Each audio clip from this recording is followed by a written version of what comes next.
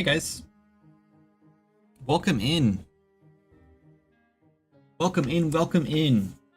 I have the weirdest OCD tendency, I just realized, like every single time I hit start stream, like the second I click the button and unmute my mic, I have to adjust my microphone. I've already adjusted it. It's exactly where I want it to be. I don't know why I do this. Very weird.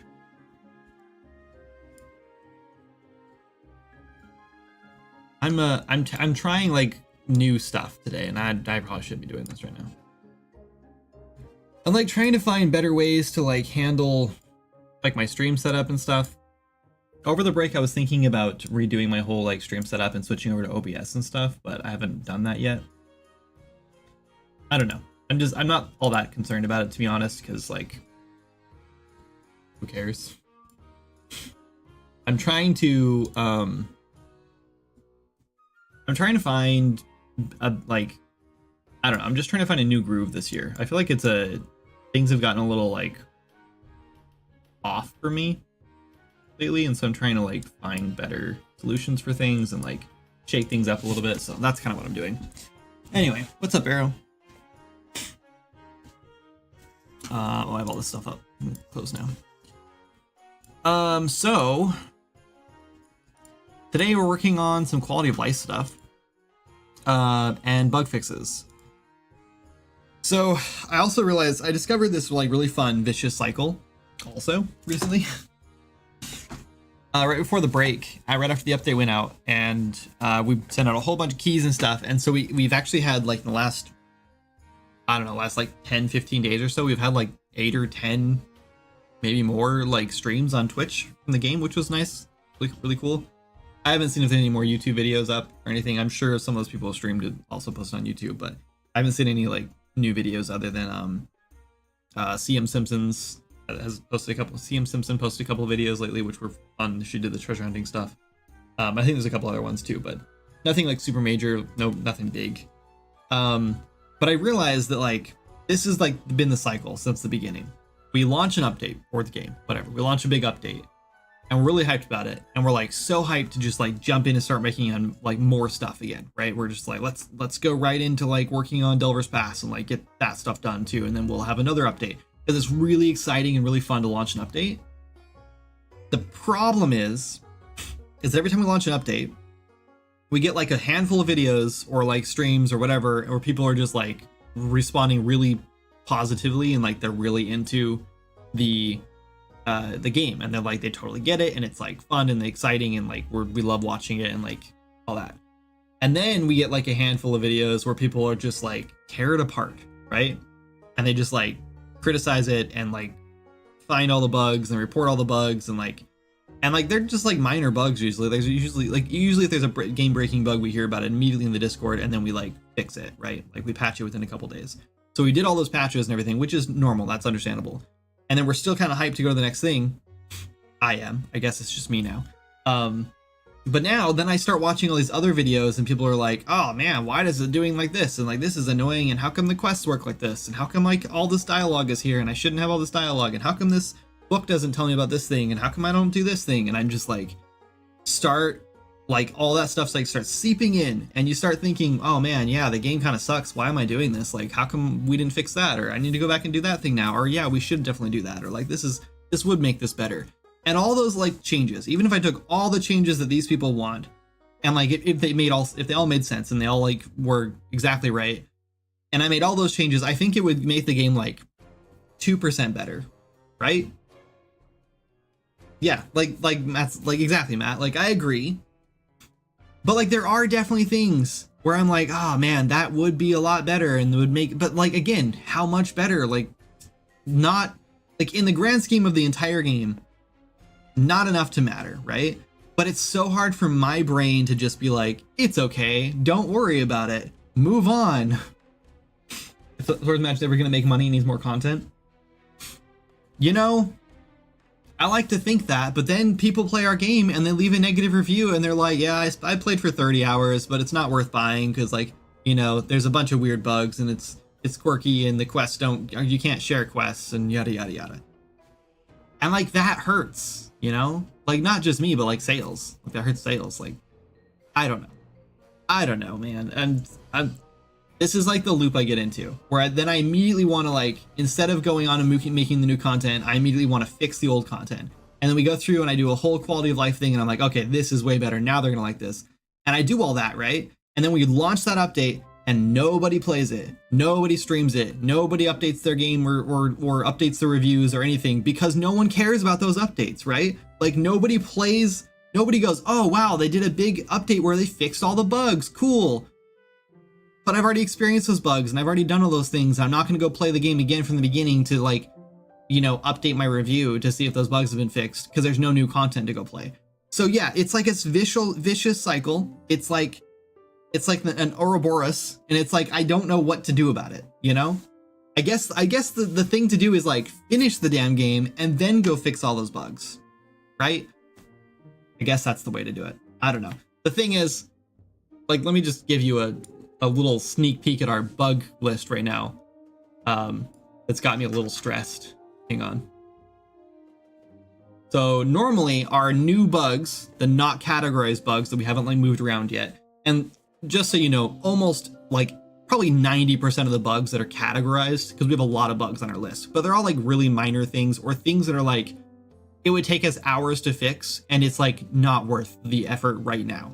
So a lot of that stuff is just kind of like whatever. But this is our bug report right now, and this right here is the list of new bugs since the last update.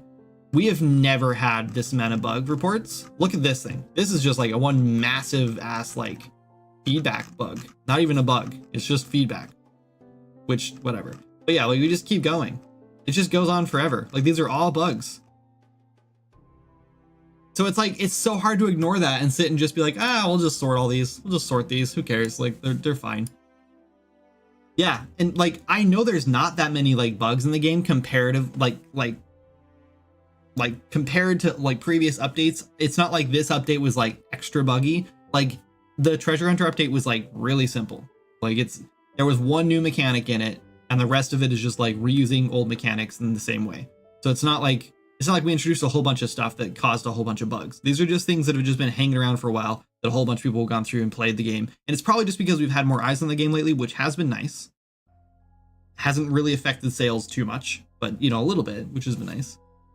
Anyway, I don't know. It's a struggle. It's tough. Like, today I want to go through and just, like, fix all these bugs, right? Like, I just want to go through one at a time and just fix each one of these bugs one at a time, and, like, fix the quality of life things. Like, I have the job board open right now because there's an issue I'm running into, or I've been noticing, is where, like, we have like two conflicting design ideas, right? One is we want players to play through the game and not experience everything. That's why we have so much stuff in the game. So you play through, you just see some of the stuff, and then you move on, and you're like, cool, that was really fun.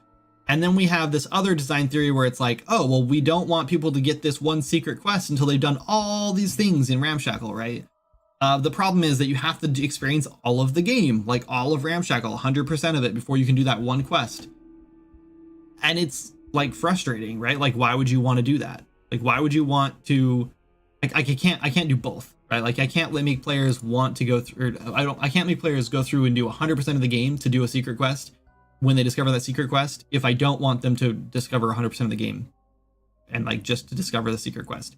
So what I want to do instead is, I think we should just add reputation to job boards, so you can actually do job board quests to gain reputation. It'll just give you, like, 5 rep per quest or something. The problem with that is it kind of causes problems in, it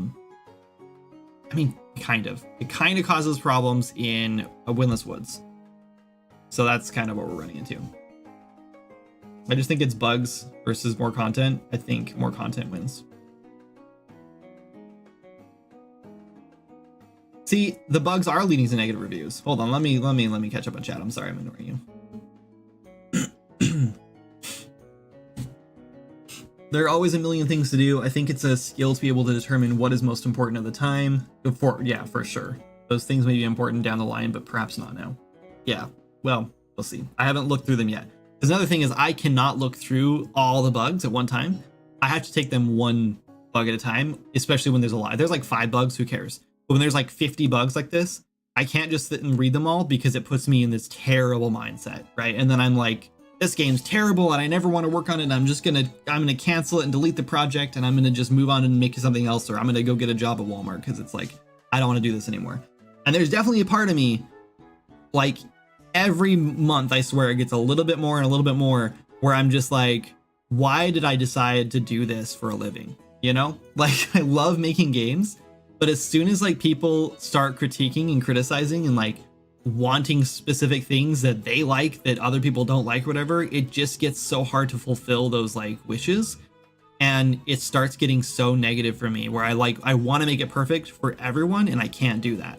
And so like I have to just embrace the fact that some people love the game, and there's all like everyone is going to have something about the game they don't like, including me, right? Like I also have a bunch of stuff about the game that I don't like that I'd like to fix and change, but by fixing and changing those things for me, they're going to affect things negatively for other people too. And that's just how it is. That's just life. I'm the same with adjusting my keyboard. Oh, yeah. Sorry, Miranda. I missed that earlier. As a firmware developer, I usually advise people to fix bugs first and then move on to new features. But in your case, I think you need to forget about the bugs and issues for a while and finish the game. Yeah, I don't know. I don't know where I'm at yet. Haters gonna hate. I do think bugs can kill a game. Yeah, of course. Like we have like a severity system. We can go through and like mark things as severe or whatever, or minor, and we do that usually when we categorize them. We determine, and then every like few months, Jana and I also go through old bugs and go through and be like, did we fix any of these like inadvertently? That we didn't realize, or did we miss some of these or whatever? Or are there some of these bugs that are like they don't exist anymore because we changed a system or whatever, and so like it's irrelevant? Or a bug where it's like, this isn't actually a bug, this is intended, or a bug where it's like, it's so minor that we've just decided we're not going to fix it, so we can go in the, we're not going to fix, like we don't fix this, and we actually have a column for like, we're not fixing this. And then maybe one day we'll go through that column again and like check, like, are we going to fix these things now? And I fix them now, but they're things that we're not planning on fixing. Then don't do a whole quality of life. Oh wait. I don't think I've seen a ton of negative reviews lately, though. No, you're right. You're right, Matt. I guess it's hard because I can get 30 positive reviews and 1 negative review, and the negative review, I'm just like, oh man, I gotta fix this thing, right? Even if the positive reviews like talk about like negative things, I want to fix those things, obviously. Like if they're like, oh, I wish the inventory system was better, but this game is still great. I still want to fix those things, but the negative reviews are just like, oh man, if I could get this guy to change his mind. It's like winning an argument. Like you just like, I don't know. I'm that type of person. I was really good in we had to do a debate thing in high school, and I was really good at that because I'm really good at arguing for some reason. I don't know why. And so like I always want to win an argument, and so like when I see a negative review, I'm just like, I want to change this person's mind. So. And don't do a whole quality of life thing, just fix major bugs. Agreed. Yeah, like that's what we should be doing. Yes. It's just hard because whenever I start fixing bugs, I want to like improve things too, and I want to like add new things or whatever. Like, and I just want to make it a bigger update than it is. Like, I don't know. I guess it's just sort of like, I feel like if we put out an update where it's just like we just fixed 10 bugs, that's all we did. Like that. Like to me is like, who cares about that update, right? Which is fine. Like it's not like we're gonna go, sell 500 copies on that update or whatever. But I feel like the more often we do that, where we just like make little updates where we just fix bugs, the more the easier it is to just ignore our updates. Like players are just like, yeah, they're fixing bugs all the time. We get it. Who cares? So like I feel like every update needs something substantial in it, unless it's just like a hot fix or like a patch, whatever, right after an update. Like I feel like. I can't just go through and spend like a week fixing bugs and be like, here's a bug fix. That's it. Like, I don't know. That just feels like not not substantial enough to like warrant an update if the bugs were not serious. So that's my opinion. That will make your mindset better, as well as bring in some new people. At least let's try to release version 1.0. Yes, 1.0 is exactly what I'm trying to get to. I don't think I've ever updated a negative review personally, and I don't know if I ever would. Yeah, see, and I hate that mindset. Like, no offense, Shablo, like, it is what it is, but it really sucks people have that mindset, because like we whenever we fix the issues in a negative review, we always comment back on the review and say, hey, we fixed this, check it out. feel free to update your review. And no one ever does. I think we've had like one person flip the review, and that was it. But yeah, I don't know. Also, hot take, but I think quests can just be fetch / go explore this area, etc. Fill out the world with easy things, then you can then populate with more interesting things after. Yeah, I don't know how I feel about that, Matt. I think the problem with that is like then people go to a new zone and expect like the same quality of like quests. Again, so there's this like major problem. I've been watching this stream. This guy Charum streamed twice. Both streams are about 8 hours. They're super long. Here, I'll link it if you guys want to watch it. This is the second one. I already watched the first one, and I watched almost all of it. I don't think I saw all of it, but I saw most of it. Oh, thank you for snoozing that. Anyway, and he, like, the one thing I noticed, like, yeah, he complains about a lot of little things. A lot of little things that are, like, kind of annoying. Like, he's fine. It's just frustrating to me because it's, like, one of the things he complains about is, like, inventory sorting. Like, he was like, this is obviously a solo developer, which, by the way, when the inventory was made, it was not solo. so this is not the issue. But he was like, because I feel like anyone working on a team, someone on the team would have been like, oh, we need to add this thing. And then everyone else on the team would have been like, oh, right, we need to do that. But he's like, assumes that a lot of the things that aren't in the game, or like things that I haven't done, or things that are broken or whatever, are because I just neglected to think of that, right? Or I just like forgot to do that thing or whatever. And like, that's frustrating because it's like, no, I've played games too, and I know how these should work. It's just, it's so much more complicated than players think it is, almost every single time. Anytime we're playing with someone's like, well, why don't you just do this thing? It's like, because of this. Like, I always have a reason, basically. Sometimes it's like, oh yeah, I never thought of that. But 99% of the time, like, I had a reason, I didn't do that, and this is it. And it's complicated, and it'll take me a week to do this thing, or I have to rebuild this whole system to do that, etc., etc. So, you need new content update along with bug fixes at the same time. If a bug is with people who play together, not not being able to share quests, then that is a pretty high priority for a game that is better when you play with friends. It's not like a bug. It's just that our quest system early on was designed so everyone can do the quests separately. So if you're playing multiplayer, you don't have to like, okay, so let's say you're playing with your friend, right? And then you are like, you're doing quests that are group quests, right? And then your friend has to leave and you want to keep playing. So you keep doing quests. And then your friend comes back in and your friend's like, oh, I didn't get to do those quests now because you did them without me. And then your friend can't do them anymore because they were shared and they were like a group, like server quests or whatever. So we designed the entire quest system so every single player could do the quests individually every time. So because of that, we didn't build in any way to like share the quests to do them together, except for kill quests, because it made sense that you were fighting mobs or whatever for a kill quest, and it would get like tracked for each of you. And the problem with like tracking things like fetch quests like that is because one player or like both players could collect like 5 of the 10 things you need, right? But like, because they're regular items every single time, because our game is very like visceral about that, and like there's a better word for it, but I always forget what it is.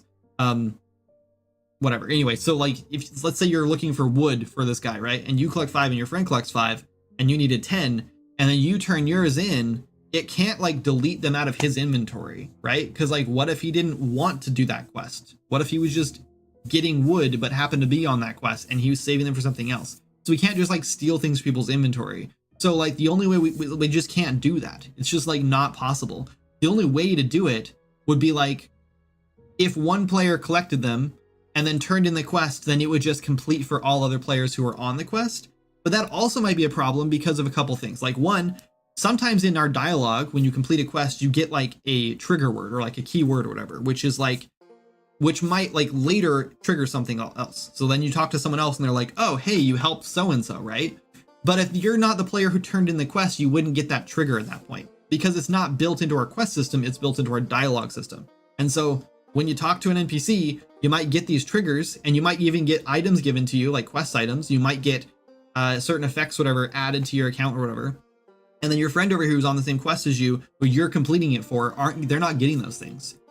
Like they can get quest rewards and like quest things that are packed into the quest, but we didn't build all this stuff into the quest, which is like kind of impossible to do in our situation, because we have a lot of situations where you talk to someone and it's like, okay, I'm on this part of the quest now, but I've made this choice and I don't have that stored in the quest, because also it'd be annoying if you made a bad choice in a quest and then your friends, all 4 of your friends, whatever, playing with you, had to suffer with that choice too, and then they get to make their own choice. And like, you're very likely not going to just tell your friends like, hey, they want to know if we should do this, let's take a vote or whatever. So you're just going to skip through the dialogue, because that's another thing. This guy literally just every single dialogue, skip.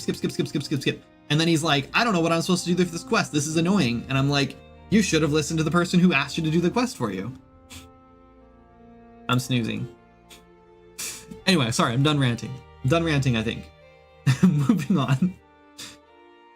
Imagine that there's a producer telling you, ship bugs, all the other studios do it. True. But also true.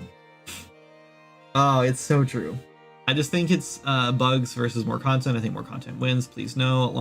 Long as bugs don't lead to negative reviews. I honestly don't really want to make games anymore because it's way too toxic. Yeah, and the fact that there's 14,000 games coming out a year just on Steam, not consoles, not board games, not any other games, just Steam games, means you have 14,000 options every year for new games to buy, not including games that are updating things like our game they're launched 4 years ago, right? You have 14,000 games to choose from, plus all the ones that are updating, plus all the MMOs that have, like regular content updates, plus, like all other things you might be doing with your life, like watching movies and TV and like playing board games and doing D&D and stuff, and all those things you're competing for too. Like we're competing for so much attention, and yeah, like, and so it's really easy to look at a game and be like, this isn't exactly what I want, so negative review, right? And it's so frustrating that Steam's review process is black and white, it's 0 and 1, and it's so binary is the word I'm looking for.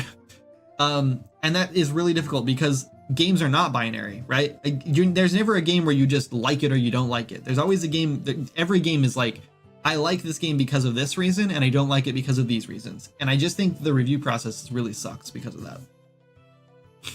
Oh, what's up, Crimson? You'll take the Walmart job? Sorry, I'm probably really behind on chat. I'm trying to catch up. That's why I switched to helping studios make games, and that's why I am slowly moving my stuff moving into doing that as well. Like, that's why I'm doing assets now, which is what I did yesterday. I spent most of the day, well, I'm not gonna lie to you, I spent most of the day playing with Suno, which is a new music AI generator, an AI music generator, which is frustratingly cool and frustratingly good as someone who used to make music. Anyway, the 2 most recent negative reviews out of 20 plus positive reviews involve the sun setting realistically and someone losing their Kickstarter key. You're right, and I already fixed the sun setting one. I literally fixed that and patched it. So yeah, like this, I don't know. It's what it is. Hey, what's up, Board Game Wizard? I think that was your first time talking. You might have said something earlier, I missed it. It's hard. You got to spin the negative feedback into a positive in your head. They may have some valid points. That isn't the issue you stated. True. Most people are like that because that I think focusing on the negative reviews. So don't beat yourself up. I remember the team being behind Path of Exile said once they never read community Reddit/forums because it tilts them. Yeah, they filter the community through the CMs. Yep, and that's what I've been doing too. Jana filters all of my stuff now. She filters the reviews too. So it depends on the day. If I'm in a good mood for the day or whatever, and she doesn't think it'll affect me, then she'll read a negative review to me. And usually she'll fill me out too first and be like, hey, are you in the mindset that I can give you a negative review because there's some legitimate like feedback here? Like the day night system was one of those. And she was like, they're complaining. Actually, I think I might have read that one. Either way, that's usually how it works. I just think this point system, I think at this point systems are set, e.g. leave reputation alone, it's all good. I don't like reputation, but it's like, yeah, like, is it worth changing? Like, isn't this stuff worth changing? Another thing is like, I read somewhere that most players aren't great at explaining why something is bad / bugging them. True, yeah, they're not at all. And so you're right. And then a lot of negative reviews like might be because of something that's not even like what they put in the review at all, right? Like I think this Charam guy would have 100% left a negative review if he stopped playing where he got frustrated yesterday. Like there was a point where he was real close to not playing anymore, and I think if he wasn't streaming, he didn't get the key for free. He got the key for free because I sent it to him on wherever Keymailer. But if he didn't get the key for free and he wasn't streaming and he didn't have other friends playing with him to like kind of talk him down a little bit, I think he would have quit and left a negative review right then. And the issue was he ran into way too many quests in Hope Harbor. He got to Hope Harbor. He was hyped about the game. Like he was loving it as far as I could tell. Definitely picking apart little things here and there. But he got to Hope Harbor and there was just a lot of going on. Like a lot of quests immediately just thrown at him. And I think he immediately was like, I don't like this. And he got really overwhelmed and really frustrated and like was about ready to like quit. And then he was like, I think the only way I'm going to play this game, or be able to play this game, is if I don't do all the quests. I cannot do the completionist thing here. I just have to play and explore and have fun to play this game. And the whole time I was like screaming behind the monitor, like, yes, that's exactly how you should be playing this game. Please don't try to complete everything. It's not this game was never intended to be a completionist game. It slowly turned into that because everyone else seems to want that. I tend to read negative reviews knowing that every game will have problems, and I want to see if the problems are of the type to turn me away from a game. Bingo. Yeah, exactly. I've looked at games with largely negative reviews, but they are all complaining about something that wouldn't bother me. Yeah, and you know what? I think I do the same thing, but I've never really like analyzed that. I always look through a game before I buy it to see negative reviews to see what it is. I've had someone switch their review from positive to negative just with, oh, that sucks, Grim. That sucks. Yeah, and like that's the thing. Like if you're gonna take the time to leave a review, what is the point? Like, I don't know. I guess that's just the internet, right? That's just trolls being trolls. Like, what are you gonna do about that? I don't know. Another thing is this Charam guy plays with. Last time he was playing with 8 people, I think, and this time he's playing with 6. And he's self-hosting. They're not doing a dedicated server, and he's complaining about performance. And I'm just like, like, I know it says you can play up to 16 people, and I think when you play with like over 4, we should have like a pop-up that says like, hey, you're playing with a lot of people and you're hosting this yourself. Is your computer like, you know, a NASA computer? Because if it's not, you probably can't do that, and you're gonna see performance issues. So just so you're aware, please don't leave a negative review thinking it's our game when your computer can't handle this. Because like most multiplayer games, okay, I'm gonna put my foot in my mouth here because this is not true anymore. But I remember playing a lot of multiplayer games back in the day like this, where they're like open world, whatever, like Ark, for example. Ark does allow you self-host actually now. But last time I remember playing Ark multiplayer was on console, and they had like a tether system. You had to be really close to each other. Like once you got too far away, it would just like teleport you to your friend, which was annoying. But I understood why they did it, because they couldn't run that, especially on console. But I think you could do it on PC, but every time I played Ark on PC, I had to turn the graphics to potato, no matter what computer I had. Anyway, I love Enshrouded, but I hate their shared quests. Yeah, agreed. But like Enshrouded, a lot of people aren't big on shared quests. That'll always be an issue with diegetic hints for stuff. Some people are just too used to the game telling them exactly what to do. Yeah, and I keep adding more and more and more like helpful things like that. Like we now have like a compass in the bottom left that points to the quest you're on, the quest marker, but people don't even notice it. And then everyone yells like, I want a mini map so I can see where the quest is. And I'm like, there's a compass that points to the quest. Just line that up with the quest and press W, and then it goes right there. But people don't see it, which is fine, I guess. I understand that, and I don't know how to teach them that, other than just doing a pop-up in front of their face that tells them, hey, look at that compass. See that little quest marker? Go there. Anyway, I've decided through this 35-minute rant now, which I still have not caught up on chat. I'll get there. That I need to switch our ads to be further apart and longer. Because then when an ad comes up, I can stop talking and rest my voice, and we don't have to snooze the first 4 ads in a row and then be stuck with like a whole bunch of random ads that cut my rants in half. So I think we're gonna switch that up so like we'll have like 2 minutes of ads every, like, I don't know how long it is, like every 20 minutes or so. Then we don't have to worry about that as much. It'll give me times to like stop.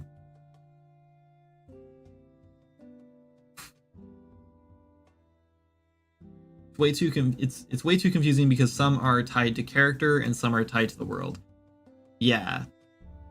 You know, honestly, it's really refreshing to see a big game that made way more money than we did have issues like that, knowing that we also have, like, we don't have issues exactly like that, but we have issues like that. I think as long as you have it that the one who already did the quest could still help the other person complete the quest. If it's defeating something, of course, maybe not help collect things, you can still help collect things too. Yeah, if one person needs 50 wood and you've already done that quest, you can collect wood and hand it to them. They can get the wood from anywhere pretty much. The only time is there are situations where you have to craft things, but they can give you the resources. And that's very rare. There's like 2 quests like that, I think.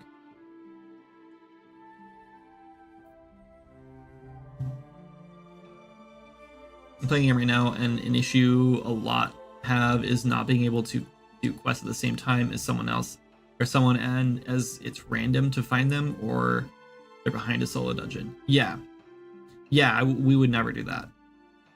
The game's pretty multiplayer friendly. People just get upset because there are situations where, like, okay, so here's a good reason. Here's a good quest example. There's a kill quest for rats, and the rats come out of bushes and they only respawn once a day, which we should switch that. See, this is like a little quality of life thing that I'd like to fix this one issue for larger groups. So one player went and did the quest, goes through, kills all the rats they see, right? They don't think about anyone else doing the quest. And this is, in my opinion, this is a player issue, not a design issue. A little bit design issue, but like 80% player issue. And then the next person goes through and they try to do the quest and they don't find rats anywhere because all the rats are dead already. And like, again, like, if you do a quest, you should say, hey guys, you're playing with me, we're playing together. I'm doing this quest, I have to kill rats. Do you want to do it with me? You get it from this person, I just picked it up.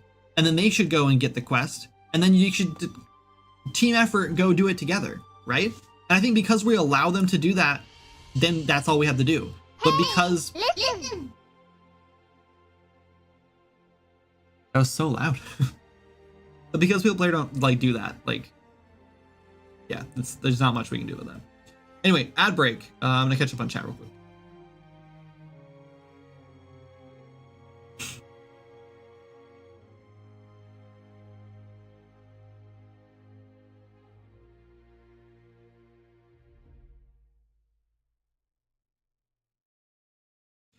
Yeah, so Cairo Mira, I don't think you can hear me because there's an ad going on. But if you can, for some reason, our quest log does do that. Our quest log says things like, let's just grab a random one. Jed's doll. No, that's not a good one.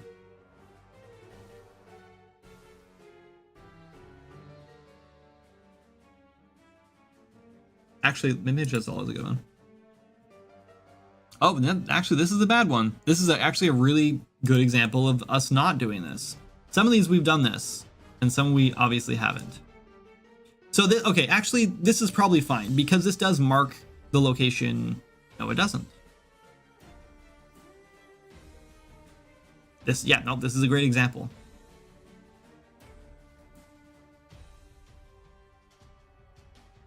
Okay, let's fix this one right now. Yeah, so this should tell you exactly what the quest is and where you're supposed to go for it, basically, if they know, and then have a location on the map marked.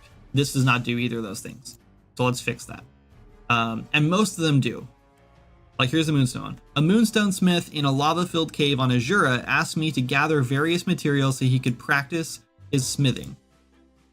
And then it tells you what 3 materials you need. It does not say where to get them,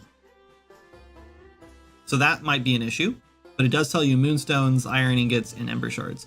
So you should be able to figure that out. And if you haven't figured that out, like where those things are yet, which ember shards you get on the way into the moonsmith, you can't do the quest or even get the quest until you have a moonstone. And iron ingots you should have learned from forever ago at this point. So all three of those items, you should understand where to get them or how to get them. And then this tells you not only like what it is, like what you're supposed to be doing and where you're supposed to be doing it, but even tells you a Moonstone Smith in a lava-filled cave on Azura. So you know to take it back to Azura in the lava cave and look for the Moonstone Smith. So like, I think that's very obvious what you're supposed to be doing.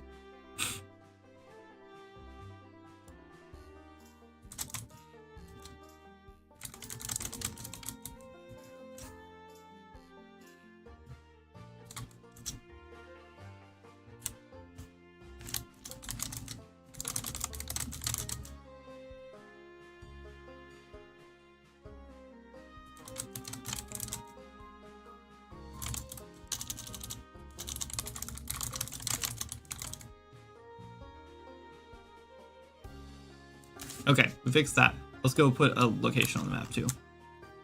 Uh-oh. I don't know where the cave entrance is. This is farmlands.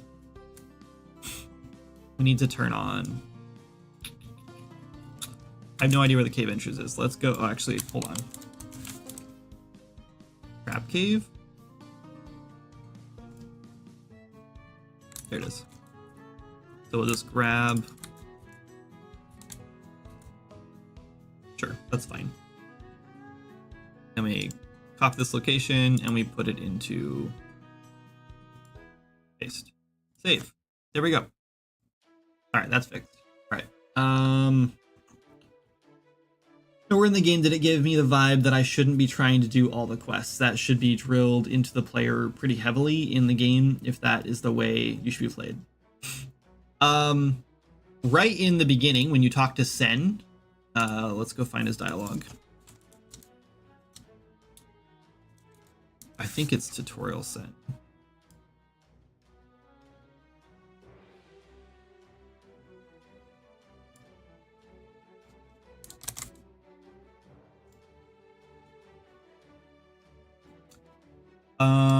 He's like, oh, you made it here, great. While you're resting, I'm gonna go book us the blah blah blah, book us passage to the farmlands.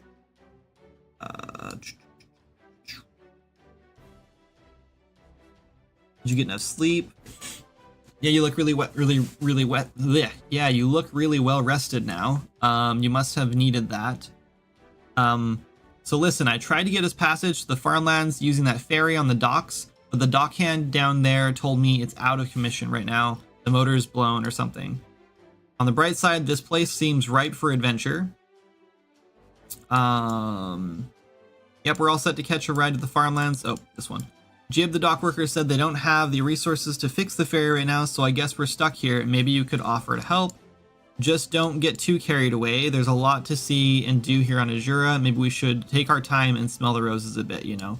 I don't know. Maybe, I guess that to me seems like there's lots of stuff to do, but doesn't say go do everything on Azura. It says take your time and smell the roses before you leave. It doesn't necessarily mean... Like, I think it seems obvious to me that you can progress to the next zone whenever you see fit by just turning in the items, right? Yeah, it looks like spaghetti, but it's really not that bad. This is actually a pretty tame one. But like, yeah, you can progress whenever you want by turning those items to fix the ferry. So, which in my head, that tells me, hey, whenever I'm ready to go to the next zone, I'm free to do that. Nothing is stopping me from going to the next zone other than going and finding these like 5 items I need and the however many I need of them. So like that in my head, I don't know, that seems to me like the game wants me to just go do what I want to do, not do everything. Like if I required everything, then I would have a whole storyline quest that you have to do before you can go to the next zone, right? Like there'd be a whole quest line. And it would be like, oh yeah, you've got to help this person before I can give you the next quest. And then you have to go do those, right? The fact that every quest is optional should tell you that this is optional. Like you don't have to do these things. And I'm not telling you don't do them, right? Like you're welcome to do 100% of the game if you want to. Like that's fine. It's just, it's not designed where you have to do 100% of the game. But again, like I said, there's a couple of things in the game that like go in, that like fly in the face of that. So that those sorts of things need to be fixed. One problem I run into Oh, my hydrate and dad joke you skipped? Oh. I don't know if you're still in here, Mike. That was like 5 minutes ago. I'll be quick. Dad joke. Knock knock. You say who's there. Okay. Candy. You say Candy who? I say, Candy kid ever learn to clean up his room? There's your dad joke. I usually filter them and like find a good one, but that you just got a raw dad joke. Sorry. It wasn't a good one. Anyway. The open world quests, I find a lot of players try to get them all done at the same time. Hard to balance that without maybe adding some that don't appear after certain quests. I would like curtain quests are done or reputation needed. I think it seems like a lot of work just starting to make games, so haven't dealt with that.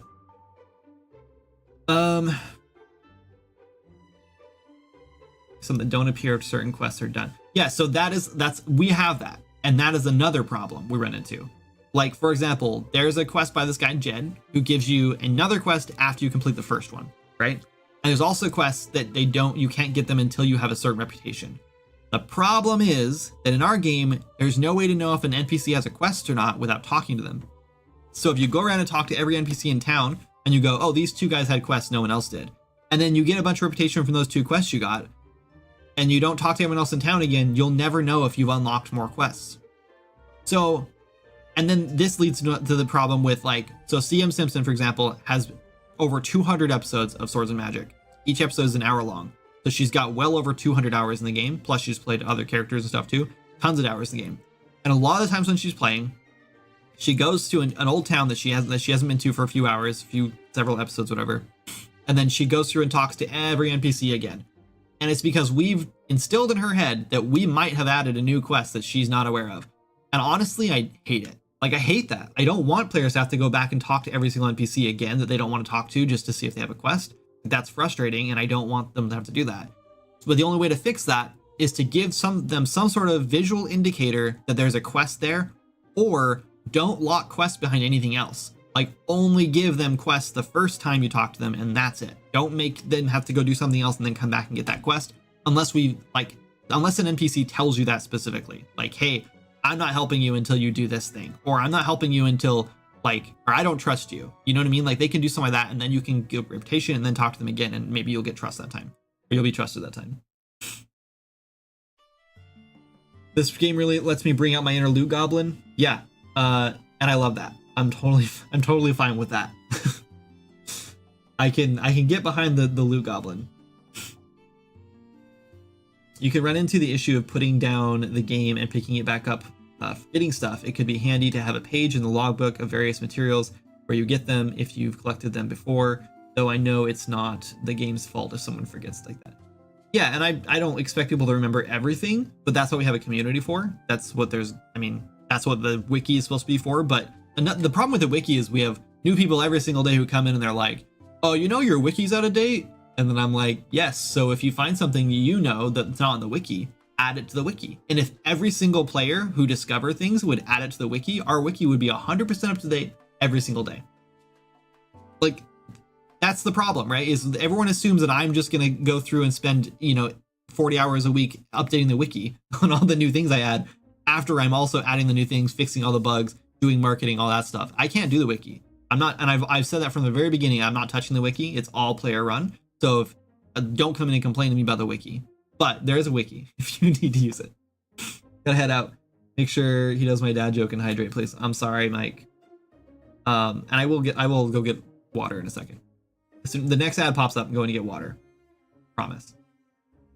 The main reason I did all the quests is to play the game more between group sessions. The way we were playing together, we'd wait to do the next zone until we were all playing together. Yeah, and that's fine. And yeah, I'm definitely not mad when people do play all the quests. I want them to experience the whole game, right? I guess it's just frustrating when people are mad because they have to do the whole thing. They're like, oh, there's too many quests. Why do I have to do all these quests? And it's you don't. If you're not enjoying it, then don't do it. Go on, do another quest. You have all the NPCs tell you that blank might need some help too after handing in. Yeah, but that's a lot of work. And so that means look at this dialogue, for example, right? So Sen tells you all this stuff. So you can complete the quest or whatever with him. And then at the bottom here, I'd have to have a huge, long, list of like, oh, does this person have their quest done yet? Does this person have their quest done yet? How about this one? How about this one? And go through all of these options, and then I can like pop in a quest there. There's no way like to like track which quests you might have available at any time. So like, and I have to do that on every single NPC, right? And I can't just like copy paste either, because I have to change one of them. And when you copy paste between dialogues, and this is a problem with this plugin, when you copy paste between dialogues, if you change one of them, it changes all of them, because it's like, instead of copying and pasting as a new thing, it's copying it, like making an instance of it. Really annoying. Maybe have some mention to retalk to villagers. Yeah, so Jed, for example, is a really good example. He has a quest after you complete his quest, and he doesn't tell you about it. So what we really need to do is tell him, or like just have him immediately go into the next quest. Like, instead of make you stop talking to him, walk away, and then come back and talk to him again later, you should just get the quest immediately. And like, all NPCs should do that. Use Tetra's Stone or Inner Thoughts, or find a bottle that has a message that gives the next quest. Yeah, it doesn't work like that. But the best part of WoW back in the days was the lack of any wiki. Yeah, I agree, but the problem is that players get really frustrated when they can't do everything. I can get behind the loot goblin, says the man who originally gave players 8 inventory slots. Yes, but when I gave 8 inventory slots, there were not that many items in the game. The original this was the original vision for the game.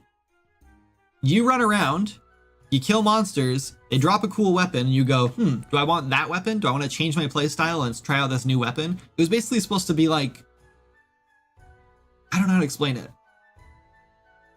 But basically, like, your entire like character was supposed to be driven around the 4. It was 4 item slots, by the way, in the beginning. But the entire character was supposed to be driven around the 4 items you had in your inventory, and that was it. So you might have a potion that you could like reuse, whatever, right? And that takes a whole inventory slot. So you better really think about if you want that potion or not. And like maybe a sword, and maybe a bow, and maybe a dagger or something, right? And that was the whole thing. That was all you had. And then you had to play around those 4 items. And if an NPC dropped a magic staff, or a monster dropped a magic staff, then you'd have to think, do I want to swap out my dagger for this magic staff? Because then I lose the backstab ability, my stealth ability, all this stuff, but who knows what this magic staff's going to do for me, right? That was the whole design process. Like, I wanted that idea where every item mattered, and you had to really think about what you picked up and what you didn't pick up, because you had a limited inventory. And I like that like visceral experience of having like very specific spots. I don't know, whatever. So like that kind of idea stuck with me for a long time, because that was the original design. And then slowly we kept adding more items to the game. And what I should have done is I should have had like a bag that just had like everything else in it, right? That was just like your full inventory. And that was like, but like not sorting or anything. It should have just been like infinite. You just like been put whatever you want in it. So you get a quest item, goes in there. You get a gem, it goes in there. You get some gold, it goes in there, whatever. Like that, and you get some arrows, it goes in there. Get magic stones, it goes in there. Like everything should have just been like dumped into this inventory. So then you could like turn in quests and do all this stuff. And then we could have stuck with those four like equipment slots or whatever. And that's kind of what we did, right? We sort of did that. It's just now the inventory is more traditional, and like we have a weight limit, whatever. I don't know. Quest ID markers and then flags. Not sure if that would work in Node Editor. Quest ID markers and then flags. Not sure what you mean. What made you divert from your original vision? I think it was just that like the game got bigger, and like we wanted more of a traditional RPG experience. Like I wanted crafting, so I wanted to build a crafting system. So I expanded from 4 to 8 slots, so you could carry like crafting resources. And then I was like, well, this isn't going to work. You need more than this. And so then I changed it so you could carry a backpack in one of your 4 slots or 8 slots. And then the backpack would hold resources. So you could hold a bunch of resources in that backpack. And then I was like, oh, you can have multiple backpacks, which have a bunch of different resources in it. So you can just have a whole bunch of bags with you and your one weapon and go like resource a whole bunch of, or gather a bunch of stuff. And then it was like, oh, but I also have to have a pickaxe and an axe and a shovel and a bug catching net and a fishing rod. And it's like, all that stuff needs to be fixed too. Like that's another quality of life thing that I think is getting out of hand. And as soon as we add bug catching, which honestly, I'm thinking about just scrapping bug catching. I just don't know if the game needs it. And a bunch of people complain now that they're worried about putting bugs in the game without a like arachnophobia mode for all those bugs, because they don't like bugs and they don't want to see them in their inventory, and they don't want to like if they chop a log and a bug flies out, that'll freak them out and they don't want to play the game. And I get that. Like I understand that. Like I don't blame you. It is a shame that like that's an issue, that people can't like distinguish like this is a pretend virtual thing. But I get it, and that's not their fault. And when I say it's a shame, I'm saying is like it's a shame that we have these sort of like phobias in the world. I'm not saying it's a shame that that person's like incapable of doing that. That's not what I'm saying. I'm not saying it's their fault. Referring to not being able to track what quests someone had at any time, something like a dictionary of quest IDs. No, we have that, Kills. That's not what I meant. What I mean is I don't have a way to track which quests you could get. Like we can, like I have a whole list of all the quests in the game that you don't have, right? But I can't just like list, like imagine if like, also, how do I like prioritize that, right? So let's just say like there's 15 people in this town that all have a quest that you could do, right? And then you get to the end of this dialogue, finish a quest, and now I'm supposed to just pick one randomly to tell you which one you could do next. Well, first of all, like what if this guy doesn't know that person? What if he doesn't like that person? What if this NPC is like hiding somewhere? And like, why would they do that, right? So now I have to go through every single NPC and I have to decide, does this make sense for them to suggest this person? And like, it becomes a huge design issue, right? Like it's a huge problem. And like I could add some like system where it's like find all the quests that are tagged Hope Harbor that you haven't done and pick one randomly and then spit out this generic dialogue that says, hey, you should go talk to so-and-so. They might have a job for you, right? But that's going to feel so disconnected from our NPC system where all of the dialogue is like written specifically for that NPC, right? Because now you got like a pirate who's like, matey, I'm glad you got guts or whatever. And then you like at the end of the dialogue, it's like, oh, by the way, sir, you should go ask, Sandy on the beach if you can help her with her seashells. Bye. And it's like it just breaks everything. So it just doesn't work for our system. Our game is really meant to be like, it's like a life sim, right? It's really like there's very small details in it where you're just kind of like, oh yeah, this is very realistic. If I want to get a quest or I want to do a job for someone, I have to go talk to that person and see if they have something they want me to do. And I just don't see what the problem is there. Like, if you don't like reading dialogue and doing quests like that, then you shouldn't be playing an RPG in the first place, in my opinion. Personally, like, this is a hot take and it's just my opinion, but like, why are you playing an RPG if you don't care about the story, you don't care about the NPCs, you don't care about the dialogue, you don't care about exploring the world? If you just want things handed to you, then go play a mobile game, right? Like mobile games will literally tell you exactly where to click on the screen and when to click, and they'll do that for 3 hours straight, and then they'll tell you, oh, now you have to go buy this stuff. And like, it tells you exactly how to play the game. If that's what you're into, then do that. It's just frustrating to me that people are so mad because they have to talk to an NPC to see if they have a quest or not. I just don't get it. Like, I don't get it. Like, that's what, isn't that the whole point of video games, is like to explore a new world and like discover things and like, that's the whole point of the game. That's like why you're playing a video game, is to discover these people and like explore this new world. Sorry. There's my super hot take, and I'm sorry for getting a little heated about it. Attach those things to quest boards, like when you complete it. Yes, okay, so that is something we could maybe do, Vati. And I've actually considered that, where it's like on the job board, instead of just like adding like a randomly generated job, it could be like, hey, looking for help, come talk to whoever, right? And then you could like click that and it would like mark your map, and you could go to that person and talk to them. It'd be almost like quest markers, but you'd have a set location and it would just be randomly put up there. The problem with it is that I don't know how I would go through and decide which person has a quest at which time. The only thing I could think is like, I could mark a quest as like a start quest or something, maybe. So like in the quest thing, we could have like an option here that's like, is this could this show up on a job board or whatever? And then at the start of the game, this could show up in the job board. And so it just randomly pick from those.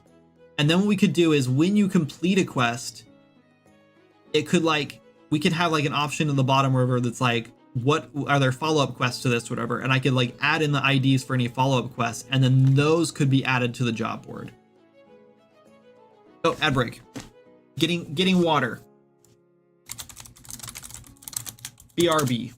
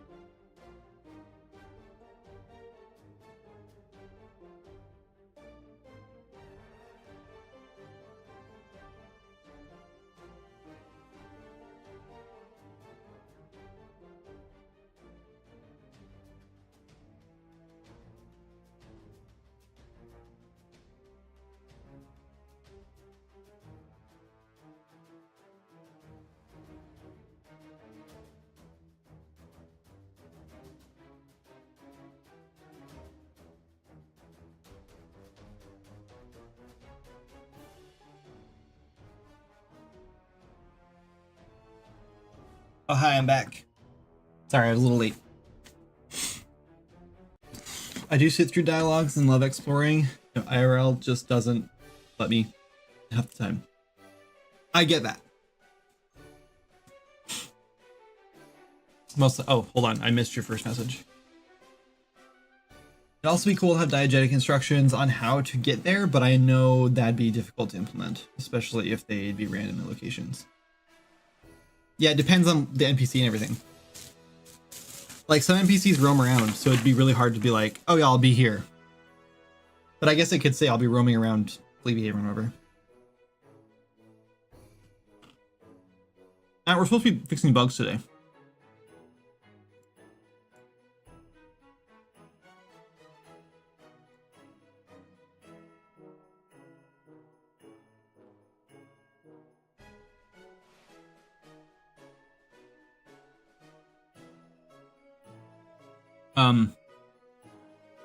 I'm also fixing things that I didn't like about, like, in their feedback while playing.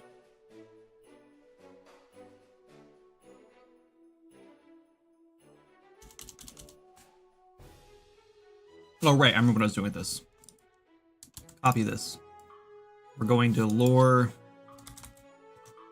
visualizer, run this, paste this ID in here, load the thing up. Okay.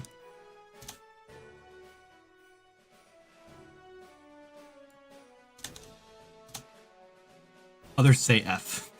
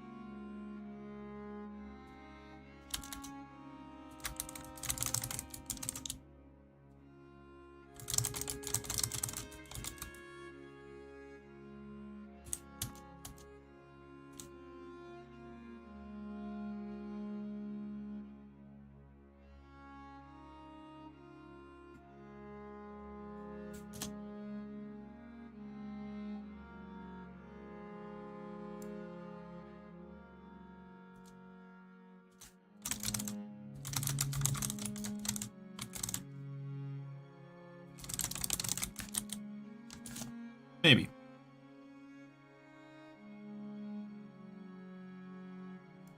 Okay, copy that.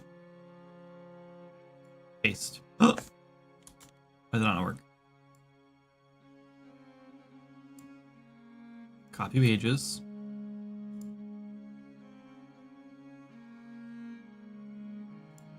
Why is it not working? Why is this not working?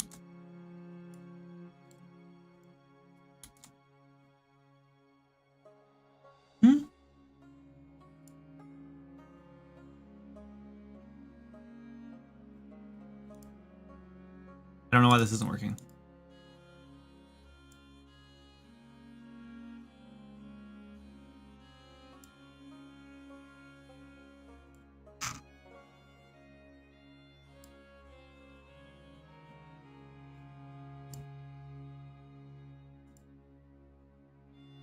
What the heck?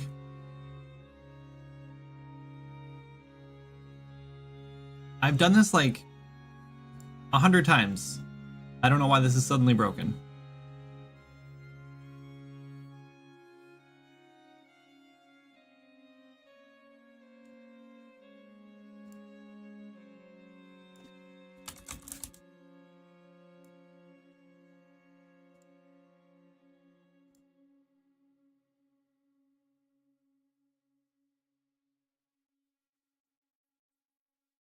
Why is it not working? Okay, let's copy in here and then go into Notepad.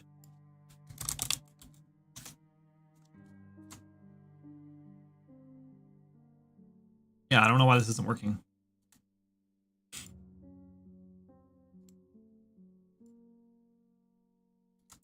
Damn it.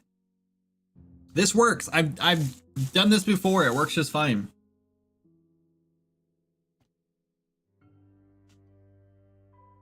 Sorry, I missed YouTube chat.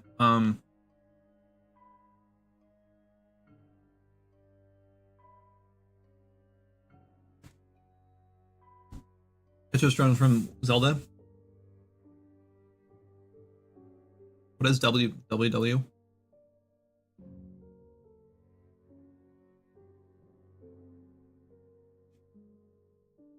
Is that the new one? Zelda. Damn it, what's it called?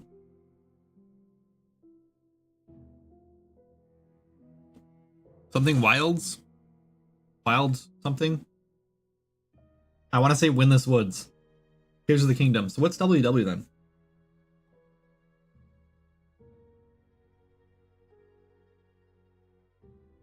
Wind Waker. Right, duh. I should own that. I don't know what Tetris Stone is. I never played Wind Waker. Wind Waker is like one of the games that I probably would have absolutely loved as a kid when it came out. And I should have played it, but I didn't.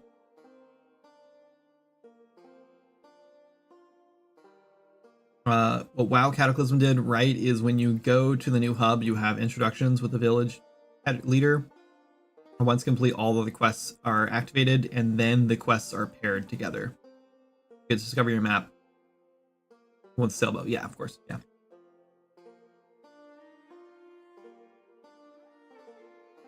Anyway, I don't know why this isn't pasting, so I guess we get to do this manually. That's really annoying. But I guess it's also fine. Not really a big deal.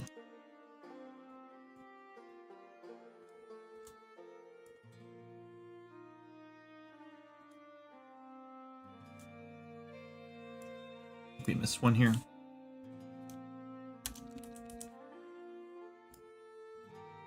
So someone was saying that he was mad because the Mask of the Widow is rare. It's a rare drop. It is rare, but I didn't think it was as rare as they made it sound. I think it's more rare now because buried treasure. People aren't digging up as much buried treasure as they normally find chests.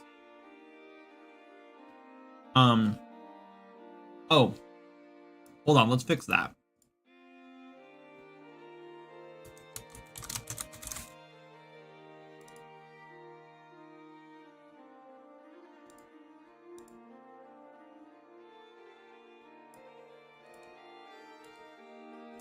Stop. Okay, so we're setting this loot actor to iron.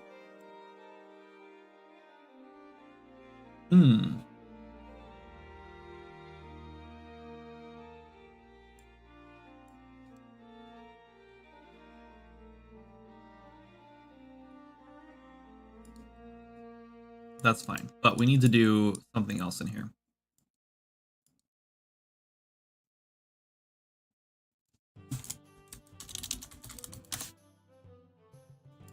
We want to do a Boolean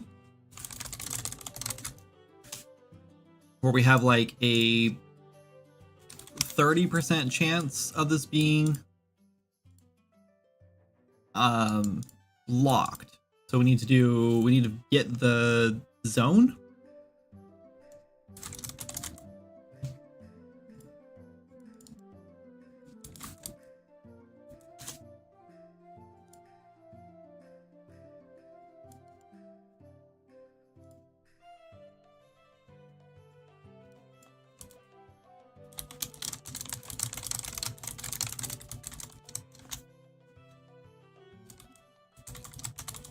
Oh, you know what? I think I'm doing this wrong.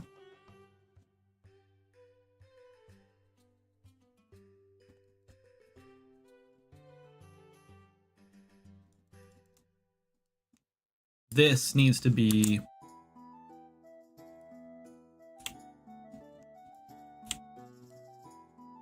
We don't want the chest to actually be locked when you dig it up. That would be really annoying. If you dug up a locked chest, then still need a key. So what we need to do is when we actually figure out loot for it.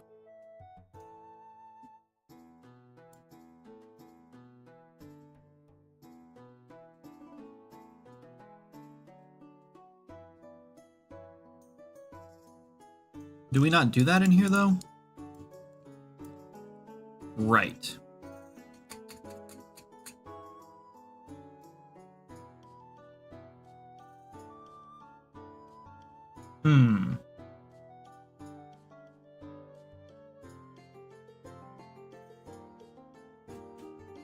This is why I didn't do this. This is a problem.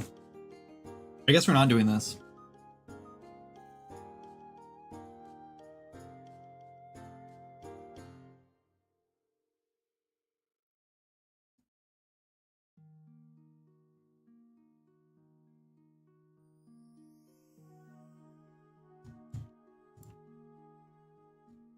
The problem is that if we make this anything other than iron, it'll be locked and you'll need a key. And the way we're adding the special loot to it is by adding an artifact. Because when the chest actually gets opened, it runs code on this blueprint, which doesn't know if it's buried or not.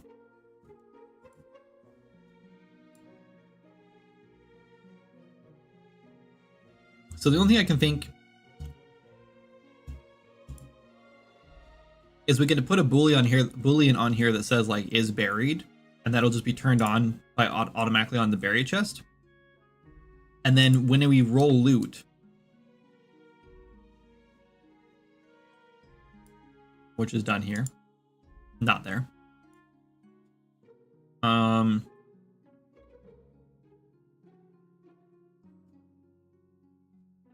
Somewhere.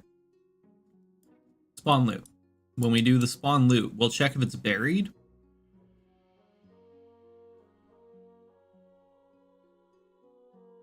No, let's not do this. It's not worth it. Let's just leave the buried chest as regular loot. It just makes the like lock chests more rare, which I think is fine. You're just gonna have a bunch of keys and you'll find them randomly, I guess. I don't know. We had a pretty decent balance where you'd find a key and then go and find a chest. But now you're gonna have like 5 keys laying around all the time, and then when you come across a chest, you'll have one. And I think that's gonna feel better. Maybe not actually.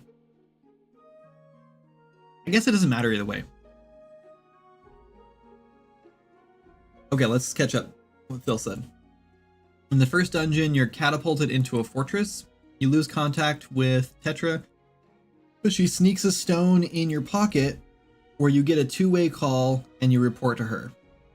That way you don't need to see her again repeatedly. What classic WoW did wrong was you have to go back and forth to get the quest. Oh, right. Okay. Yeah, I've thought about that too. It would be kind of nice if you like finished a quest while you're like, the problem is that usually you need to go back to the NPC not to like get your quest reward, to tell them, hey, I did this thing you want me to do. Usually you go back to them to give them the thing you went and got. And there's no way to like teleport items to people. I mean, I guess we could, but I don't love that idea. But like we could go a little more casual and just be like, your quest is ready to complete, and you can just go in your journal and complete the quest from there. Then you don't have to go back to the NPC. But like that won't work because you still have to go back to the NPC to get any extra special things like you need in the dialogue. It's not going to work for Swords Magic, and it's too far gone at this point. The only thing we could do is like completely rebuild the whole quest system, and I'm not ready to do that. I don't think we're ever going to do that. Also, I'm sorry for eating on stream. I'm just eating chocolate almonds. Epic is running a 7-week bootcamp for industry pros in July.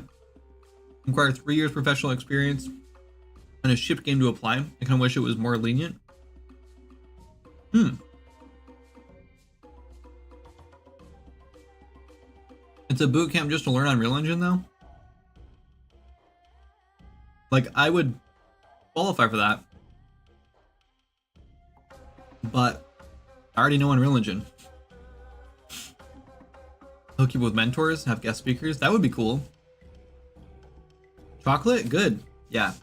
The only problem is I just remembered that my acid reflux medicine ran out yesterday, so I didn't take it. So now I'm gonna regret this. I'm gonna regret eating this chocolate.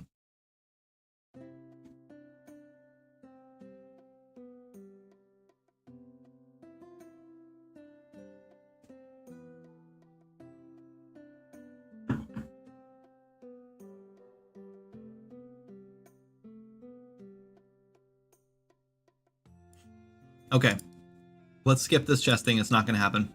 I really wanted it to happen, but I don't think it's worth it. Worth the effort.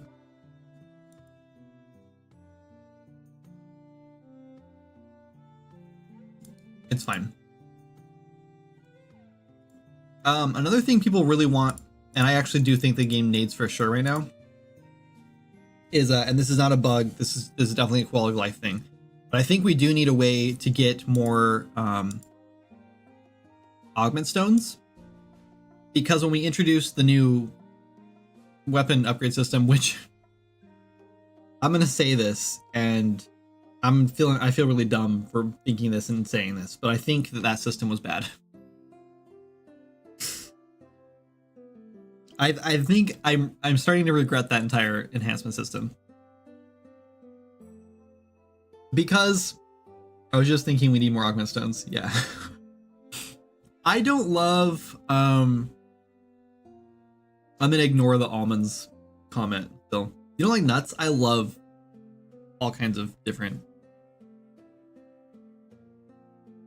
nut foods, nutty types of food.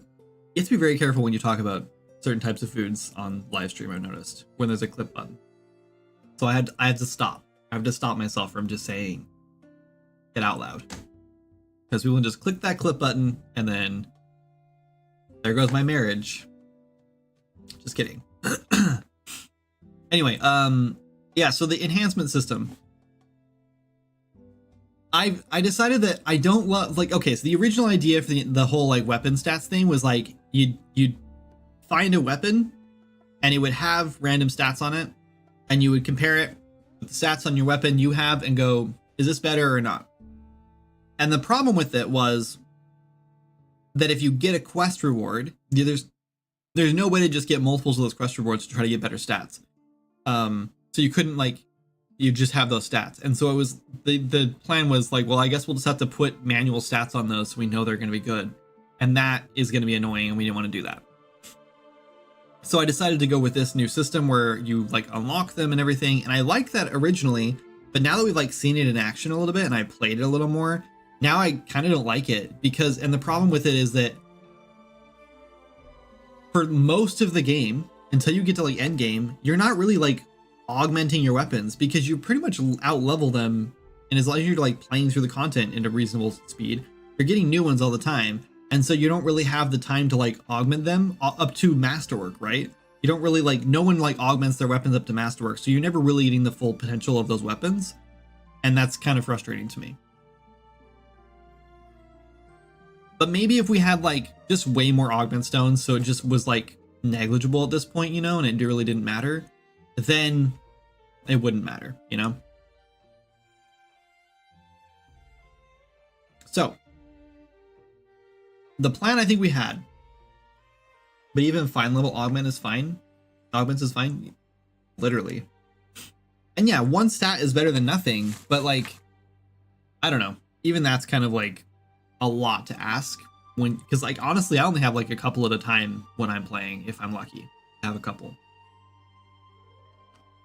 But again, I think the plan is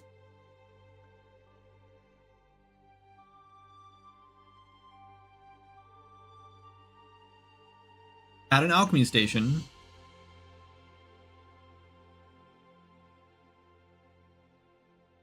can't do that in an alchemy station. We need like a grinder or like some sort of processor system, which I don't want to make because that's going to be dumb and annoying and frustrating.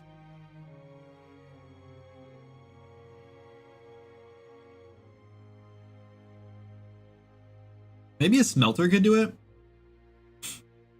The plan is like somehow you process a shard or an augment stone of any type or whatever, and it gives you a certain amount of like augment dust, right?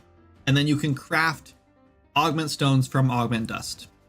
So maybe an alchemy thing that would make sense for what would really make sense is like an artificer, but I don't want to like do a whole new thing for it. It's not worth the effort.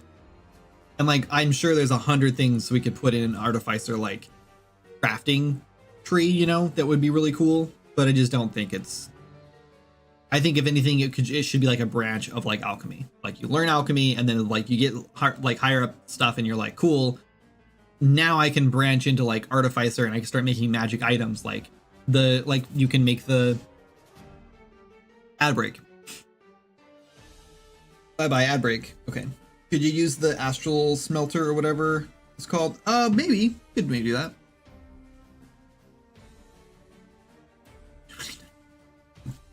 Shut up, Matt.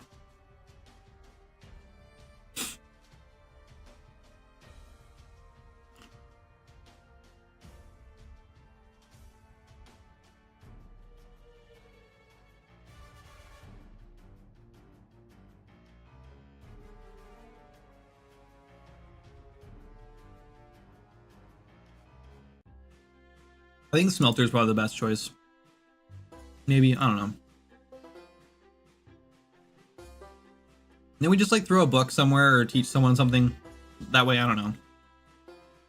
I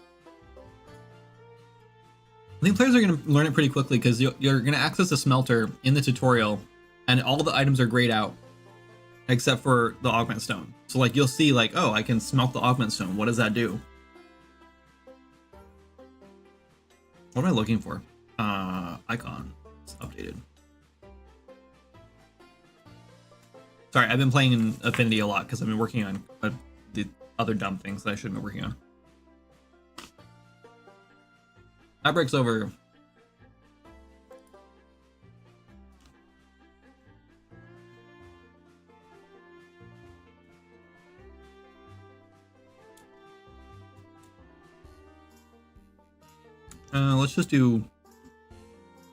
Let's just copy this one.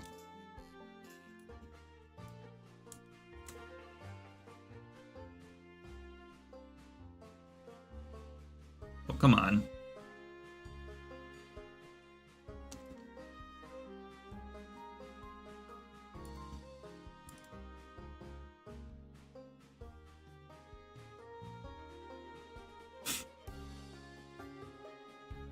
The question is, what color do we make this?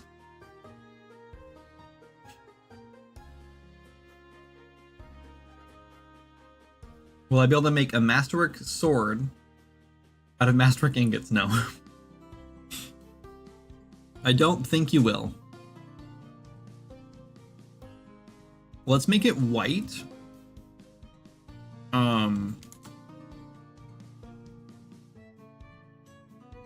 Where is the gradient? I always forget where the gradient is.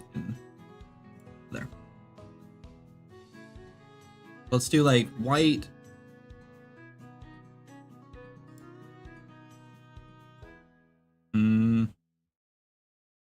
About like, I don't know. Let's just do like a blue, I guess it's fine.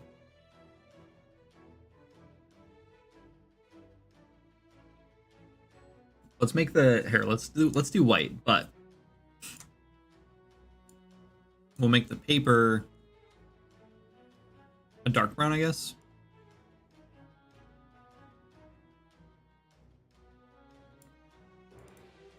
And then we'll make the glow on the outside. Let's make this a gradient. And let's do all the augment stone colors. Pardon me? Oh, hold on. I don't know if we can do this. Can I? Nope. That's fine. We'll just make it.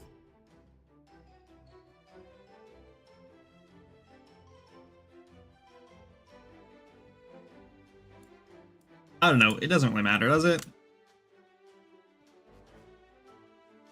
Why do we have augment powder? Yeah, okay. So you take any stones you want. So let's say you have a standard augment stone and you put that in a smelter and it turns it into, cooks it down to augment powder, right? Or augment dust, I'm gonna call it. So then you have like 5 augment dust, right? But if you put a masterwork stone in there, it gives you like, well, actually, we probably shouldn't do the masterwork stuff. Like we should, well, I guess we, no, yeah. No, I guess you could, yeah. It would give you like 50, right? And then to craft a master augment stone, you need like 100, right? So you can basically just smelt down all the ones you don't need, all the standard ones, whatever you don't need, and then you go into the alchemy table and you craft an augment stone that you want. So it's just a way to like break them down into a resource, so you can then turn them from back and forth rather than like upgrading one or downgrading one. You could just turn them back and forth. We could also just go in and be like, oh, if you want to make a fine augment stone, it takes 5 standard augment stone. You want to make it the next one, it takes 5 of those. We could do the same thing. It just allows you to go backward. Yeah, smelters would make the dust just because like I don't want to go through and make a whole new processor thing for it, right? You should craft them for 100 and get 101 for smelting them. Why would you do that? That seems like a bad design. With your Kappa face. I like the idea as a nice add-on to the augment stones feature. Wow, no arcane hydraulic press. Yeah, sorry, nope. I mean, what else would you do? We can make a spell that does it, I guess. That'd be kind of weird. Hello, little corgi.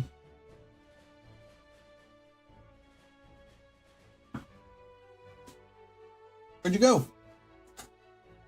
Go get some pets. Hi.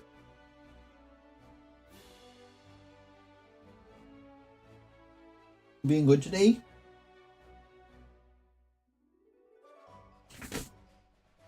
This game never has anything good.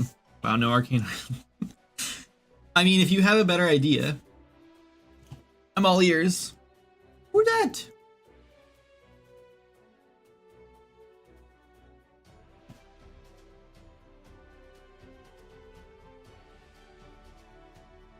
You say hi to everybody?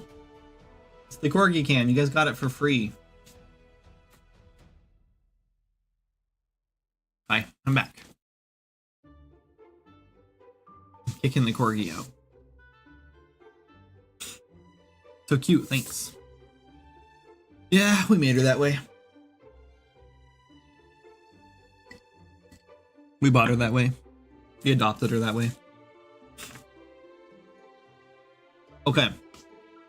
We like this idea.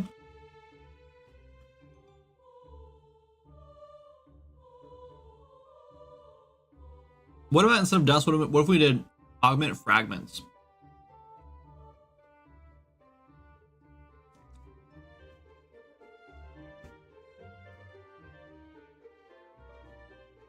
just like this.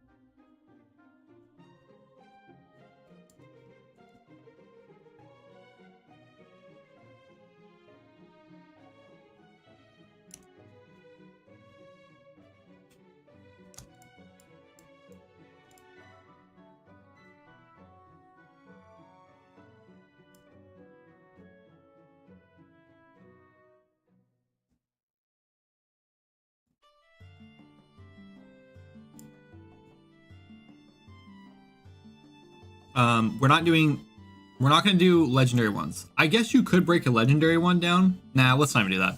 Let's just make legendary ones like super magic things that you just can't touch. So they're going to be dust / fragments of each color? No. Just one.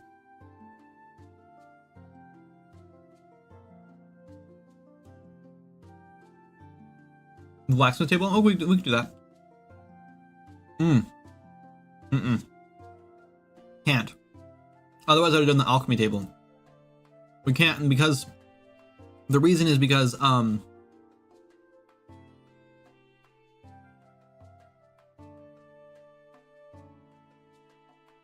you can only have one crafting recipe per stone, which means, or per item, or per recipe or whatever. Yeah, per item. Which means we can't have two recipes that make the same thing with different ingredients. I wish we could, but the way we built it, it doesn't work.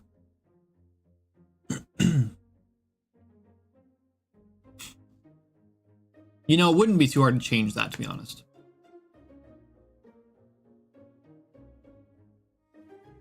I think. It may, you know, it'd probably be harder than I think.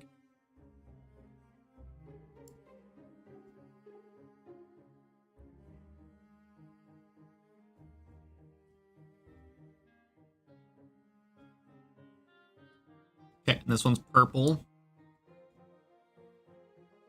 We're just gonna do like a rainbow thing across them because I think it'll look the best. And then blue.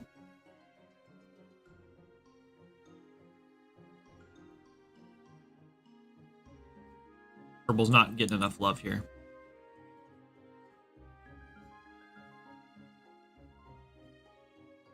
And then we need, and then white. Is that it? 1, 2, 3, 4. Right? Standard. Fine. Excellent. Masterwork. That's it, right? How do I remove this? Like that.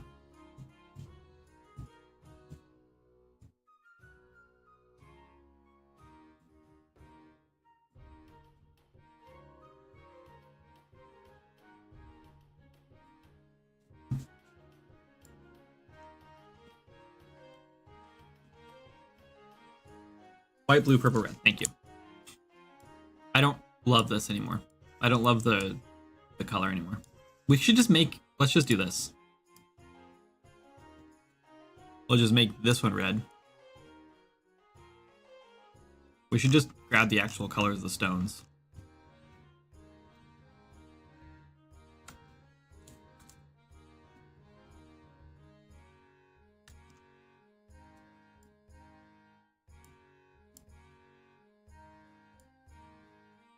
We're gonna go a little bit brighter because it needs it.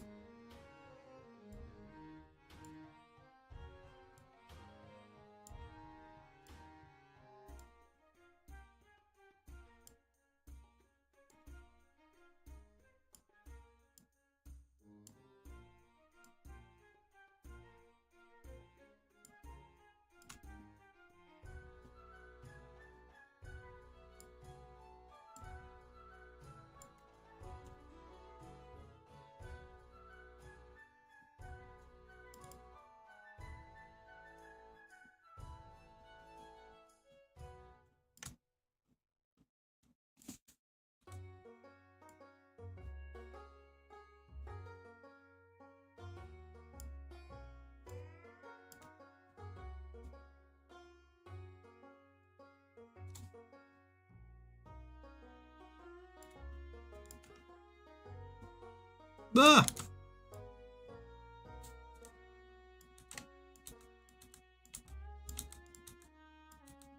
Oh, I think it was doubles on that one. How's that look?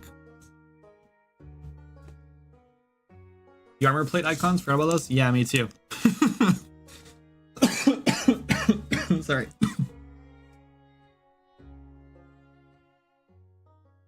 You almost killed me, Matt. I don't know what just happened.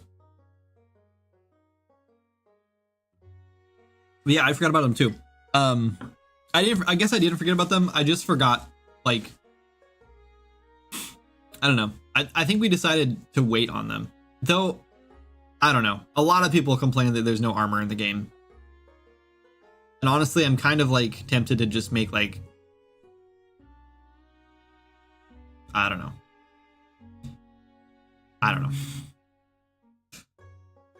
I do think being able to like change like to have like stats on your clothing is a good idea. And I do think the armor thing is a good plan. I don't know, maybe we'll get around to it sometime.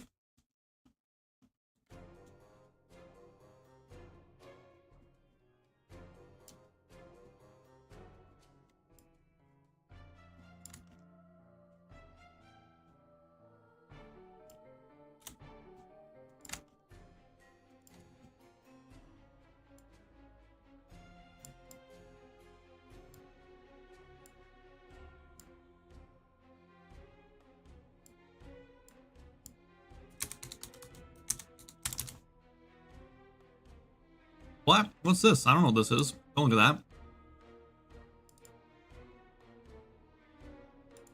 I don't know what that could possibly be.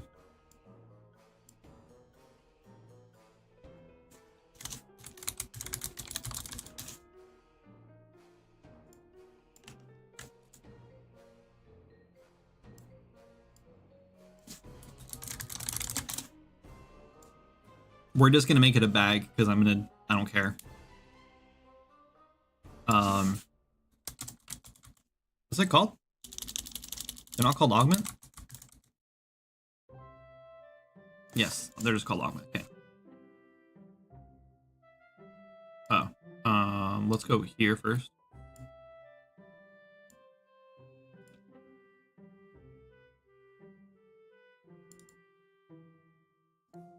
Oh yeah, I forgot there's like new trinkets in the game too. I don't think I forgot about those. It's been a while since what am I doing? It's been a while since I worked on the game. I left that purple glow on him, but that's fine. It's cool.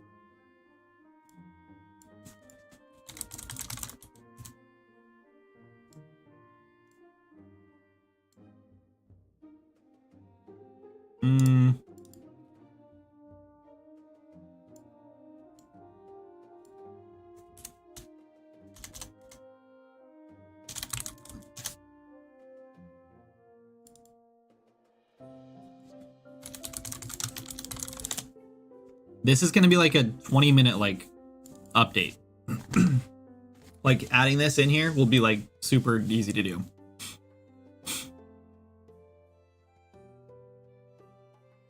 Let's see.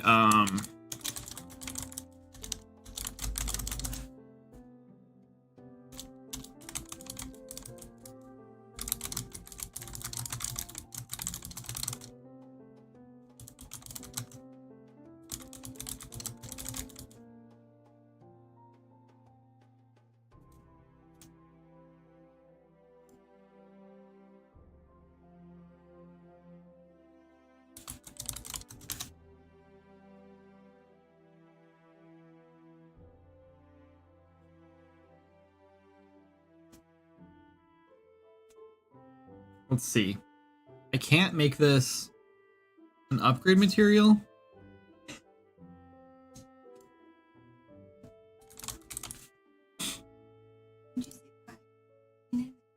Where are you going? Adventure. Value. 5?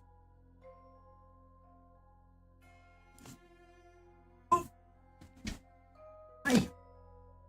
Where are you going? Hi, Matt. On an adventure. Yes, I know. But if I have to call the police because you don't come home, where should I send them? Because I don't think they're going to go to the adventure. Huh? My wife left on an adventure. Can you please go find her? She hasn't been home in 4 days. Bye. She's on a quest. Yep, we're on a quest. Apparently to leave me. Oh no. Where are you going? Different places. Can We'll bring you a okay, surprise. how about this? Perfect. I love that. Will you just text me where you're going? So if I do have to call the police, I know where you went. Okay. I won't look at it. He is tired. I can tell. I'm hoping. I should be home in time to get. If not, my alarm will go off. Love you. Have fun. Love you. Bye, Queen. Bye, Daddy. Bye bye.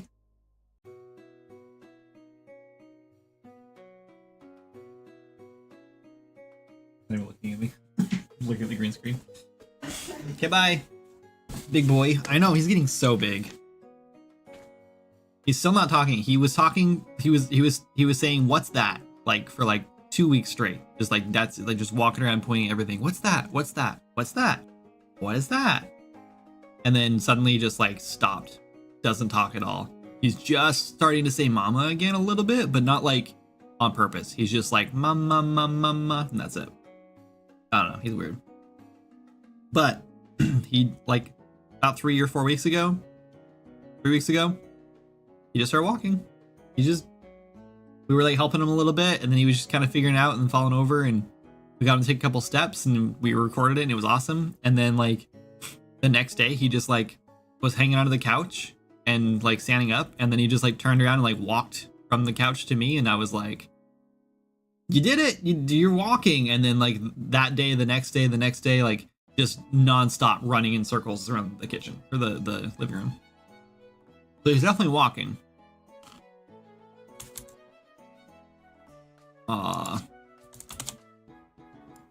Sorry, we're not using a special icon for these. Deal with it.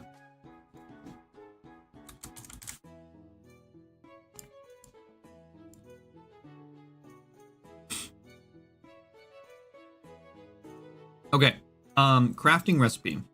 Don't need one. Processes. Oh no, this isn't processing too. Never mind, we're good.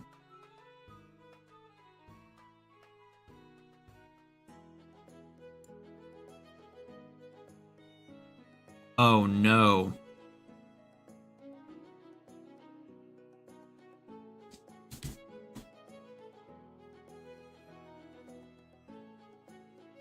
Why? Why can't things just be simple? You know?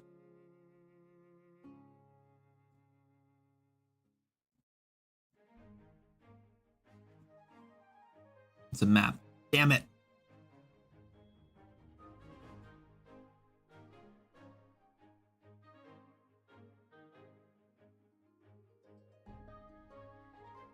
I wish I had learned to walk and just hover everywhere. These stupid ads. Okay, we're gonna fix these ads.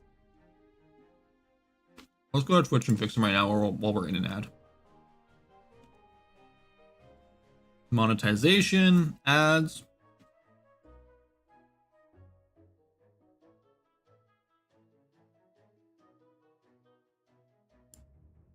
Change schedule.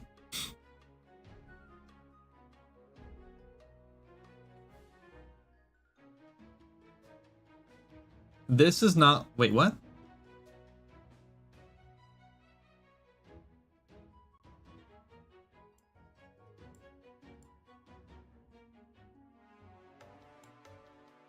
Okay, accept.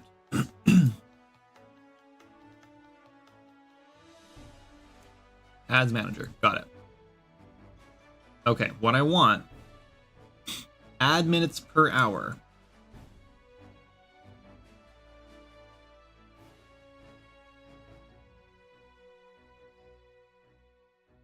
Oh, wait, I can turn this down?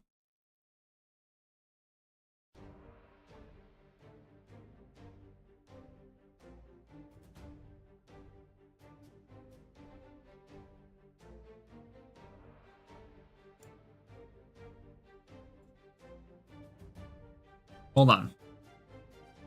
I guess I can show this. Why not? I hope. So I can do automatic ad length and frequency.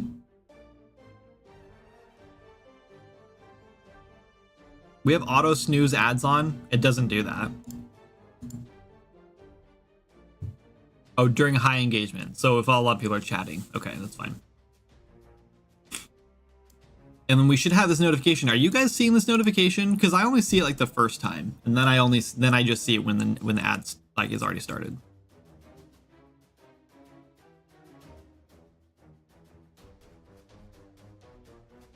Wait, what?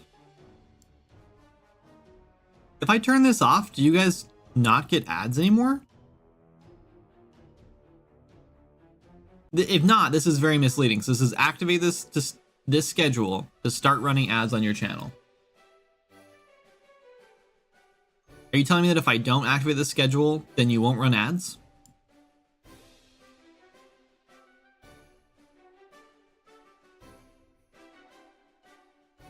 Re-enable pre-rolls.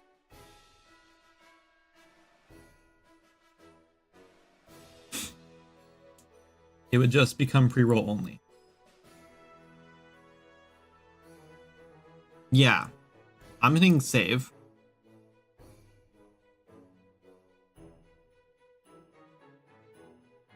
Save only. I don't want to activate it. Your updated net revenue will take effect. Oh, it doesn't work it doesn't change anything until 5 p.m.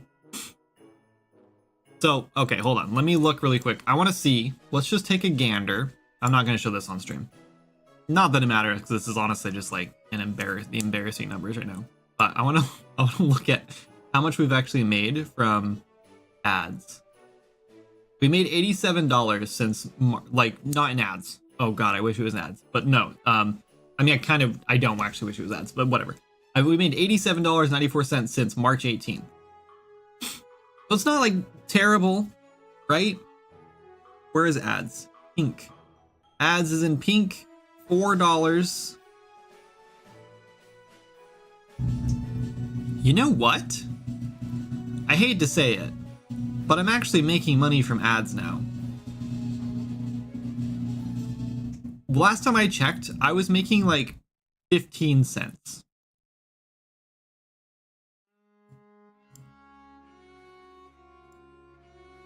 Oh, that's dumb. I was trying to see.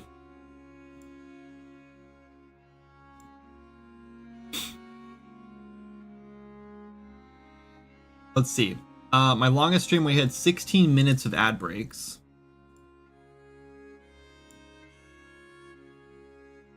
And we made... Well, I have no idea. I don't know. It doesn't even show. Some of these streams, like my birthday,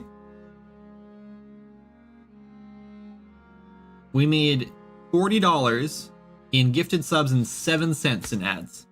7 cents.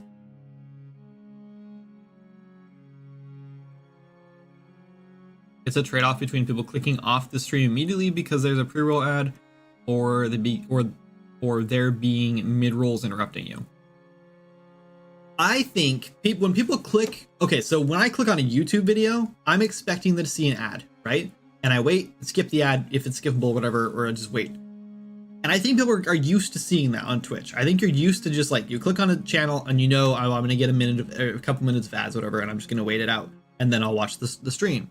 I don't think people are clicking on a YouTube or on a stream and then going, oh, I'll go click on another one. Because you're going to click on a different one and get ads again. So you're just going to have to sit through ads regardless. However, if you're watching a stream and you're kind of like zoning out and not really paying attention anymore, and then suddenly an ad happens, it snaps you out of it and you're just like, oh yeah, I don't want to watch this anymore. I'm not even paying attention. I'm going to go do something else. And then you're more willing to click off it. Not that I want to be the stream that people are just zoning out and like mindlessly watching and not really wanting to be there. But like, if you're going to do that, I'd rather you do it on my stream. You know what I mean? So I feel like, I don't know, is it worth how much do I make? I wish I could like sort this better. This is so stupid. I can't just look at ad revenue. Oh wait, yes I can. No, I can't. Can I? Yes, I can. Hold on. Oh, stop scrolling back up. $10. $10.15. Maybe $23 for that.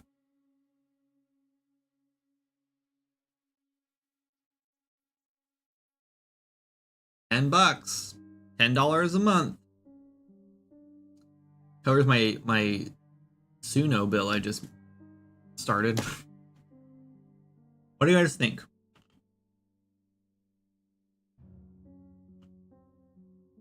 YouTube is different, but if I'm browsing a bunch of different channels trying to find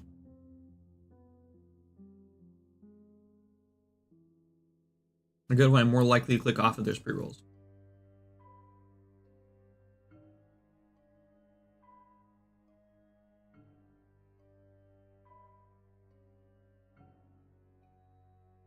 I feel like every time I go to someone's Twitch, let's go click on some random Twitch streams.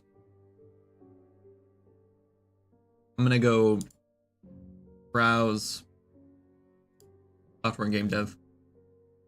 Oh, are we streaming in the wrong category today? I just realized that we're in science and tech and we should be in software and game dev. Am I dumb? Mm-hmm.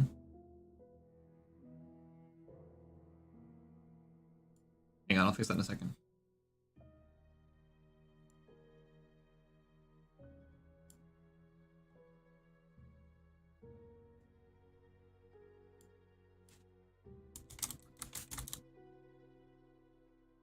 Whoops. I guess I just kind of forgot for a second that was a category.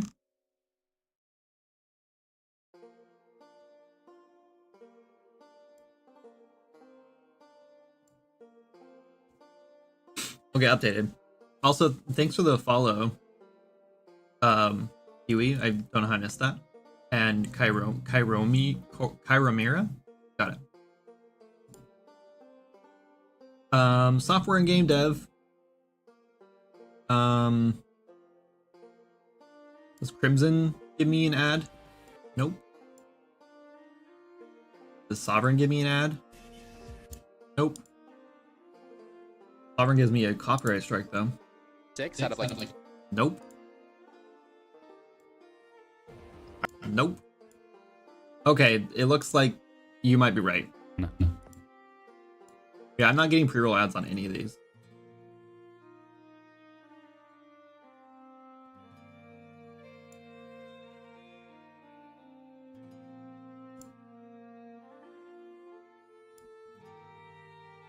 Okay. Yeah, alright, so no one has pre-roll ads set up. I wish there was like, I hate how annoyingly complicated their ad system is. I think they do it on purpose.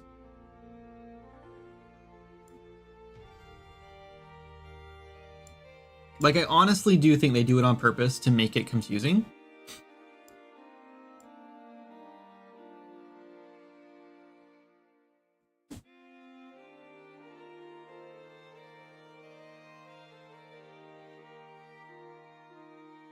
Sorry, random sneeze. Just loaded up the stream I follow and don't sub to, and no pre-rolls. They must have scheduled ads. Not have pre-roll? Yeah. So another thing is that it's possible that you've already used your pre-roll minutes for now and that you won't get any for a little while. But I actually think people have their ads. Okay. So I turned this off. I 100% turned this off. Didn't I? Oh, it's right here.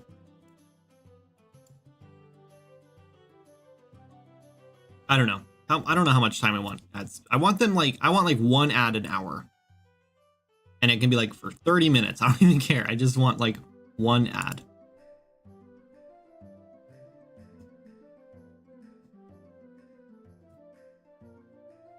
But that's the problem is like, I guess the smaller, like I don't want a bunch of little tiny ads because that's really annoying when I'm like getting interrupted all the time. So I want like longer ads. 3 minutes every half an hour. Even that's like so long though. Oh, frequency.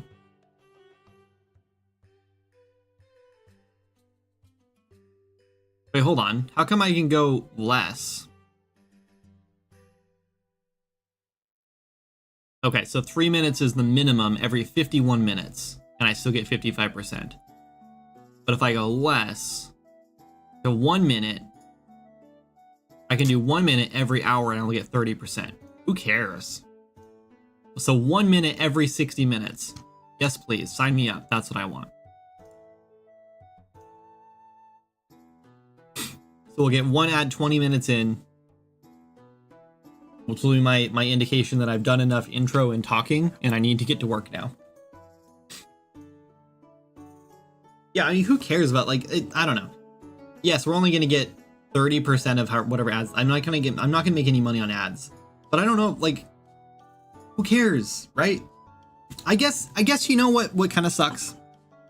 What kind of sucks is that I used to make a lot more money on Twitch because we used to have a lot more donations. I mean, like, I can go, like, several streams now without donations. Oh, and I didn't reset my donation goal either. I forgot that we did a birthday stream last. But I can go, like, several streams without, like, a single donation, and I can go, like, several streams without any, like, subs too sometimes. But it used to be a lot more consistent. I mean, that's probably just because I used to have a lot more viewers too, but whatever. So I wonder, maybe that's like, maybe I should be embracing ads and we should be doing more ads. I don't know, to make up for that. I don't know. I guess it kind of sucks relying on viewers to give me money. Because, like, with ads, you guys just have to sit through them. You don't have to donate, you don't have to subscribe or whatever to keep me going. You just have to sit there. But then you're like, then the quality of the channel goes down because then you have tons of ads to sit through, and I don't know. Either way, it's stupid and annoying. And I don't want to do it, but it's so annoying.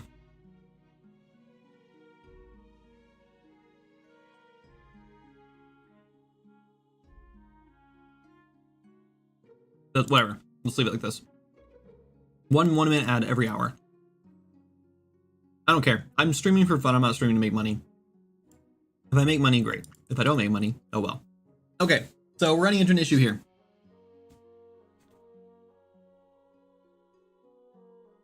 Could also just do 3-4 minutes of ads at the start of an hour, right? I guess not. I just closed it, but I don't know if you saw, but there was not really a way to do that. But that would be the best way to do it too, because then I can stand up and, like, stretch for 3 minutes, go get a drink, go a snack, use the bathroom, whatever, for an hour, like every hour, because that would be a really good indicator too to do that, which wouldn't be bad. I do think we would lose people for a 3 or 4 minute ad, but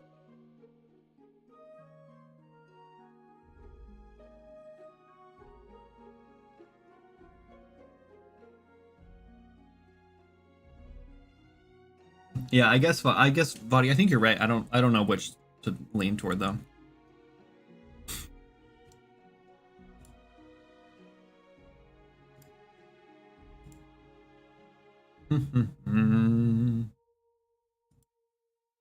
Sorry, I'm looking at it again. We wasted our entire ad-free viewing time playing with ads. It's like you guys got to sit through ads more. So yeah, we're at 1 minute every hour. If we do like 4 minutes,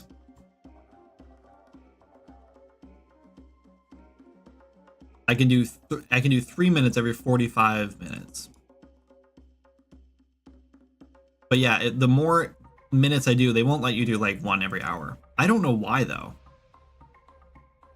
Like, just give me more control over this. Like, just let me pick exactly what I want here.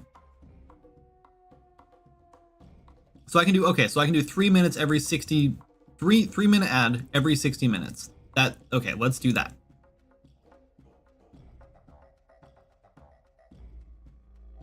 That'll give me time, and we should just set this to like 30 minutes. Yeah, we should do.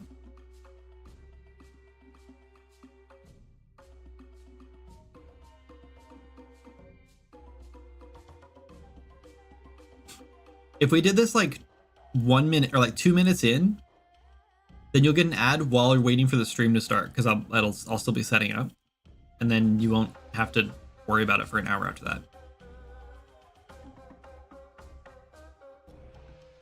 whatever. We'll just do 20 minutes. Okay, so 3 minutes every hour. This won't start until later today, so we have to. It'll start for next stream. But there. Now I get a 3-minute stretch or bathroom break or water break or whatever I need, and then I still get the 55% rev split, and you guys don't have as many ads interrupting as often.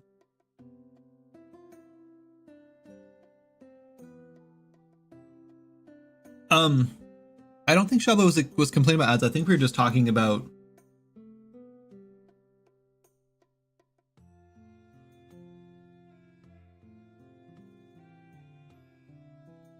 don't get why anyone complains about ads. Sub and support streamers who put in the hours of work. I'm not sure if work was meant to be in like bold or quotes. I hope it's bold.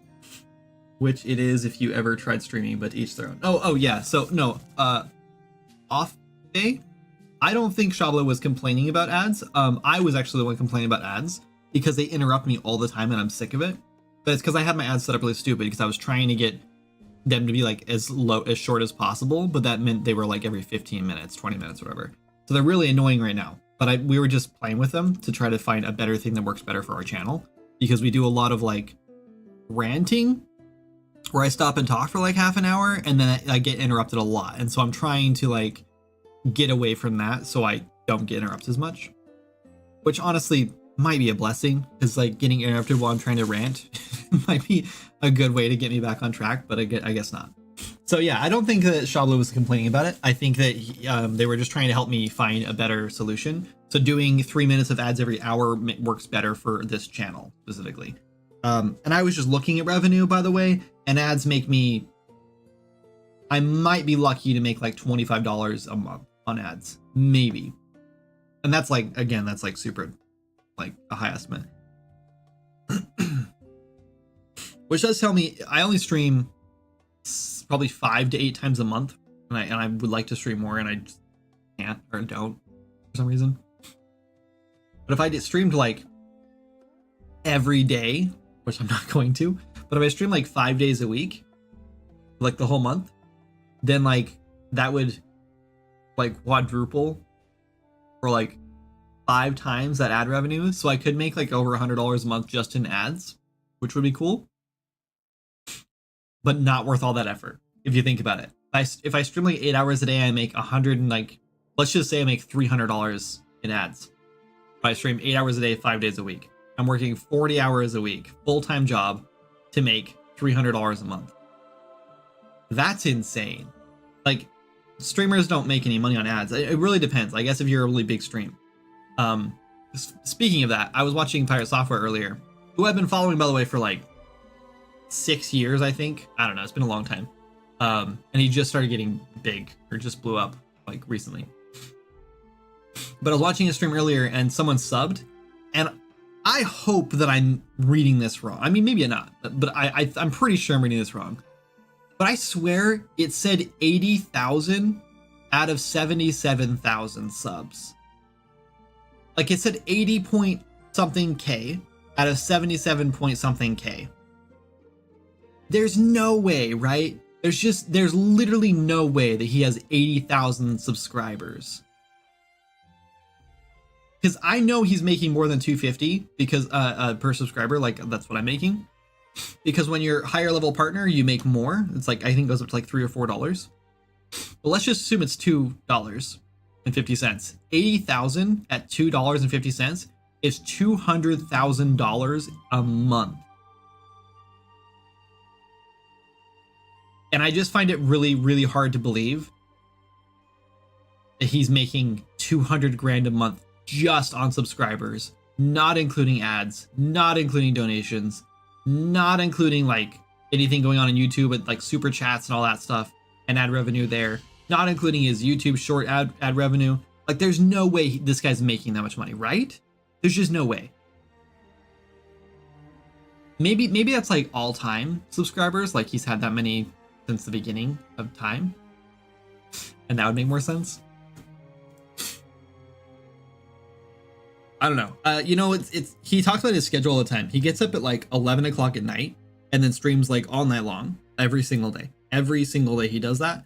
And then like has like 4 hours or whatever to like work on whatever he wants to work on, and like 2 hours to like chill and do and play games or whatever he wants to off stream and like whatever, and then he goes to bed.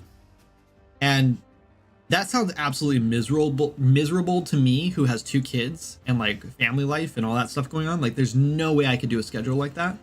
And I wouldn't want to, even if I could. Even if I had nothing else going on, I probably still wouldn't want to do that, because that just sounds terrible. First of all, because I love the sun and I don't want to sleep all day long. I hate that. Like I want to be out in the sun. But it's hard to like look at $200,000 a month and just be like, nah, not interested in that. And so I used to think like I would love to be in his position where we're making that much money and have that much impact on like the gaming community and stuff, and like being able to like have that money to make whatever you want and hire a team and like pay your moderators and stuff. And like I love to pay my moderators, but you know, when we have like 100 chat messages a stream, there's just not enough to do to justify paying them. Not to mention I don't make enough money to do that. But like, I don't know. It's hard to justify that type of like commitment to get to that level.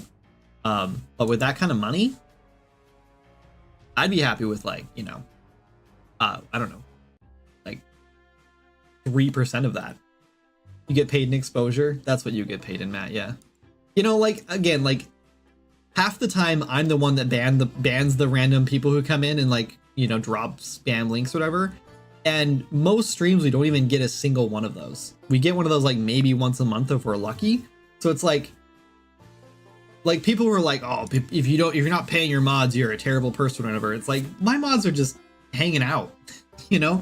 Like, I don't know. Like, I like even told Jana, I said, you know what we should start doing, and if we start picking up more viewers ever again, and we actually need moderators more, is we should just gift them a sub every month. Like we should just pay for their subscription to the channel, so they never have to go without a sub. Because like I think that's the very, very, very least we could do. But like, if there's literally nothing to do on the channel, if you're just hanging out to hang out, I'm not gonna pay for a sub, because like I rarely like get a sub per stream. You know, I'm lucky to get like enough subs to cover my mod subs. So anyway. Okay, let's fix this issue. So what we're running into is that we have this processes into thing here. This isn't gonna matter for this, but like if we go to our masterwork standard, we should add in here and be like, oh, cool, this thing at I guess we could do it at the Moonforge. We've given another reason to like be there. Should we? No, let's just do it at the regular basic ores. That's fine. And we would say we want this to turn into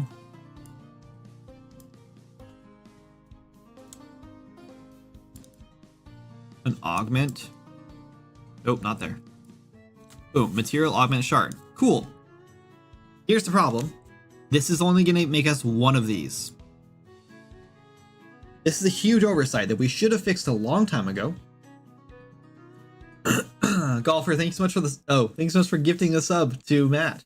Appreciate that. I was not fishing for subs, but if I was, that was pretty good bait, I guess. And I will keep that in mind if I ever need to fish for subs later. Got Matt's sub covered. Thank you, thank you, thank you. Took the bait just as planned. Just kidding. Thanks, Golfer. Yeah.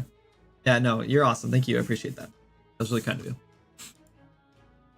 But yeah, me and Jana did talk about that, and she wasn't really on board just because Twitch is so slow lately. Like, we don't really have any viewers. Like, we're lucky to have 20 viewers a stream now. So it's not really worth it right now. But if we ever do start picking up and we need more mods in here and stuff, and we like have bigger streams, then that's something that's like the very first step we'll take toward like, you know, compensating you guys for your time. Because it's the least we could do. Literally. So we'll go there, and then we'll go, if we ever get big enough to justify paying you, we'll do that too.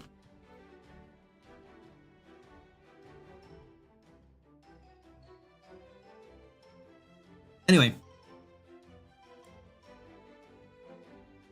So yeah, I can't tell us how many shards to turn this into. So the best way to do this I guess.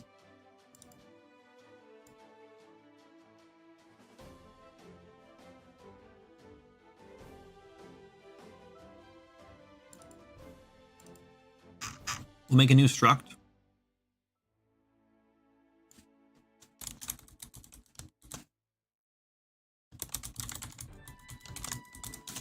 What process is into. And we're going to call, this is going to be an enum process. Nope. Enum smelt.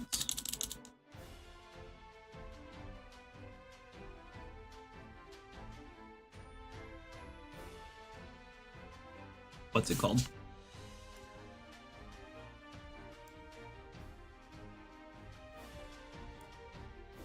What is this called?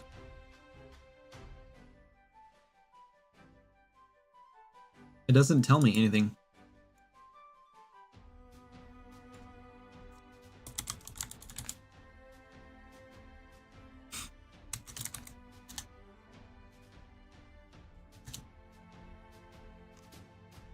Processor types. Of course it's called E processor types. We can't just call it enum like we can call everything else. Okay, processor type. And then this would be item ID. IDs, we're gonna make this a struct of names.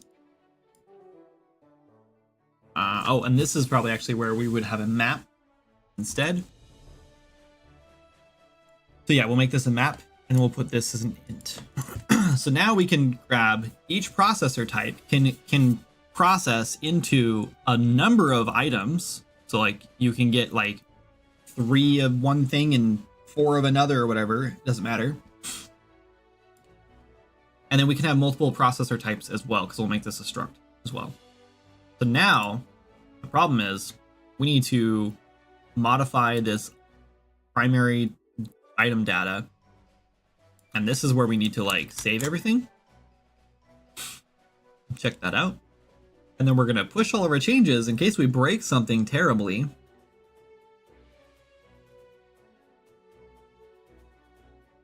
I was heading to a crafting station to check that I was correct on that. Wait, don't bandages craft multiple items out of one? Yes, so yeah, crafting does you can do multiples on the crafting. That's how we get, like, yeah, but it's the smelting that's the problem.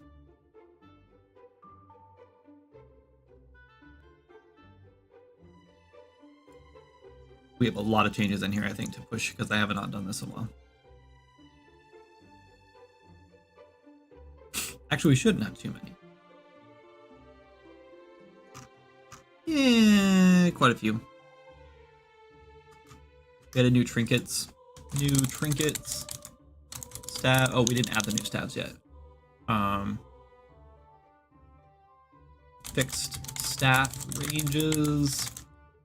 New augment shards. Fixed quest log descriptions and a location for Jed's doll quest. What else do we do? Fix something else today. Oh, updated lore PT with waterfall, ghost, text. That's about it.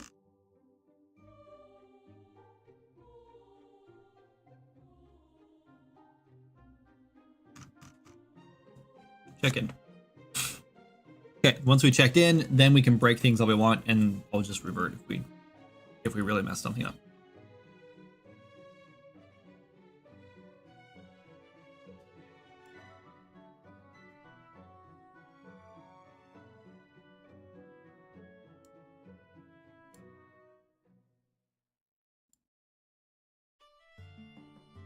We're on an ad break. I'm going to my stream manager to see if it told me there was an ad break coming up. It didn't. What is the purpose of like having that as an option if it doesn't work?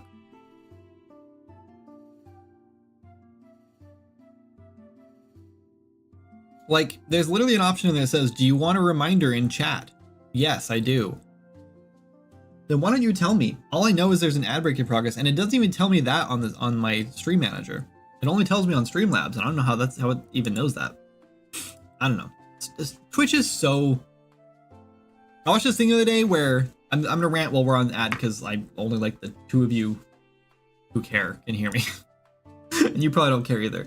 But I watched this thing the other day where it was talked about how, and I'm not gonna say what they called it, but basically every big corporation we use, like, or a big company we use, like YouTube, Facebook, Instagram, TikTok, Uber, Walmart, like all these big companies, Twitch, all these things, they're like getting bigger and bigger, and you're kind of stuck with them now because it's like they've kind of monopolized everything, and there's no point in having like a competition or competitor to Twitch because it never takes off. Like Mixer failed miserably, right? Like YouTube sucks at streaming, so it's like, yeah, we can use it for streaming or whatever, but like no one's gonna like switch to it solely, I don't think, if you're already on Twitch. But they talk about how they're just getting worse and worse, and it's because they can. So they've got to the point where they had to be really cool and really good to like win your attention and everything. And now that they've won all of our attention, now it's like, well, now what do? We need to make more money. Because why? Because we want to. And so now they just like nickel and dime you and like look for like how to optimize their system to make you spend as much money as possible, and to like make the service just abrasive enough that you want to pay money to make it better, but not so much that you want to leave. And it's like working, and every single company is doing it now. It's so frustrating. Steam is the one exception. You know, thank God, because Steam is actually pretty good. I would say Steam is getting a little bit worse and worse for developers, but only because there are so many developers now on Steam that it's hard for them to like like spread the wealth. You know what I mean? YouTube is pretty good too. You know, like, I guess YouTube isn't terrible. YouTube's better than most.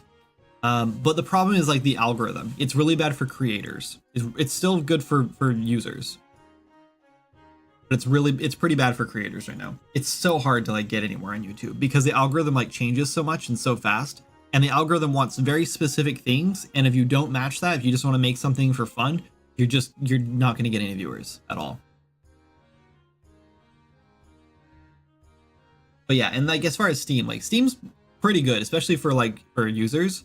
It's just for developers. Like they just announced this new thing where you can go in and opt into a daily deal or like a weekly deal or whatever, which is really cool, or like a weekend deal. And it's like this thing where they just advertise your game for you, like on like a daily deal, and you can opt into that, right? So me and Jana tried to opt into it for Swords and Magic. And it like they have this very, very, very steep like expectation of like how many sales and how popular your game is right now for them to do that, which is very frustrating to me because the games that are like already doing really well, like they're doing exceptionally well, they have lots of traction, lots of attention, lots of players, lots of sales. They're the ones that they want to put in those things because it boosts those sales even more. But like, what is the point? Those are the people who don't need that. The games that are like have the potential to do really well but need the marketing are the games that they should be putting into those spots to help those developers get seen more and make more money, which would then make them more money. But it's a lot easier for them to just say, well, you've already made, $500,000 this month, so let's promote you more and we'll make another $500,000 and everyone's happy. And it's obvious, like, why would you not do that, right? So that's where Steam is starting to the optimization thing, where they're optimizing all of the things that like are going to make them a lot of money by only picking games to promote that are already making them a lot of money. Why promote a game that isn't making any money when there's no guarantee that it'll make them more money? And I get it. I understand where they're coming from. I'm not saying like it's like they shouldn't do it. I'm just saying it sucks that they're doing it and I don't know how to fix it. So I actually proposed a while ago, it might actually be still on there, but if you go to like the Steam forums, like the Steam community discussions over here, and you go down to suggestions and ideas, it's probably not on here anymore. It probably got pushed way down because people post like stuff on here like all day long.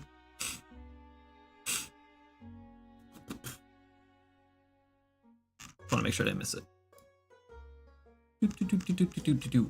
And you know, it might have been posted on too, so now I'm just like not seeing it. But it has like a bunch of awards on it, which is cool. It doesn't have that many comments, but it has a bunch of awards. Just making sure I didn't miss it. Maybe I got deleted. Who knows? Who knows? I don't know how their forums work. Holy smokes! I don't think it was this. Oh, it's right here. Oh wait, what does that icon mean? What does this icon mean? Does this just mean that you've already looked at it? Yeah, okay. So I put in here like this hidden gem store category. So like, the idea is that when you're searching on Steam, like on the store, then you would like have a category up here where like we have like new and noteworthy or whatever, or under categories, I guess. Like in here, it'd be cool if it was like hidden gems, right? And then you could click on that and it would only show you games that had a certain a review score, a review count under a certain amount, but a review score over a certain amount. So it'd be games that have like under 500 reviews or 1,000 reviews or whatever you want to set that to, but their review score is over 94% positive or whatever, right? Because then you're finding games that don't have a lot of love, but the love they do have is a lot, like really good, right? Like they obviously have a really good game, they just don't have enough people seeing that game to give it the reviews that it deserves. I think that'd be great. I think that'd be fantastic, because then I could find games that are good that just people don't know about. They're hidden gems. So that's what I proposed, and some people seem to like it, other people didn't. It has 60 awards, it has more awards than any other thing on there in a while, but it's still, now it's dumped like 3 pages in, so it'll probably never happen. Because the thing is, like, yeah, it might make Steam some money, but it's only going to make money. It's only going to make a little bit of money. You know, it's not going to give them like it's not going to be a game changer for them. So it's going to take them like who knows how long, like a couple weeks probably to implement something like that, of like development time, not just like not setting up and all that stuff, and like, you know, getting the wheels turning. And like, what do they gain from it? You know, maybe enough to cover the development of it. They won't do it. I definitely see Steam as a force multiplier. If you bring in your own traction, they will highlight you 100%. If you don't, you'll never leave the shadows. 100%. Yes. The problem the only problem I have with Steam, as far as that goes, is some developers, like me, for example, we don't have the force behind our game to get it to where it needs to be, to make it to get to that point, right? And honestly, I don't have any room to complain, because Swords of Magic has done like remarkably well for an indie game. If I remember correctly, we're definitely in like the top like 1% of like successful games on Steam. Out of like all the games on Steam, we're definitely like up there, right? Like we made quite a bit of money for an indie game. The problem is that when you break it down to like 6 years of development and like 6 developers who needed full-time wages, and like how much it costs to like buy all the assets and like marketing and stuff like that, like how much money we actually spent all this stuff, and then you split that up to like to make a reasonable amount of money, it's like pennies, you know, it's peanuts. We haven't made any money. Like we made money, but it got spread out so thin that like you don't see any of it. And that's like, that's not Steam's fault. That's our fault. That's my fault. 100% my fault. So that's why like I complain about that kind of stuff, because while the game did make good money, it wasn't enough money to justify all the money and like effort we put into it. Moving on, let's open this up. We need to primary data.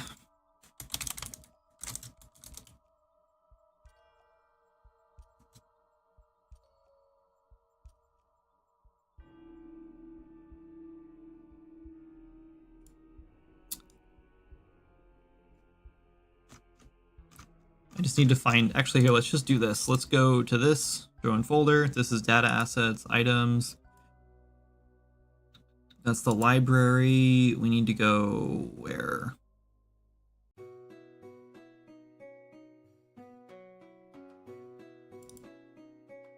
Not in here, is it?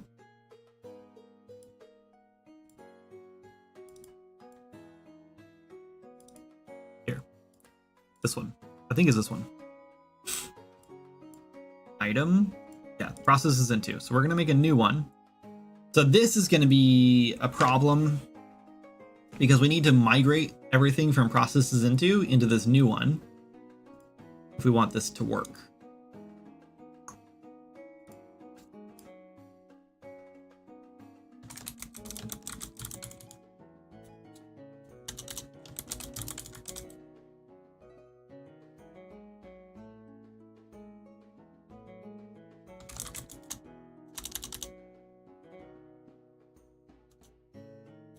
Let's just call process. It doesn't matter.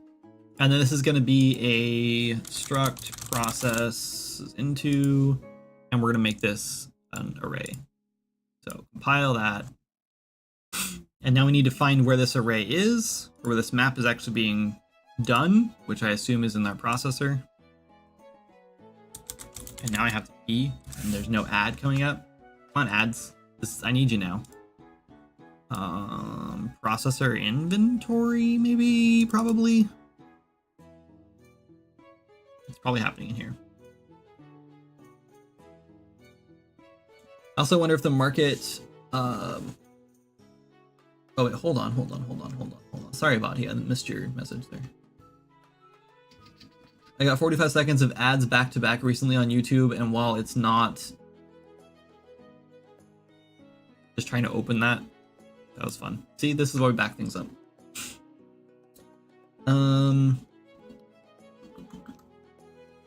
And while it's really not a big deal, it was still surprising. Yeah, so I get that all the time on my TV. When I watch YouTube on my computer, I never get that. Like, I just get like skippable ads all the time. But on my TV, I get it a lot. And I think they do that on purpose because they know you're probably not gonna like stop watching like on your TV or on like your media device. Because what's the alternative? You get up and off your couch and go do something else, right? Like, you're probably not doing that. So you're probably going to sit there and wait for those ads. But on your PC, on your computer, it's so easy to just click off and go to something else. I don't think they do that. I think they do it on purpose. I think they know what you're watching it on, obviously, and then they know like they can manipulate you like in that way, which is pretty shifty, right? That's pretty shady practices, but that's what they do. Anyway, could be a console thing. This was watching on the PlayStation app. Yep, exactly. That's exactly what I was thinking. Yeah, it's funny that I guarantee that's what it is because I knew. Yeah, so that happens to me only on my TV and only because we use the Chromecast. We used to use the PlayStation app, not anymore. That's pretty funny. Maybe it's a market thing. Could be a console thing. Everyone's the little guys. There's a search bar you could use, at least probably. I don't know how well it works. I've definitely had trouble finding guides. True. I definitely see Steam as a force multiplier. I also wonder if the market sort of expects you don't work on the same game for X years post-release and rather move on and make new game. 100%. And you know what? I know. Man, this is like the age-old struggle in my head every single day. Every single day I go through this struggle where like I'll wake up in the morning and I'm like, damn it, why am I making this game still? It's been 4 years, whatever, and it's not selling anymore. And obviously people are bored of it and like they've moved on. Like the Twitch stream, the YouTube channel, all these, like I don't post on YouTube. That's my own fault. But like all these channels that I'm on have clearly moved on from this game and are bored of it, right? It's old news. Like Dragon's Dogma 2 just came out. Why would you ever play Swords and Magic over that game?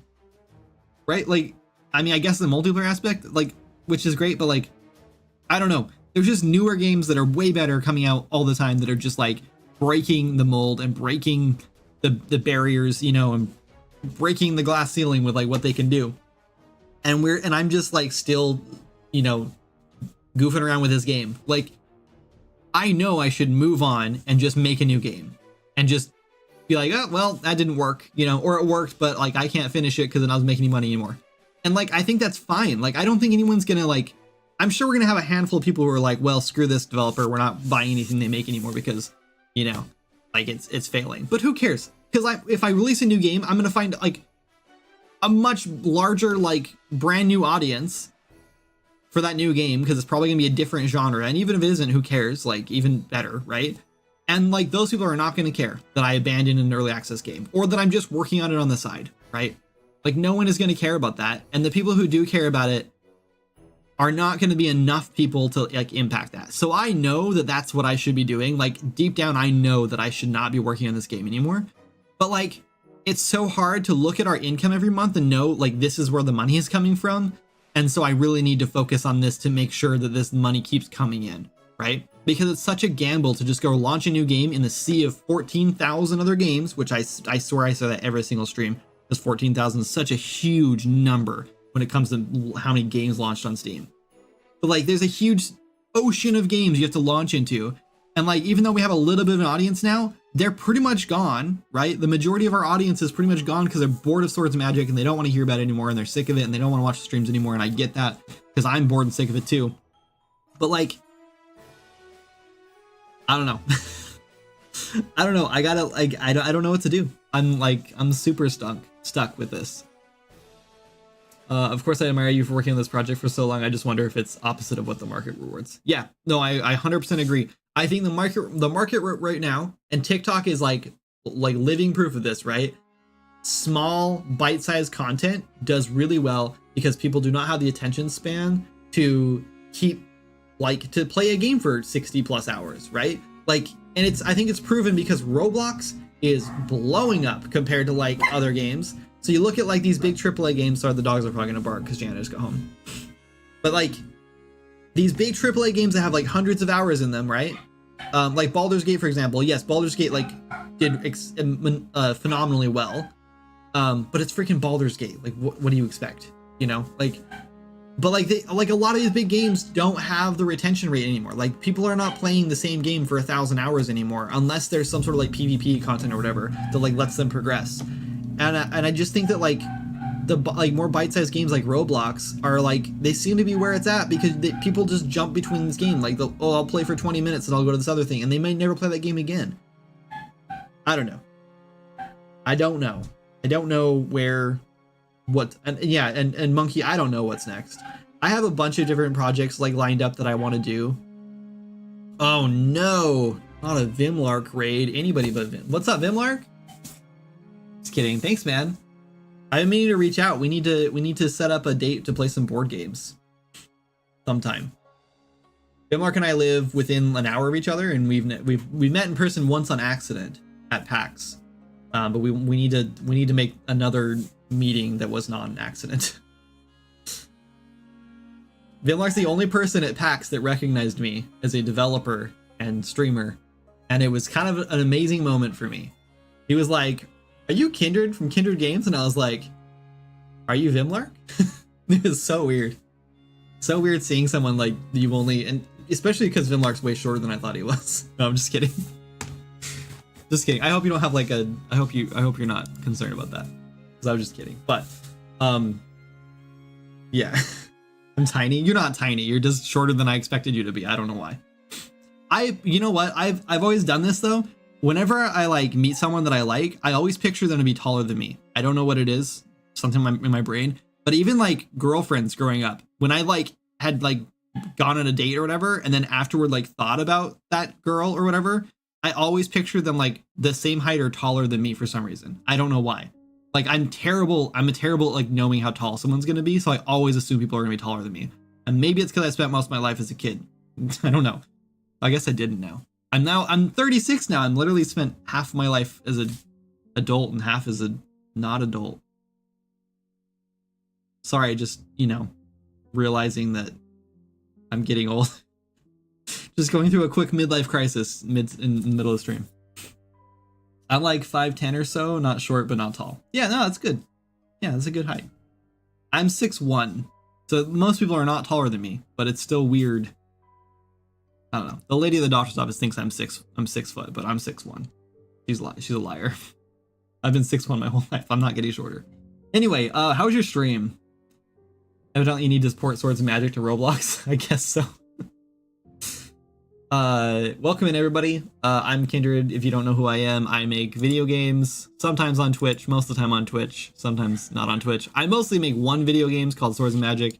It looks kind of like this. Here, here's a better example of like a finished like area in the game. Ta-da! This is what it looks like. It's a casual cooperative open world RPG called Swords of Magic Stuff. It is multiplayer, online multiplayer.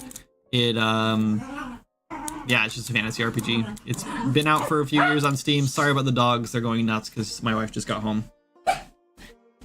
Nico, Hi. Ooh, what's this? birthday presents. Birthday presents. What's this? Chips and queso. Oh my gosh! My free stuff today. I got coffee and chips and queso for lunch. My wife is amazing. Except I think she got these with birthday. Oh wait, these are my birthday. Oh no, they're your birthday things. Why would they be my birthday things? These dogs are obnoxious. They're really obnoxious. They're very loud. Ratings 220. Oh my god.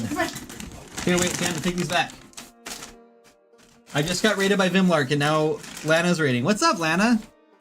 It's been a while. How are you? Thank you so much for the raid. Huge raid. I guess it must be quitting time for everyone. Because like I'm just getting hit by everyone's raids. That's a lot of people. Welcome in. How was your stream? What were you working on?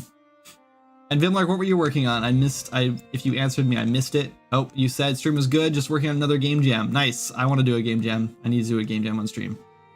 I'm doing good. I'm doing great too. I have been away. I just took a week-long vacation. We had in-laws in town and that was really fun. It was also my birthday and then my wife's birthday. We're 7 days apart, so we celebrate our birthdays like a week-long thing, and we usually take like a week off and just do all kinds of fun stuff.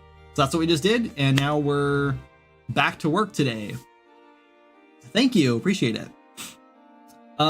Anyway, I'm Kindred, because I'm sure a lot of you guys don't know who I am. I make a game called Swords of Magic and Stuff. It's a casual, cooperative, open-world RPG. Though I'm thinking of changing the casual term to cozy, because cozy seems to be a popular keyword right now, and my game definitely fits the cozy vibe, I think. So it's now a cozy cooperative open world RPG. I might be able to test it to show you a little bit of it. We'll go in here. I think it'll work. I'm in like a test level and a lot of the stuff doesn't stay loaded in, but this one should. That's legit. Yeah, it's out on Steam right now. It's in early access. You can check it out. Swords and Magic and Stuff. Here, I'll put the link in chat. Here's a Steam thing there. There you go.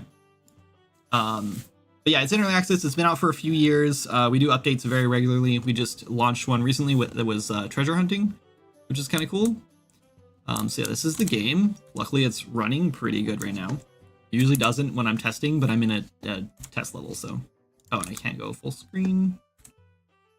It's not letting me go full screen. I don't know. Anyway, I have a bunch of random junk in my inventory because I was testing things. But yeah, it's a cool little game. There's magic, there's swords, there's stuff. There's things you can do in it. Healing thing. Oh, I broke something. I'm not sure what I've broken, but things are acting weird. I think, I don't know what I was doing. The game usually runs pretty well. It doesn't normally have weird bugs like that. But yeah, combat's pretty good. It is, like I said, it's multiplayer. It's online multiplayer. You can play up to 16 players if you have a good enough computer to host that many players. And there are dedicated servers too. The visual style, thank you. I did like 99.9% of all the models in the game, including the enemies and creatures and everything. There's some mounts, but I don't have any.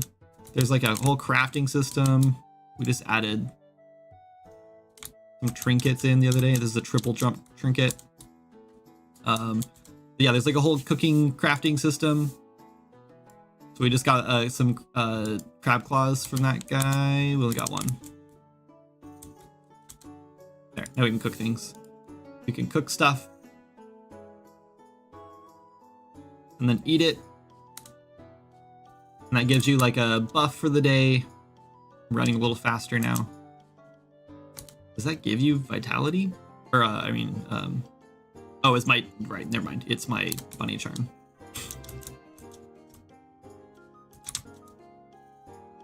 Thanks so much for the follow. Appreciate it. What engine? This is Unreal Engine 4. We have not moved to Unreal Engine 5 due to some restrictions in how our code is structured and stuff. But yeah, we're in UE4. Was talking about you and your wife celebrating a week-long birthday. Oh, gotcha. Yeah, your game looks legit though. I love that. I love low poly work. I'll check it out on stream on Steam. Thanks. Appreciate it. Project looks sick. Wanted to give a follow. Thank you. Appreciate it. Yeah, I've been working on it for quite a while now. It's quite an old project now. We have more. There's lots of clothing. Let's get an astronomer's outfit out. Oh, except because I'm an editor, the texture thing is stupid. I forgot what it is. Streaming pool texture.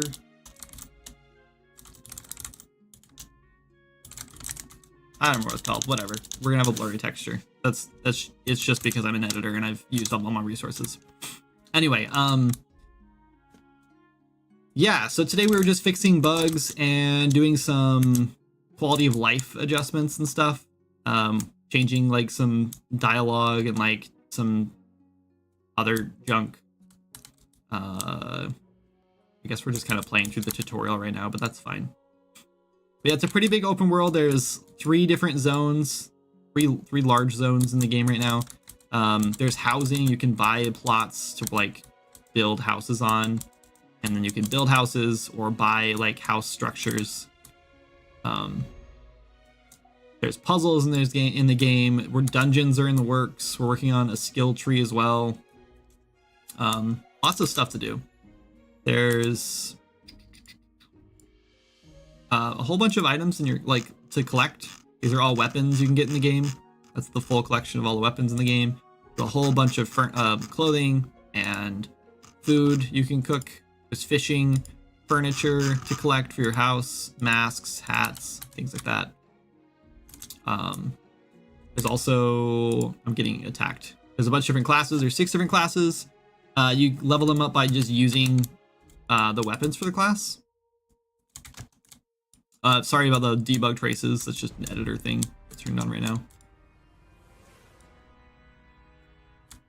So I just unlocked the hunter skill.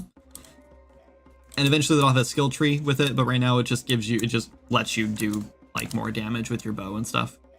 So.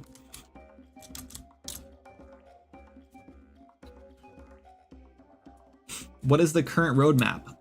Right now, the current priority right now is the next zone, and then we're doing a new storyline for the first zone in the game. So the first zone of the game is kind of, it's very like open, and you can just kind of play how you want to play. But we're working on a storyline for it that'll like kind of lead you through it a little more. Because a lot of players were complaining that they didn't really know what to do.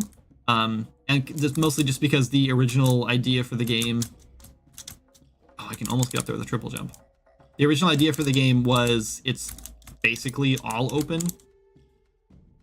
There was not really like a storyline. There's like a main storyline, but it's really hidden.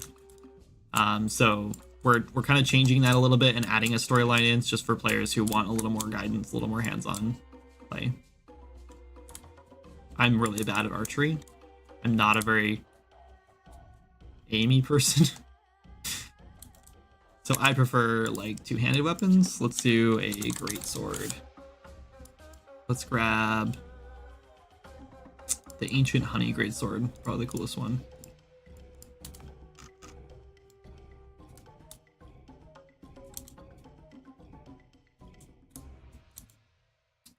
We can't get through here unless I think I can cheat here actually.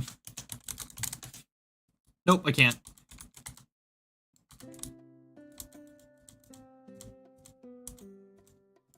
I'm pushing the wrong button.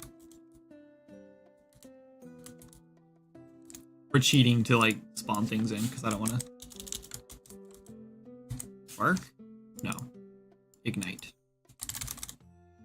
There's a whole bunch of spells in the game, and you basically equip them like ammo, and then you can cycle through your spells like so to choose which one you want, and then you hold down the button to cast the spell, or you can click once to just attack with a ranged attack with your staff. It's pretty intuitive. It's pretty fun to do the spell casting in the game. Thanks, Gadget. I appreciate that. It's hard to find the quest targets. Quest targets. Oh, are you saying quest targets? Are you saying it's hard to tell like when you're like where your quest is at? So let's go get a quest over here. Let's cheat and show all quests, and let's do. I think it's called what's it called? Your first adventure. This is the first quest we should be on, and we're trying to find a way out. This one. Oh right, so we're in the test level, so the quest things are not going to work anyway. But normally you can just press M and it'll show like a circle around where the quest is supposed to be for the one you have tracked. But that does not work in this level.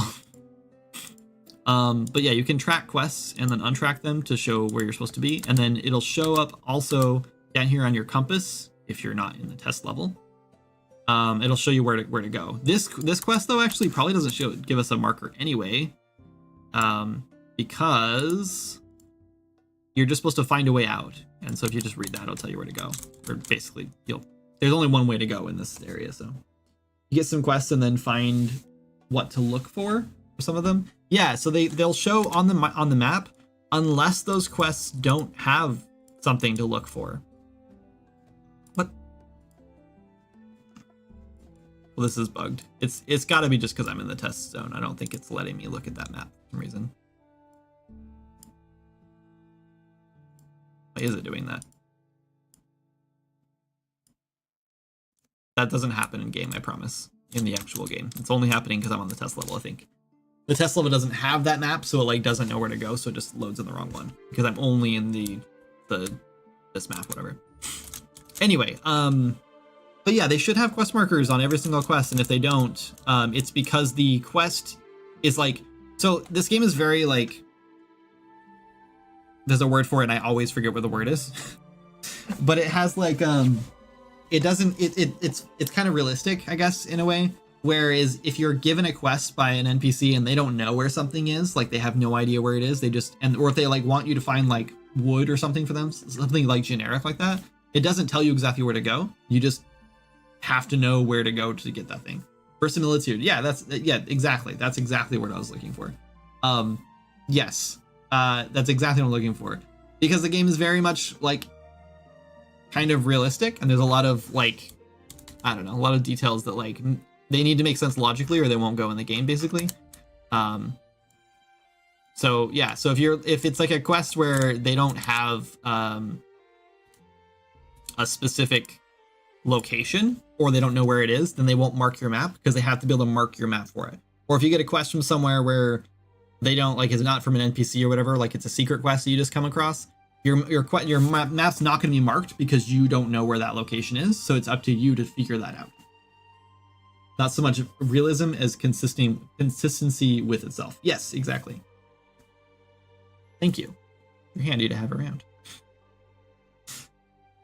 Anyway, but yeah, what we're working on right now, or we were working on until I crashed the engine trying to do it, is we were looking for, don't want to fish.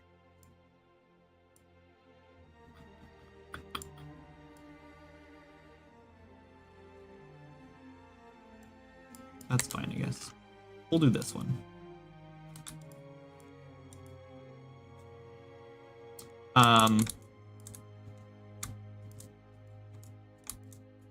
Shields are also awesome in this game. There's a parry system. It's very Dark Soulsy.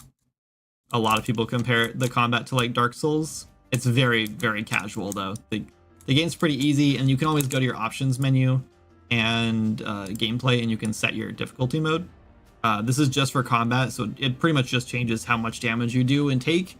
And there's also a forgotten mode, which you can do from the main menu when you're creating your character, which actually puts the game in like a hardcore mode. And in hardcore mode, if you die, your character gets deleted and you have to start over. So like we kind of like, even though it's a very casual game, we like, some of us like who play really like the more challenging aspects of it and like the more soulsy kind of feeling. And so yeah, so we added that in recently, so players can have that sort of challenge they want. Anyway, But yeah, this is just the tutorial area that I'm kind of showing off. But there's like 3 whole zones in the game. They're pretty big. You can check out like the trailer and stuff and see a lot more about the zones. The trailer does not show anything about the latest zone, which is called the Windless Woods, which is probably the best zone in the game so far. Obviously. Gotta love that triple jump from the bunny trinket. But yeah, we have this cool trinket slot. So I have 3 different trinkets on me right now. I have the Windweaver brooch, which lets me glide a lot longer. So I fall a lot slower with my glider. If I take that back off, you'll see quite a bit faster I fall. So that makes you you can glide for practically ever. And then you can combine that also with a potion of slow fall. If you take the slow fall potion and equip the trinket, now you can basically glide forever. Like I can just kind of float around, which is pretty cool. So the game has a lot of different cool combinations and stuff where you can kind of break things, which is really fun. And then when skill trees come in, they will. Oh, we have them unlocked in here. Skill trees do the same thing. So you can unlock this is Wild Bond, so you can summon and control your animal companion while whistling. With an empty offhand, so you can use it with a bow or an axe or something, where normally you would need a whistle to control them. So you can unlock those, and then you have Blade Mastery, which lets you stack focus, which is a stat you have for damage, and you can stack that every time you hit, and then it's cool, whatever. And then you also have Hunter's Mark, which gives you more damage and stuff. So the skill trees are going to be really fun when they're finished. We're moving along on them. They're going to be here eventually. We have the Mystic one, Mage one is done, the Hunter one is done, the Mystic one is almost done, but I think we're going to revamp it a little bit. Maybe we'll see. Druid one has sort of started, I think. Yeah, we need to do more work on the Druid one, but we're getting there. So. But yeah, so you can equip these different trinkets. This one's a Thorns one, so when this guy hits me, he's going to take damage as well. So he just took 6 damage, so he basically just kills himself, which is pretty cool, especially for harder enemies later in the game when they're doing 20 or 30 damage to you, and it's a really big hit. Then at least you get some sort of damage back out of it, so it's worth it. And then if you have a lot of resilience, the resilience comes out afterwards, so you can, yeah. Oh, also these guys are not chasing me because there's no pathing in this area, because again, it's a test level. So not a bug. And there's another trinket you can equip. And this one just gives me vitality, so I have more health now. Yeah, anyway, that's basically the gist of the game. There's a lot more. Druid Feral, no, but I've been really thinking about how to make shapeshifting a thing, but the problem is that it's a little out of scope for the game right now, and so it probably won't happen for a while, if it ever happens at all, but it is definitely something I've been wanting to do. There may be spells later on that would do it, but they probably wouldn't be combat. They'd probably be utility. So there might be a spell that turns you into a fish or something, or a shark or something cool like that, so you can transform into that. And then or shapeshift into I don't know, something faster or whatever, a whatever else, a cheetah or something like that, just so you can travel easier. Maybe one transforms you into a bird or something cool like that, so you can do more utility based things. But it probably won't be combat related, just because of the way I have to set it up. If you could do combat related, it would just be a lot of work probably. You want wyvern shapeshifting? I can't show you in this level. Actually, I can. Hold on. I'll show you the wyvern. We're gonna spoil the wyvern for all these people who are in here right now. I think Jana has the ability to give me a wyvern. I think give horse is actually give. Nope, that's the. I think that's it. Let's just double check. Don't look. These are spoilers. Spoiler. Where is it? Did I delete it? Is it just like not on here? I think I deleted it so no one could get it because I found like people have cheated before. Did I delete it? That sucks if I deleted it. I mean, I can put it back in. I didn't delete the whole thing. It's just we can just do this. It's going to be called a slime, but for the purposes of testing and showing this off for fun, we'll do it. I'm a huge WoW Druid player. Yeah, so there's actually a ton of inspiration from WoW in this game.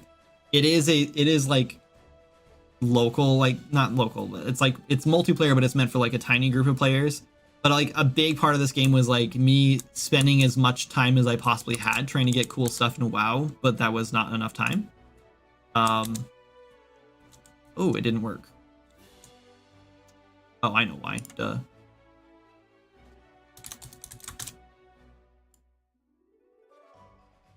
No, I don't want to check you out.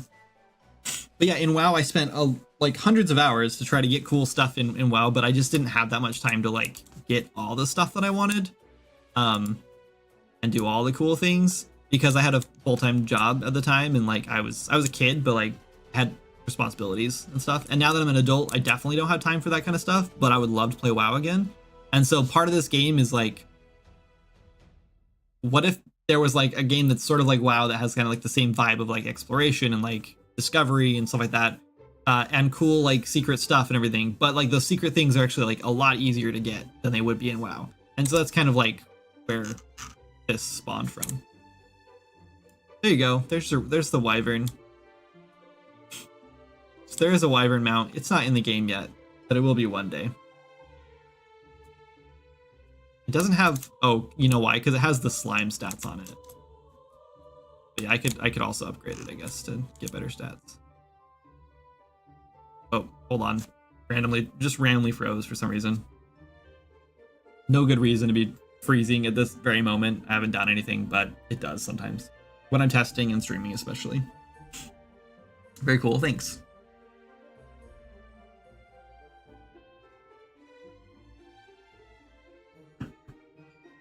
Anyway, I guess we'll wait for this to unfreeze now.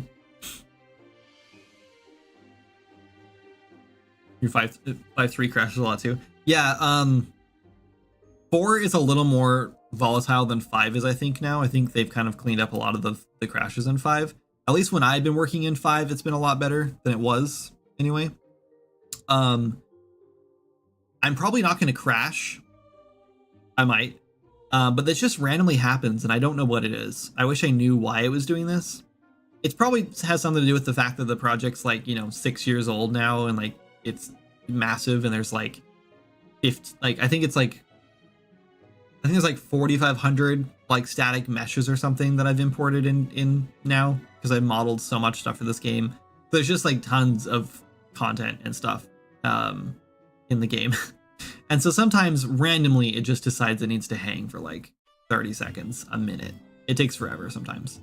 But it only happens like once or twice when I'm working usually. And it happens way more often when I'm streaming. So might also be on my PC. Hopefully 5.4 is more stable. Yeah, that would be nice. I really wish we could switch to UE5. I'm working in UE5 on a little card game prototype I've been playing with just to see if there's any potential there. And I really like UE5 a lot more. There's a lot of really cool features. One of my very favorite things about UE5 is there it goes, it's unfrozen, is the copy paste feature. Like if I wanted to like copy the location here, I can right click, you can hold shift, get off. You can hold shift and like right click on a field and it'll copy it without having to click copy. And then you can shift left click on a field to paste it somewhere else, which is like such a cool, like nice little feature. And that's in UE5 and it's not in UE4. That's like one of my favorite things. So I find myself doing that all the time and I'm like, oh yeah, this doesn't work in UE4. How much plugins are the problem to switch to 5? Plugins are not really the problem. We were successfully able to transfer everything over with plugins. And we actually got the game running and everything. Like we could test, play, work on it and everything in UE5. The problem was when we tried packaging. So what's happening is whenever we try to package, we get errors, and the errors are long dependency chains. So early on, when we were working on this, we didn't know that dependencies were like a thing or like an issue. And a lot of us that worked on this, a lot of the programmers that worked on this is our first like major title. Like we've worked on a bunch of smaller games before, but we've never worked on anything big. I'm now solo on the project, but at one point we had a lead programmer, and then he left the team. We brought on a different lead programmer, and at one point we had an AI programmer on too. So we had at any given time we had one to two programmers working on the game plus me, and now it's just me working on everything because we ran out of money. That happens with games apparently.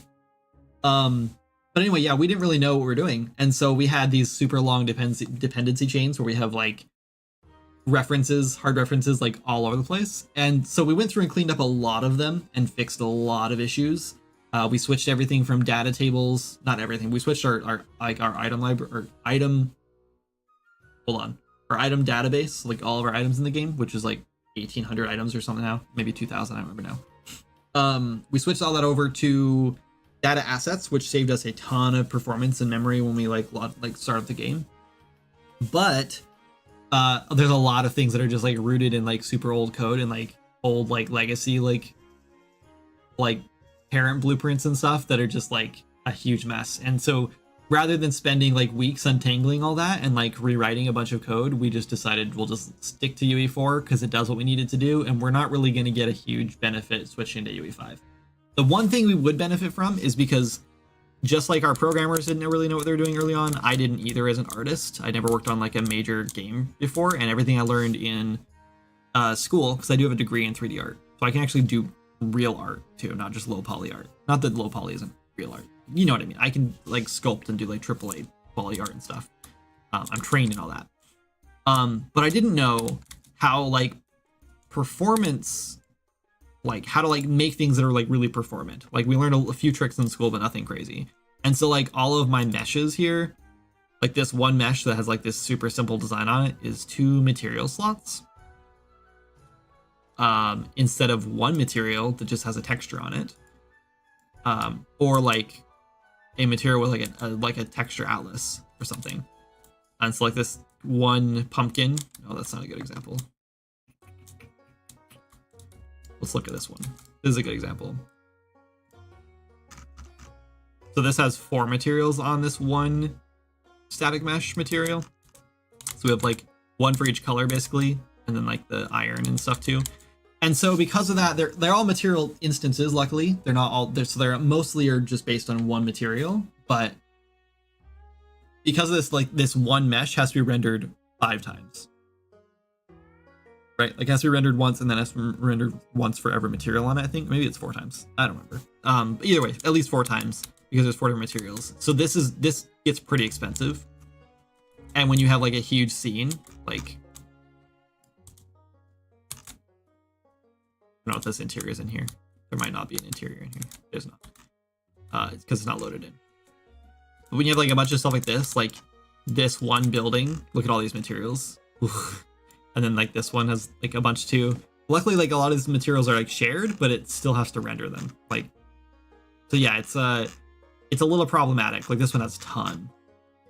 So if we switch to UE5, we could use Nanite, and then Nanite doesn't care about this. Like Nanite does. I don't remember why. I haven't really played with it yet. But I've heard that Nanite doesn't care about this. Yeah, this is pretty bad. This like luckily it's not affecting us in like a terrible way because everything's so low poly. And there's not a bunch of like if each one of these had a different like texture on it, like if we had like a 4K texture on each one of these slots, it'd be a really big problem.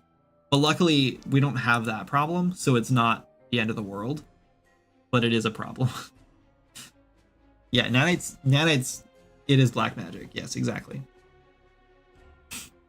Anyway, I was hoping for another ad because I still have to pee. And I don't know when the next one's coming up, so I'll stick it out a little longer. It's a very huge difference for me buying Games Now. Oh, Games Now. Huge difference for me buying Games Now. Oh, like, what do you mean? Do you mean because of Nanite? Oh, UE5. Oh, yes. I see what you're saying. Yeah, I think I found that, like, I don't know, a lot of people actually think that I made this in Unity when they play it because it just has, like, it's low poly, right? And I think a lot of UE, like, Unreal Engine games, like, seem to be more realistic looking and, like, whatever. But yeah, I think the big difference is, like, our ambient occlusion and stuff that we have going on, which is, it's kind of hard to tell, like, just looking at it, but, like, we have ambient occlusion, so, like, this doesn't look like it's floating. And a lot of Unity games with the low poly style, like, kind of don't worry about that stuff. So you get a lot of, like, floaty. You can definitely tell on this door how, like, it's dark at the bottom of it to show, like, it's grounded. Like, it looks like it's actually stuck there on the ground, or, like, right next to the ground. And a lot of low poly games look like they're floating because of that, because of the lack of that, I guess. But I still think Unity is a great engine if you know what you're doing. Same with Unreal Engine, right? Like, just because Unreal Engine has that by default doesn't mean that someone can't make an ugly looking game using Unreal Engine. It's just going to be harder to do because they have a lot of that stuff turned on by default, so you don't have to know to turn it on. That's, like, the only real difference as far as, like, basic, like, shaders and, like, graphics fidelity between the two engines. If you know to turn it on in Unity, then your stuff can look just as good as Unreal Engine. It's just already turned on for you on Unreal Engine, which means that Unreal Engine is actually worse for like puzzle games and stuff, because you don't want all that stuff on usually. You just want something simple. And so Unity does that really well.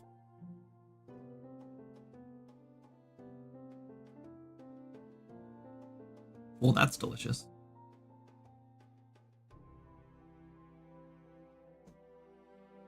Sorry, my wife brought me home what am I trying to say? Brought me home, what was I gonna say? I don't even know what I was gonna say. A chai latte. I think I was gonna say chate. That's not a thing. So we were looking at the processor inventory. I didn't do anything that I want to save. Okay, let's fix this.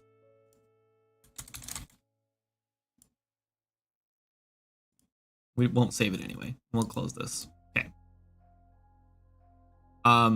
Fingers crossed this doesn't crash, but it might. It crashed last time I tried opening it. I don't know why it would, but it might again. Maybe both engines just need a simple version of itself. Yeah, agreed. That would be great, actually.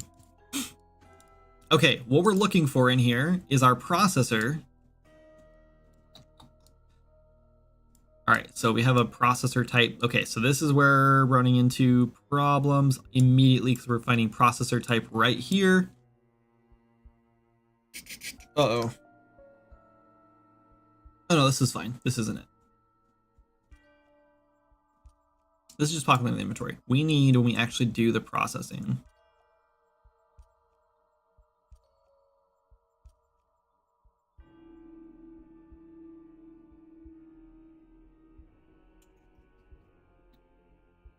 Where is it? It's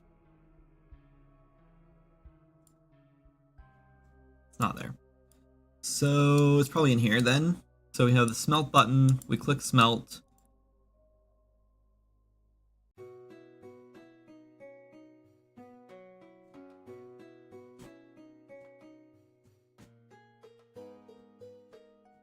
I love that this thing doesn't do anything right now. And we need to make it do something, but it's not doing anything yet. Somewhere in here we should have, like, when the processor, like, completes. What are we doing? Start smelter. What is this?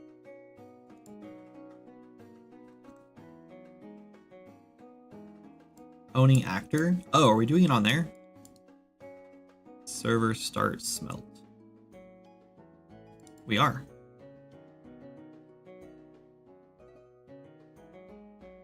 Blueprint assist is very nice to save time. What is blueprint assist? I use I assume it's a plugin. I'll have to look into it. I use what's it called? Now I've forgotten what it's called.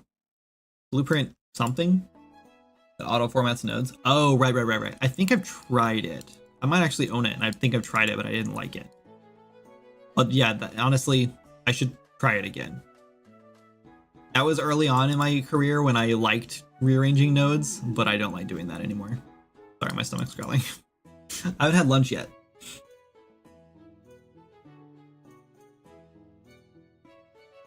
Renames nodes when you set the server. Oh, that's cool. That's handy. Darker nodes? I don't have that. That also sounds nice. I wish that, I wish that you could like customize the visuals of the nodes in UE5 more. Like I know you can like customize a lot of things in UE5, like your whole layout and stuff, which is really cool. But I wish that you could do more with like the look of the nodes. And I wish that like you could just go to a place and like download like different layouts or different themes. That'd be pretty fun. Okay, anyway, spawn output and bellows, don't care about that. Set inventory, empty ingredients. We're calling a server function which is start smelter. I assume that our server start smelter has a bind on it for when it gets done. Am I crazy? Right here. Server processor timeline complete action.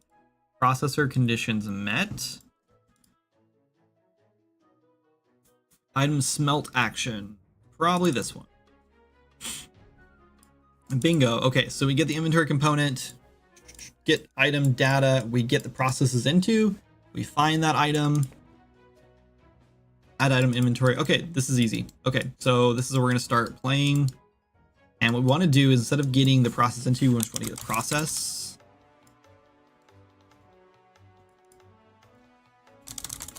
And we're going to loop through these ones because we can do this for every smelter type. And we want to break this struct to get more information from it. I don't know what we're going to need over here, so I'm just going to leave it here for now. Equals, we're going to make sure that this is the right smelter type. I thought... Oh, fine, never mind. Yeah, we'll do this. This is better.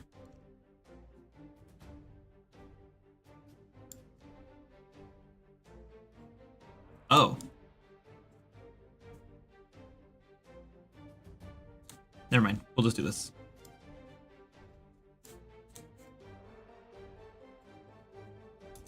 We might need to like store each item we can smelt instead of do this. No, we can do it one at a time.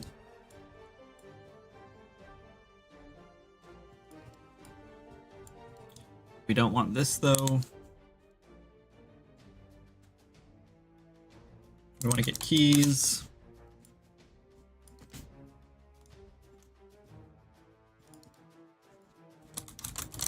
Another loop inside this loop. And then for each one of these, we want to do this.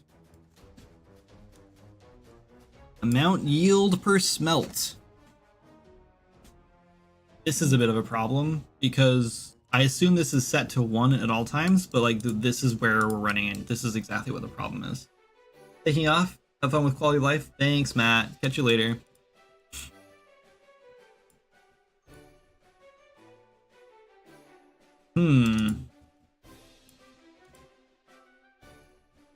I don't know if this changes anywhere. I'm going to assume that it does not change, and we will just replace this with this instead. Also, it was really stupid that was a string when it could have just been a name.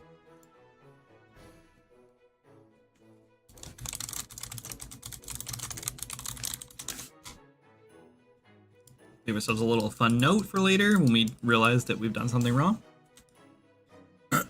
Quality, what is this for?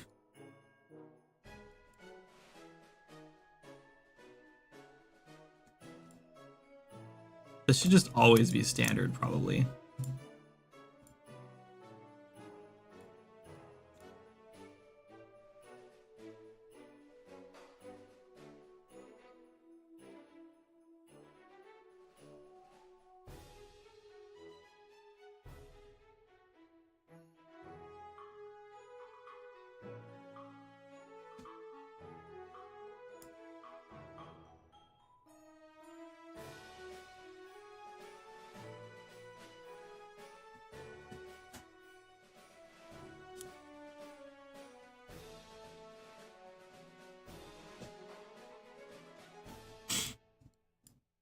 All right, now that's fine, I guess.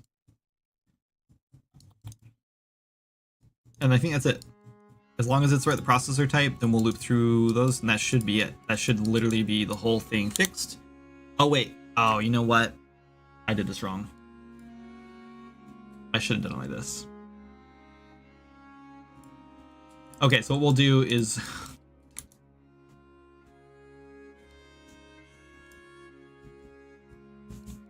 This is fine. We'll just rebuild it, I guess. What we want to do is we want to do this twice.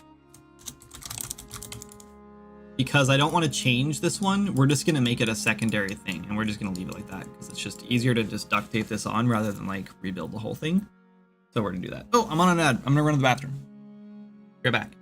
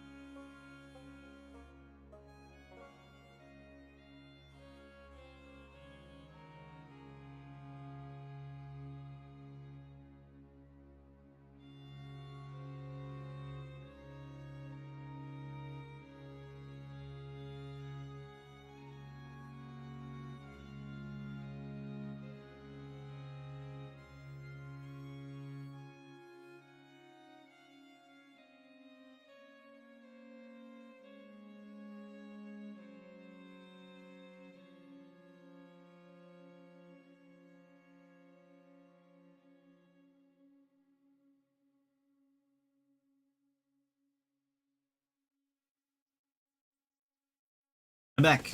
I made it.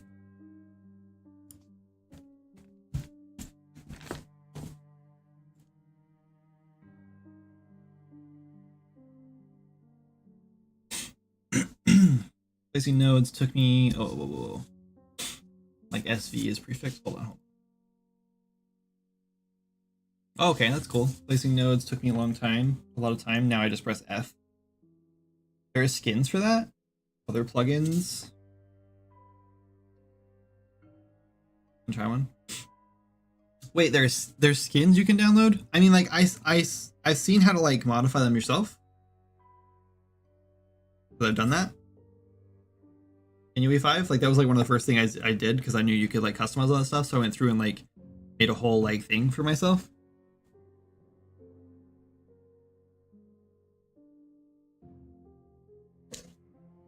They failed to punch the ventilation hole in this coffee cup, so I couldn't get any chai out of it.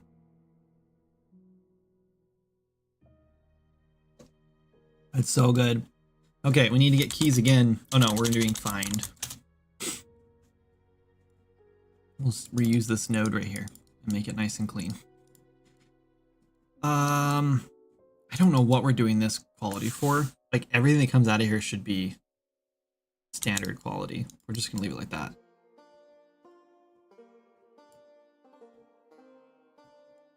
So after we loop through the other processes, we're just gonna do this one again.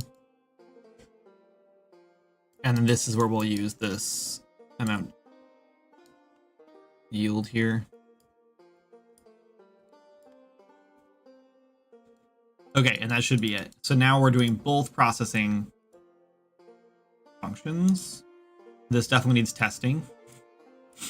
Luckily, I happen to be in the test level and I know how to test things.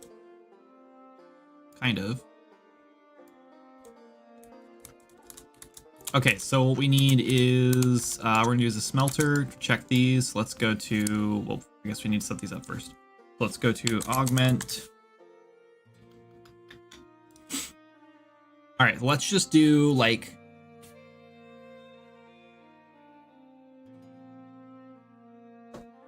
Let's just do like 5. Maybe we don't. Maybe we do less. Should we do less?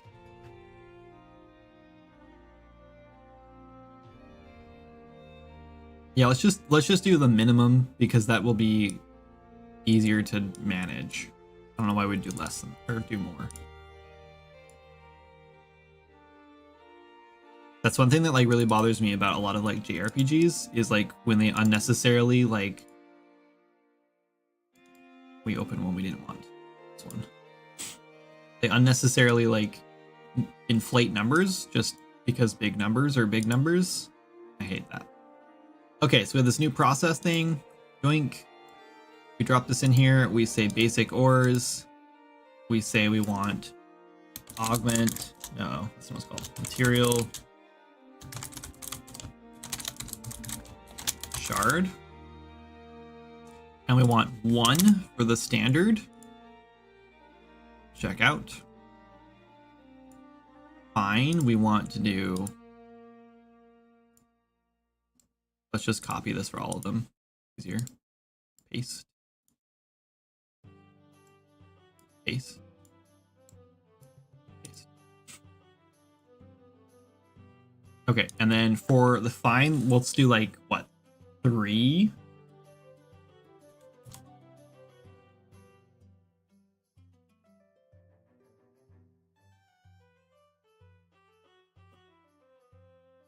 Let's just have GPT figure this out for us. This is what GPT is good at.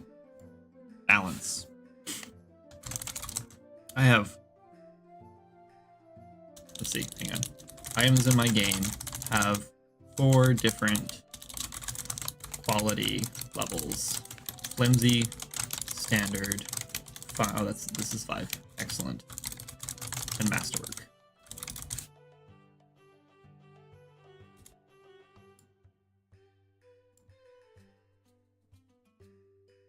Here, you guys can see what I'm typing if you want. What are we supposed to say? There are special items that upgrade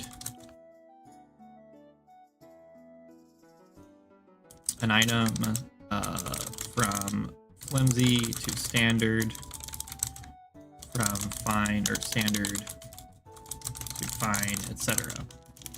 These items can be processed into these. Oh wait, hold on. Called. They can be.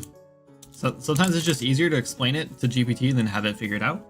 This might be a bad idea. This might be a waste of time rather than just figuring it out. But yeah, you can post links. Go for it. As long as it's relevant, like to game dev or whatever the topic we're talking about, that's fine.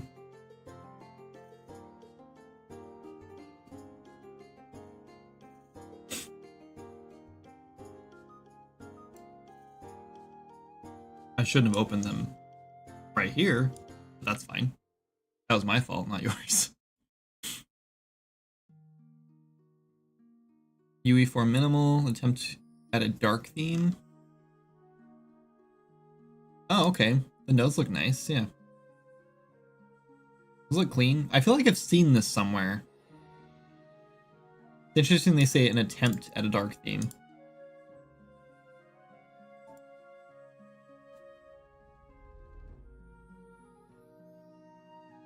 I'm snoozing that to make sure that Janet is going to get Abby, and I don't know if we get her. From school. And then I've seen electronic nodes, not a fan of that one. Darker nodes though. Oh, I've seen this one too, I think. See, I thought this one like, oh no, this one looks a lot different.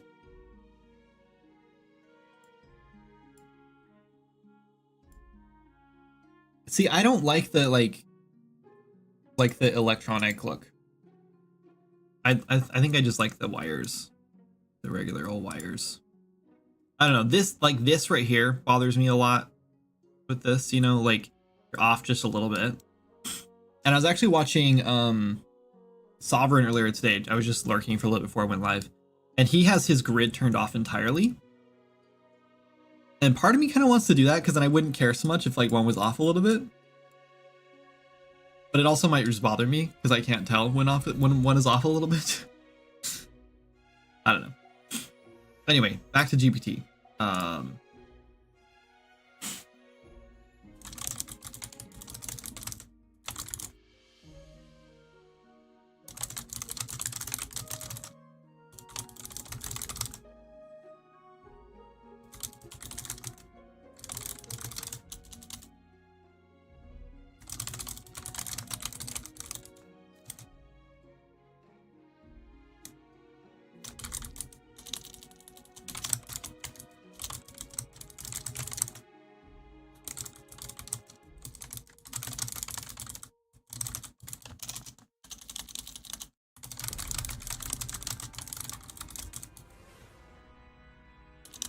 Hold on. I'm trying to explain this, so I'll only have to explain it once.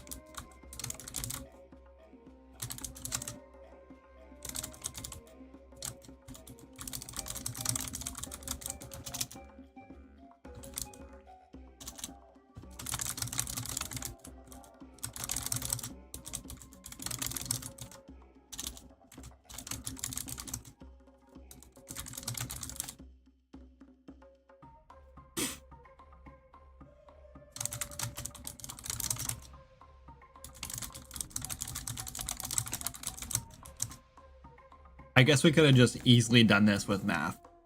Like, I don't know. I don't know what I was thinking.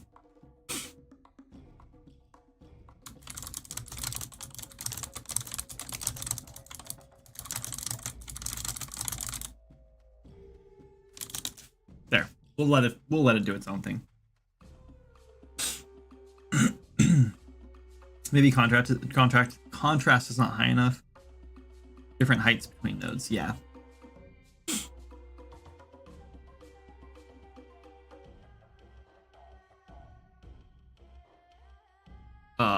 I think this misunderstood. Oh wait, no it didn't. So 3 shards to make a standard, you get 1 shard. Then 9 shards to make a fine.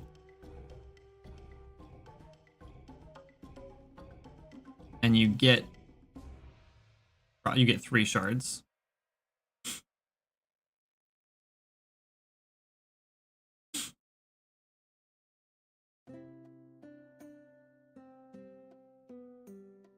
Why is this so complicated? The way they wrote this is really stupid.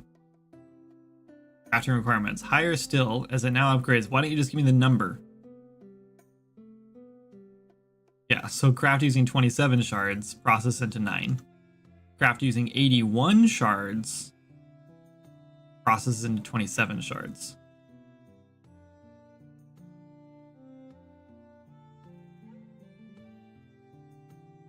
Why 81?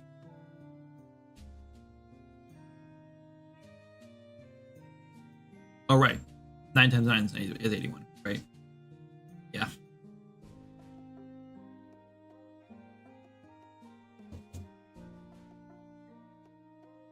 Three times the requirement for excellent. Process it in 27 shards. Yeah. I guess that's fine. This seems kind of like a lot, but I guess not. It just means you have to like, okay, so you'll need 3 standard stones. Oh no, you only get 1, so you need 9 standard stones to make 1 fine. Ooh, that might be a bit much.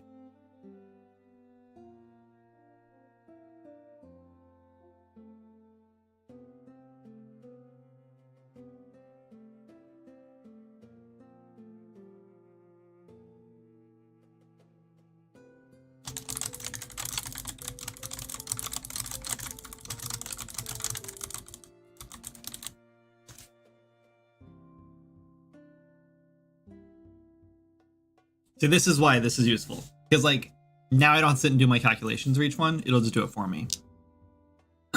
So crafting a fine stone requires 9 shards. Oh wait. Yeah, so 9 standard stones. 27 and 81. Oh right.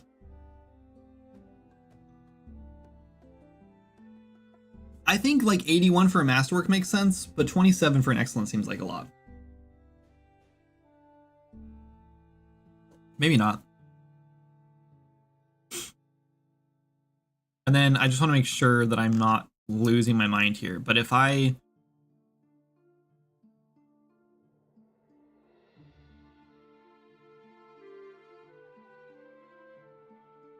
Wait, hold on. Each crafted with 3 standard stones.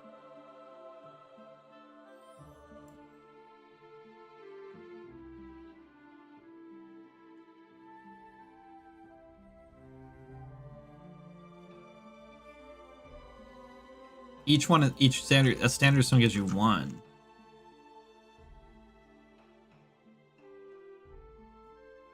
Oh, right. I see what you're saying. It's saying to use 3 shards. That's confusing. I don't know. Maybe this is misunderstood. Maybe I'm misunderstanding.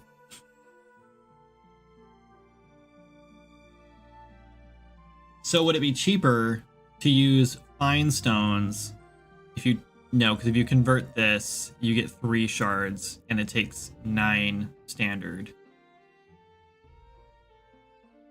So you can... Okay, so you can basically convert one down for free. So if you want a standard and you have a fine for some reason, you can destroy a fine. It'll give you 3 shards, which is exactly what you need to craft a standard.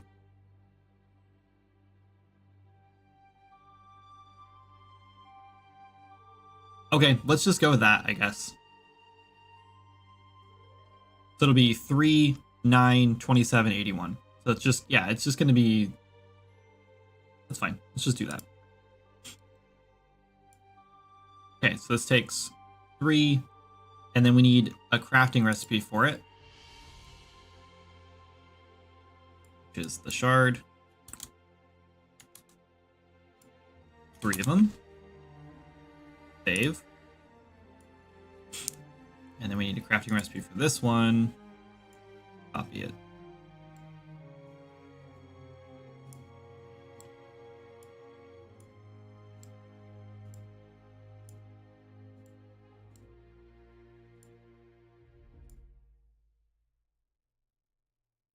So this one gives you 1, this one gives you 3.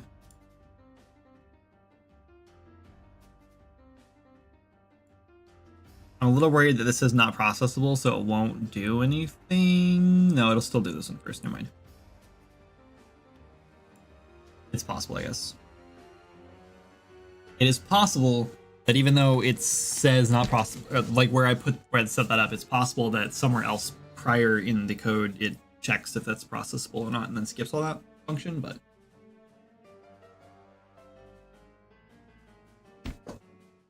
should be fine. Okay, so this one we need 9 to craft, and it gives us 3. This one gives us 1. This one we need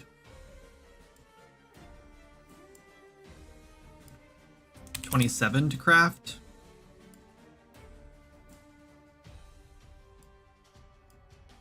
And it gives us 9.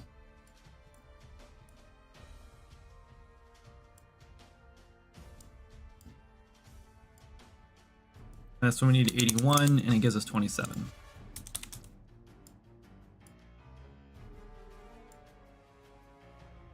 It's kind of, I wish it was a little more not multiples of 3, I guess.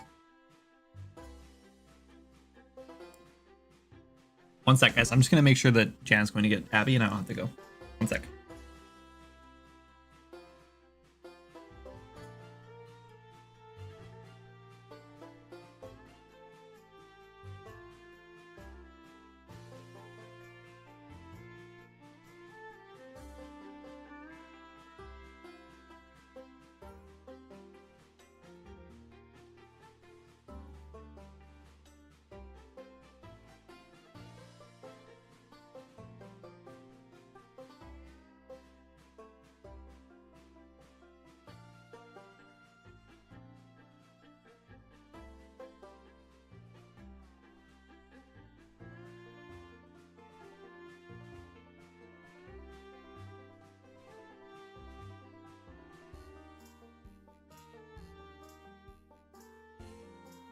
Okay, I'm back. Sorry.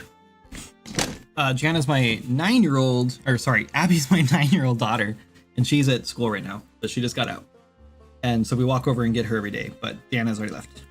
Who is my wife, in case you're new here. Okay, let's test this. We have to go to our item library.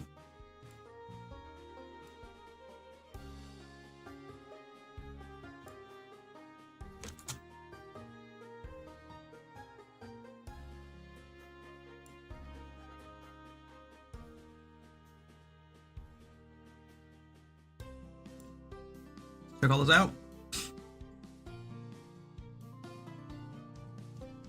Oh.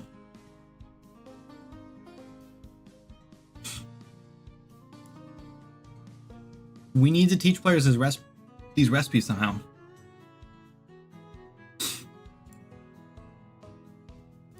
So let's go to recipe. Level up.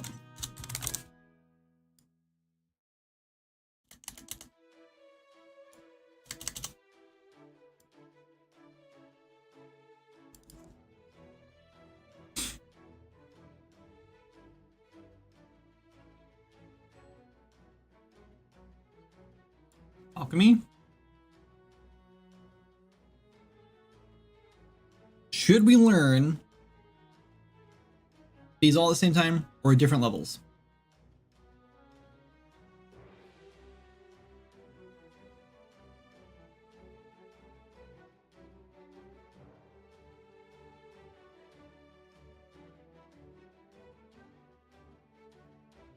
Seems kind of useless to have one and not the others, right?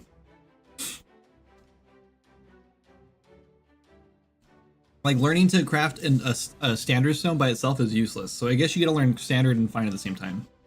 So we can learn both as just like level 0, I guess. But then if we do them later, then they're gonna be like out of order when you sort them by like when you learned them.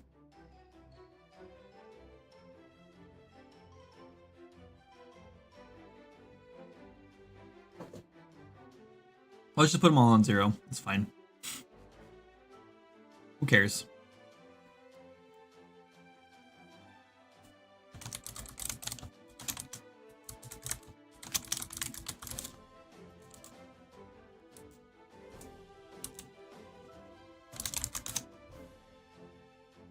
Fine, excellent.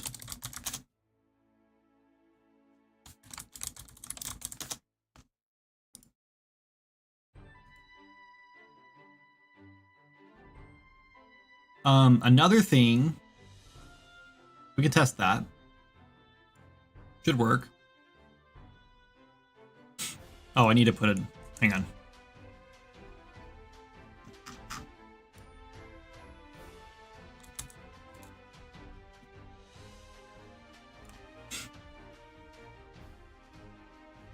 We need to, I think we should have another way to get augment stones, and potentially we do that via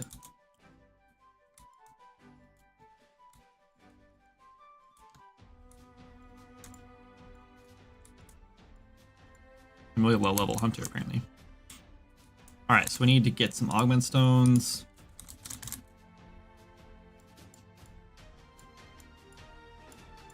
Oh, we don't want that one.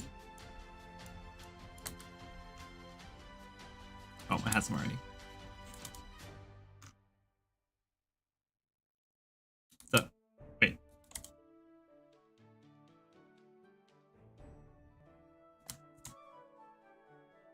Do we not put the processes on these?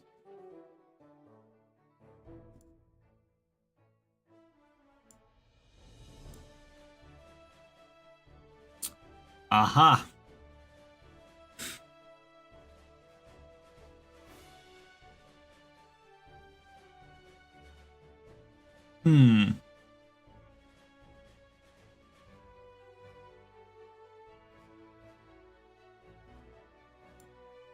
Okay.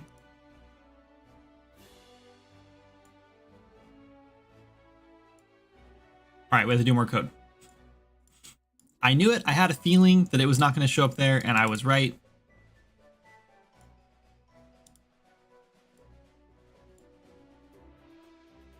Pretty sure it's in here. Somewhere we are updating our inventory like slots. Just add slot. Populate inventory.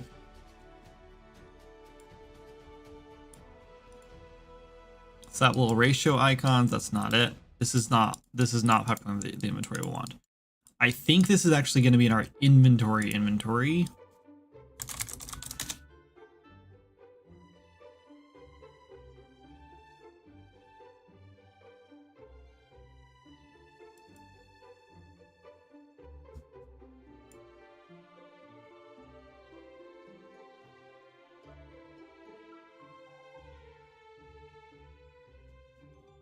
Right here, populate inventory. Filter construction stockpile, filter processables. Cauldron, processor. Processes into.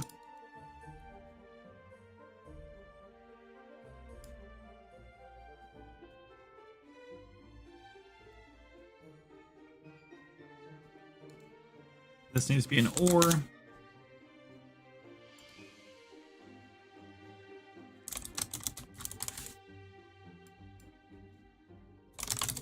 And we want is valid index. If there's anything in there. Oh, wait. Sure, actually that's fine. Damn it, that sucks actually.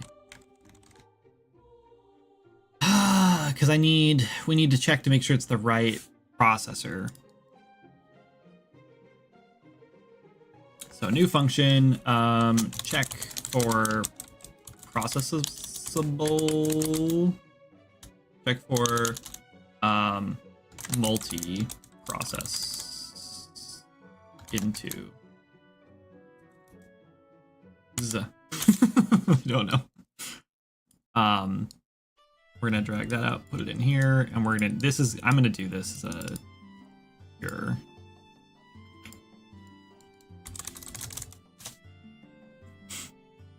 And we just want this to be a can process.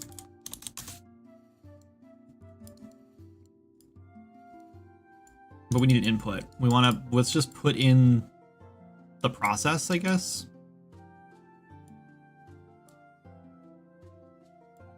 Input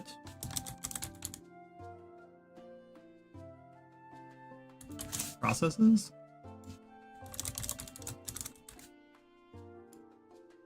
An array.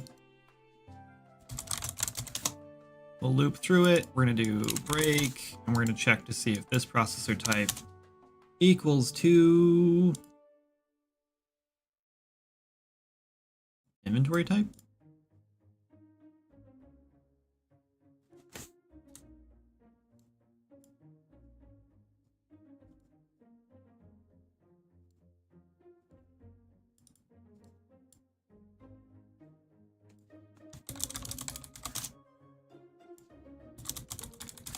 Processor types.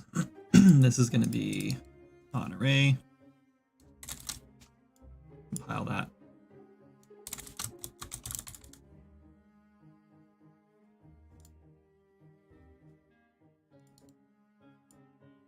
So if we ever find one of those, we're just going to break it and say yes, because then we can process.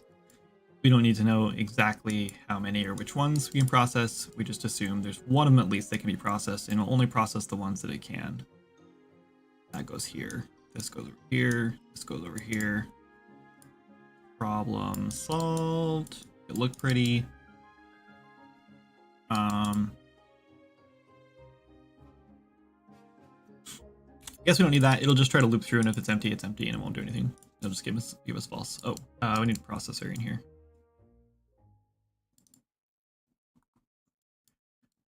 Okay.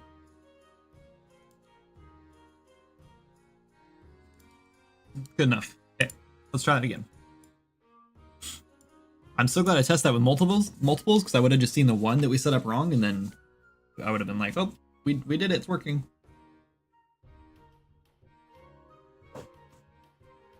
Okay, now we should see all of them, or we see none of them.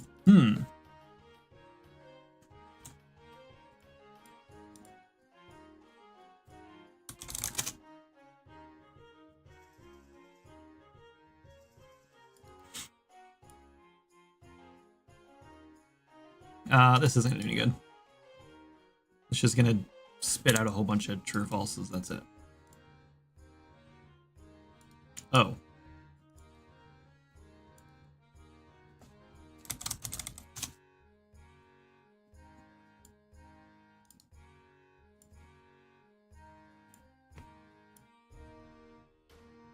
Oh, wait, this is not going to work. Hold on. I'm dumb. This is going... Yeah, okay. So if this is true, then yes. Otherwise, we don't do anything. We want to keep looking. Phew. Okay. That should fix it, and we inverted that, so now we should be still not working. What? What?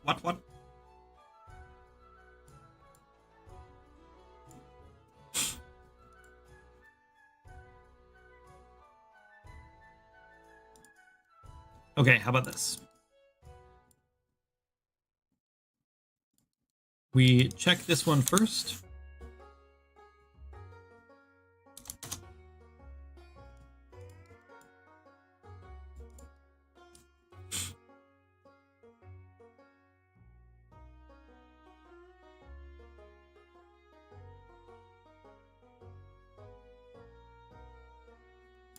That should work, right?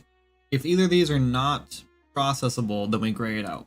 Nope, that won't work. So this one is not processable almost every single time. Okay, so we'll check this one first. If not, then we want to check this one.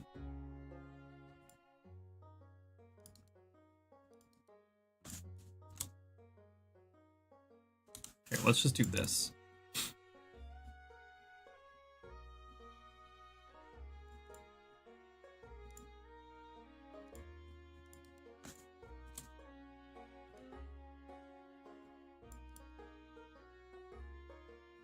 It's getting messier, but that should work.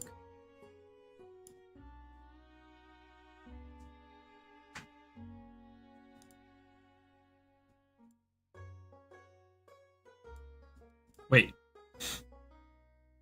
It's so confusing because this is a double negative going on, so I'm backward on it. Okay, if this does not have a processable, then we want to gray it out. But well, no, because we want to check first. Otherwise, that's what we want, right? I think this is the other way around too.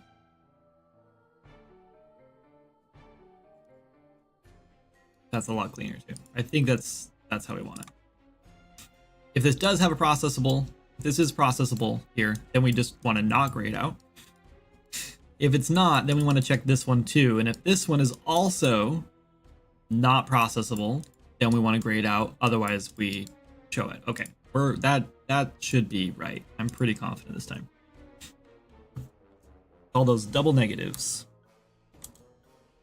Uh-oh. What?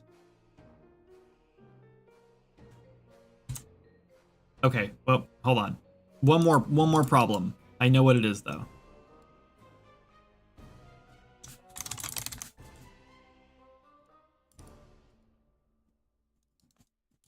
If we get through this and we haven't done any of them, then we want to say we can't process it.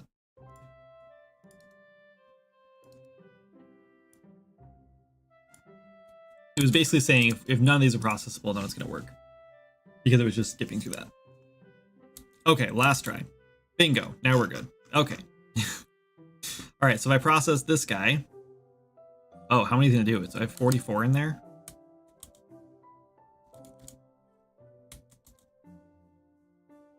Give me one. But how many did it take? Oh no, it took 5? 6? Taking 6 of them? It's taking 6 of them, spitting one out. What the flip is happening? I'm getting errors too, so I need to look at that. But like, it's taking so... Oh, and it gave me a broken item. Oh, no, it didn't. Oh yeah, it's definitely getting broken items. Stop doing whatever you're doing. Okay.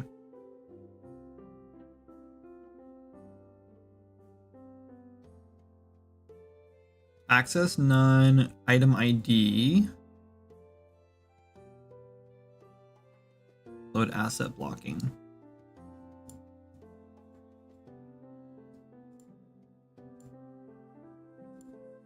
Okay, so we need to do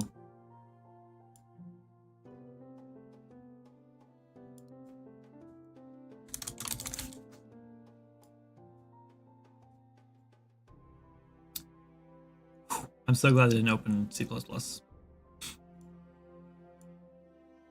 Okay, if this is valid, then we'll do it. Otherwise, we need to check to see if... Oh, wait. Yes, that's right. Otherwise, we want to get process. This is probably... We're just going to kind of run into, like, more and more of these issues. Is valid index.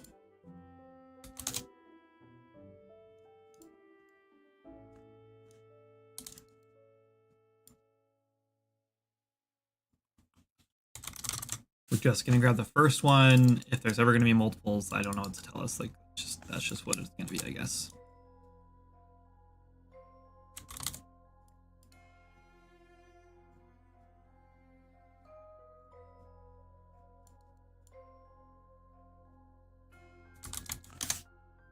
No. Yeah, just kidding. Let's get the keys.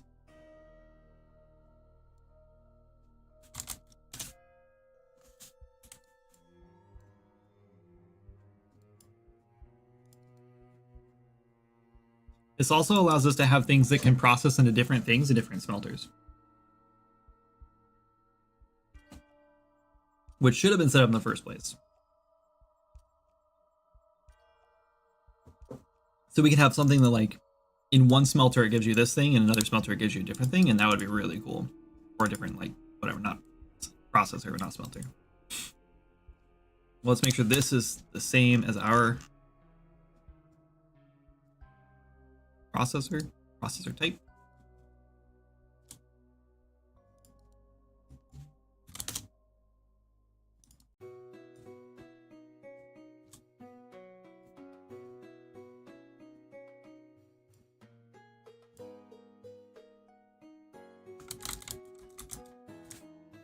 Let's switch one out with the question mark here.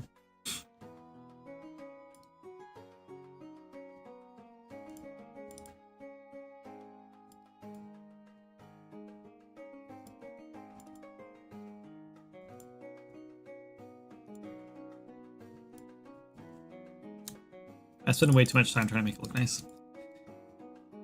Okay.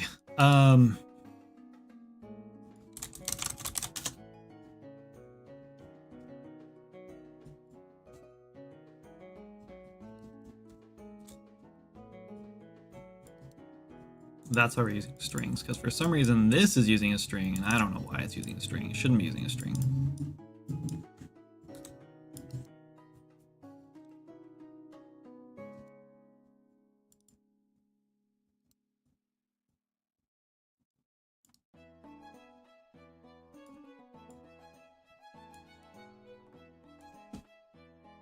Okay. That should fix that error, but we're still having lots of issues. And I'm pretty sure that I have no idea what's causing those issues. So let's go back. Okay, this is where we messed with stuff.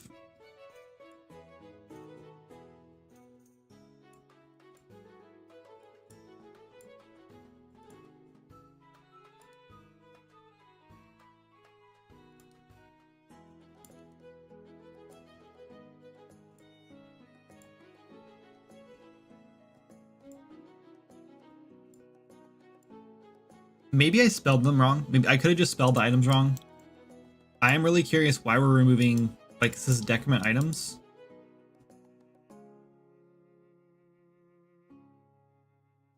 If it's not the last smeltable amount in the stack.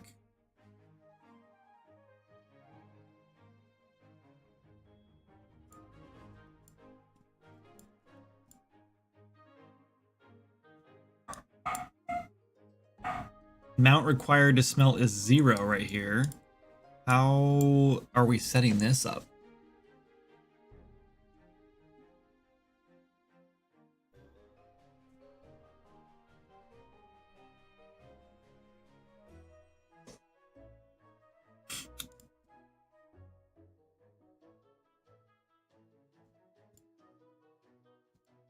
Hmm.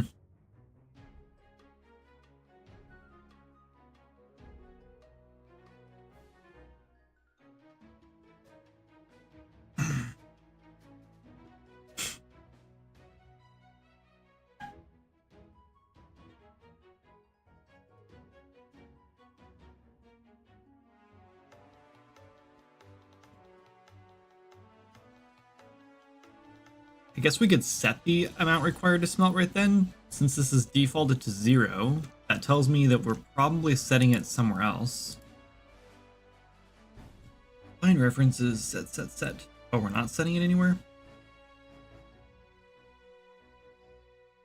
Are we setting it on the processor child? Probably.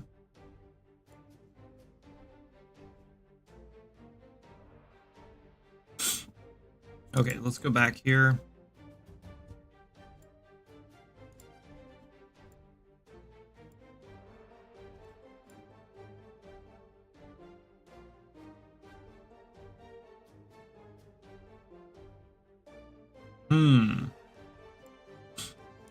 We should put a like amount required to smelt on there. But the problem with that is that we won't get that. Man, this would have been. It's so frustrating. Like sometimes we just like build things so simple and we don't like think about like a couple more variables would have made this so much more modular and we would have had so many more options for like future content. And now I have to go back and try to fix it all. But I can't really blame anyone. Because I didn't think about adding the amount required to smelt. Well, I guess I would have. But I didn't until right now. But I would have eventually if I wrote this from scratch.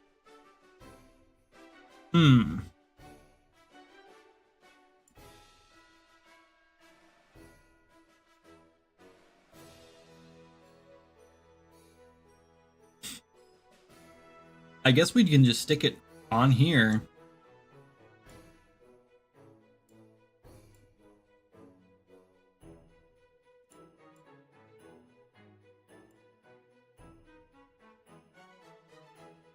Can't put it in here? Well, maybe we could actually. I guess we could put it on each one of these recipes. The problem with that is that we can't like go back and set it up now.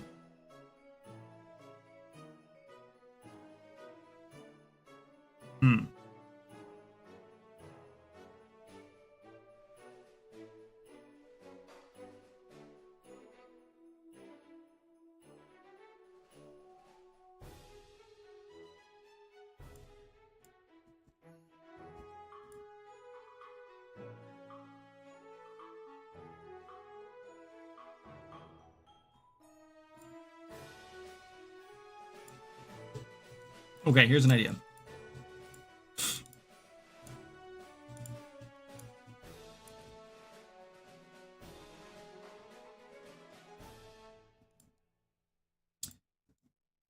Okay, let's save everything. We're gonna do this the right way. Let's set this up here first, and then we'll go back and add it in.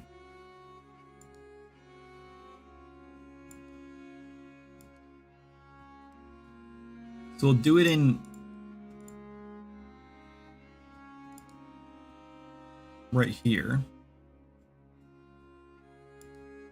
So we're going to pretend like there's going to be another option on here, which will be amount required to smelt. And then we will have an integer for that. So we're going to make a local variable that says cached requirement to smelt. Wait, and that's going to be an integer. We're going to set that here.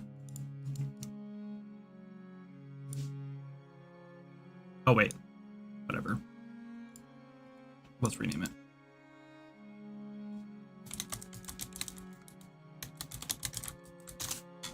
Mount rec to smelt. Okay. We're going to cache this here. Then we're going to set this to the thing we're going to add on to this. And we do this here. And then when we complete this, hold on, we should just cache this at the beginning. Because like it's not going to hurt anything to cache at the beginning. And if we cache it in the beginning of the loop,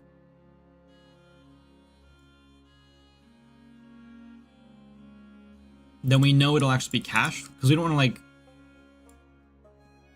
yeah, it'll be cached before this, and then this way if this doesn't trigger, it doesn't matter. We're just caching it for no reason, and then we're setting it back itself. So really won't hurt anything. It's just going to be whatever, who cares. That's going to go here from the cache. Whoops.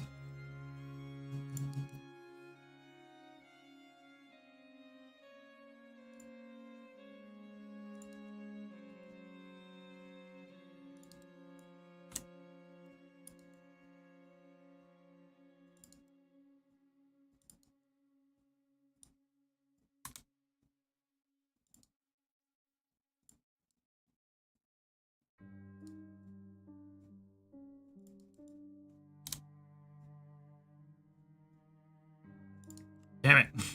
Fine. Okay, compile.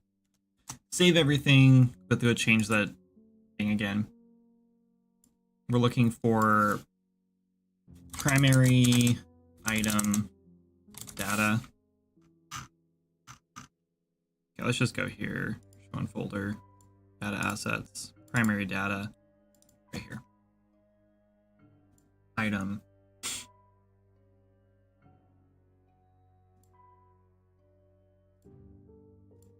Let's make a new category for these called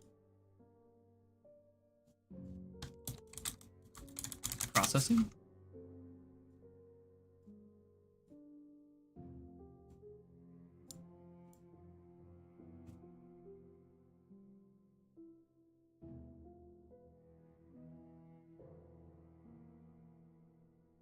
Yeah, this is fine because we can just go through and we'll just kind of like set these up to like be an override, I guess. I don't know why these are all visible. They're like exposed. They don't need to be. Anyway, damn it, we need to add this struct. I'm stupid. I guess we don't have to. We could just add it to that. But then we have to go through and like manually set it for every object. And we might want it like overridden for a smelter. Like we can change a smelter to be like, this doesn't need 3, it needs 2 now. So this is a more efficient, like maybe the hot smelter in Azura smelt things faster. So there's a reason to go back to Azura and smelt there. You can take all your like rare ore back there and smelt, because it's gonna be a lot faster to, you're gonna smelt, you can get like 30% more out of it. Maybe that's a bad idea. Maybe it's a bad idea. Maybe after you smelt like 500 ingots there or something, you get the recipe so you can craft your own on your own plot.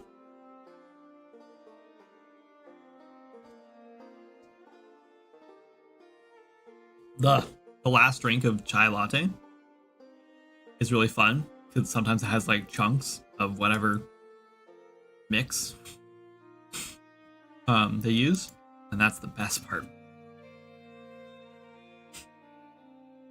Anyway, we're going to struct process into, add a new variable. Please don't break everything.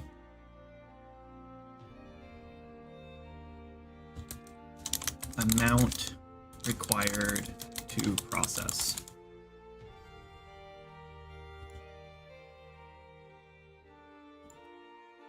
This would be ideal to have this on the actual item IDs because, oh no, I guess it doesn't matter. Never mind. Oh, actually, it doesn't matter because we could just, if you really wanted like the same processor type that crafts 2 different items that requires 2 different amounts to process, then you just make 2 of these because it's an array, or it's a struct. It's not a map, so we can have multiple of the same input, and it'll just process those ones individually, and then that'll be fine. Oh no, it's only gonna work for the first one, and it's because it's like, yeah, we It's fine. It'll just be, yeah, it's fine.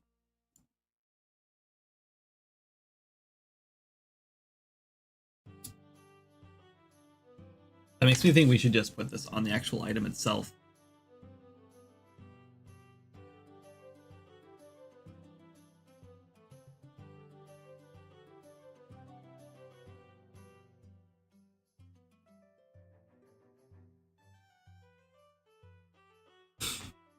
No, we'll put it on here. We'll just have to know that it only grabs the first one of that processor type. Which does kind of suck, because it means we can't just do like get the like 0th index. We'll have to like loop through and find the right processor type. And we can't use a find because it's not a map. So I guess it is what it is.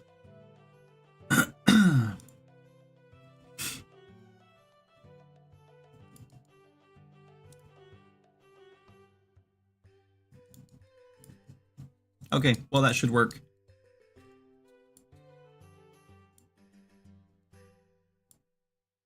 Would love to know why it took 4 though. That's a little yikes. Oh, I know why. I know why. Because after it does this,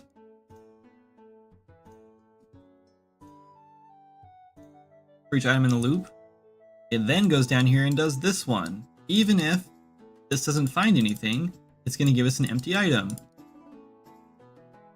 So we need to do...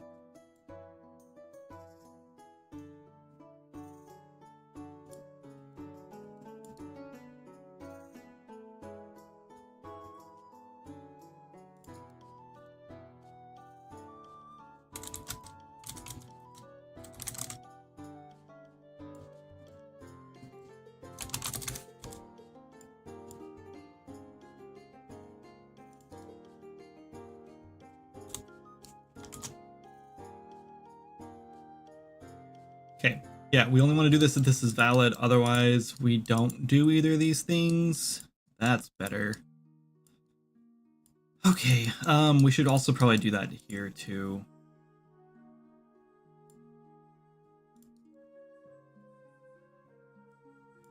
Just because this will just save us from ending up with broken items. You know, it's insane to me this add item to inventory function doesn't just account for that. Like, why do we not just account for this? We should just do this right off the bat.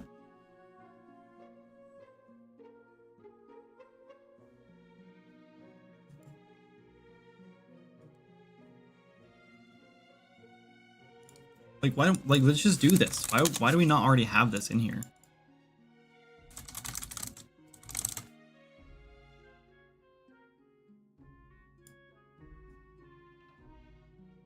Get item data from item ID. This is a name though. I thought we'd... Oh, that's handy. Why haven't we just been using that?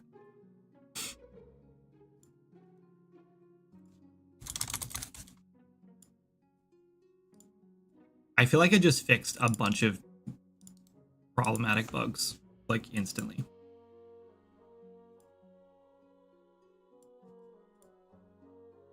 there a return in here?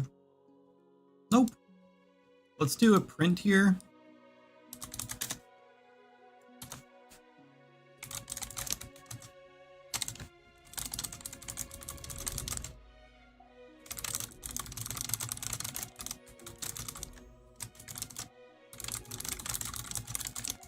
There, now our testers will get an error there saying, hey,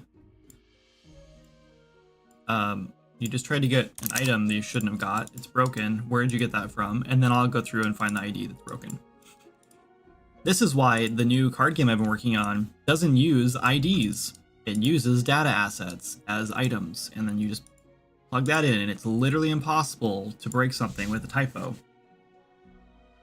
Hey, what's your background before Swords and Magic? Anthony, I've been making games for, I'm 36 now as of last week. And I've been making games since I was like 18-ish, 17-ish, 18-ish, so 2006 or 7. And so I've been making games in RPG Maker, and then I moved to Stencil and I used a little bit of Game Maker at one point too. So I made games in Stencil for a long time. I mostly did art. I was doing like vector art stuff. I was really bad at it. And then when I met a friend who was doing the programming stuff, and then him and I stopped making games together for a while, and I went and I joined a band and did all this other junk that was not games. And then I had a baby. I was working a dead end job and I wanted to get back into games, but I didn't think I could like do it professionally. And then I decided, you know what, screw it, I'm just going to go to school for this. So I went to school and got a degree in 3D art animation. Shockingly, I finished school and graduated and did really well.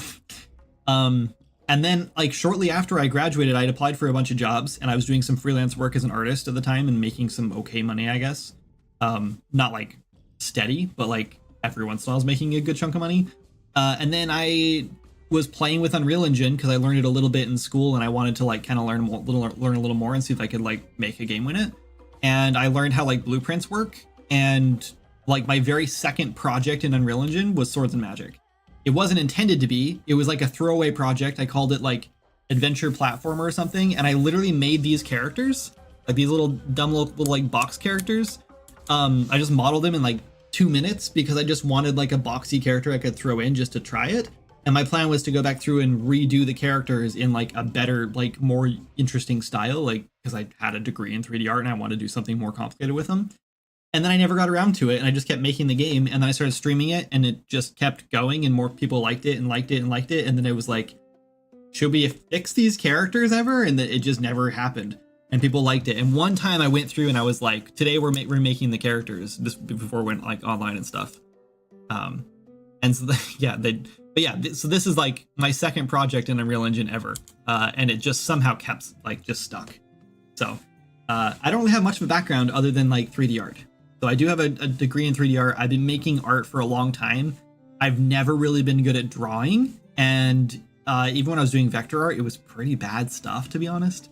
Like I have a bunch of my stuff that pops up on Facebook all the time, and I'm like, look at this art I'm doing for this game. And it just looks like a 5-year-old is doing it. Like it just, I don't know. My art was really bad a long time ago.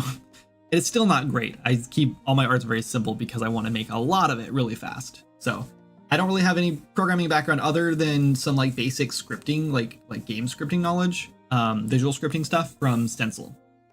So yeah, Unreal Engine was my first like major project, and I never expected it to go this far, and I definitely never expected to be working on it 6 years later. So I should probably do other things with it. Wolfie Odinson, thanks so much for the follow. Welcome in. But yeah, I should probably be oh, so is this still have my, oh, I lost all my things. That's okay. All right, so this should give me 3. I have 42. Okay, wait, this is working now. 42. It says I can make 14. That's broken. So the icon's working, that's good. Gave me 1. How much do I have in here? 42 still. So that's free. Still 42. But only 1 item in here. So something broke after the first smelt. Okay. Oh, I should have got it out. I lost those 2. Okay, that's fine. Anyway, so yeah, I don't have a ton of experience in making games, and it just kind of goes to show that like, as long as you have like a passion for it and you are willing to put the time in to learn how to do something, and you have a cool idea, you can make anything work. What's up, Wolfie? It's going well. It's been a long stream. I have a lot of viewers in here who are not talking at all because I got raided by 2 different people. But I think most of them are probably lurking, which is cool. It's fine. I've been kind of like getting work done, so that's nice. Today was like a bug fixing stream, but I really wanted to add this new feature, or like quality of life feature that we needed, I think kind of desperately, with the new feature I added recently that lets us, like, I added a new feature that lets you upgrade your weapons to different tiers, and they give you different like stats as you upgrade them. So like you unlock more and more stats to like put on your weapon, which is cool. The problem is that like you don't really have, like, the stones you have to use to upgrade your weapon are pretty rare to find, and like the higher tier ones are really hard to find, and so players are like stuck with all these like lower tier weapons and so they can't get all the cool stats they want. And so I'm making a system now where you can take those lower tier stones you can find everywhere, and you can break them down into like shards, and then you can build them, put them back together, and craft them into the higher tier weapons or higher tier stones. So that way you can like kind of level up and level down your stones, whatever. Or if you needed some like lower level ones, you have a really high tier one you don't need, then you can like use that. And yeah, you won't, but you could. I'm on the opposite. I come from a development background, no real art background. Any recommendations for learning the art side of game development? Well, like I just said, my like 2D art stuff was pretty bad. So I think it's fair to say like if you're getting into like 3D development, you don't really need a 2D art background. I have one a little bit, and I used to do some like painting and stuff.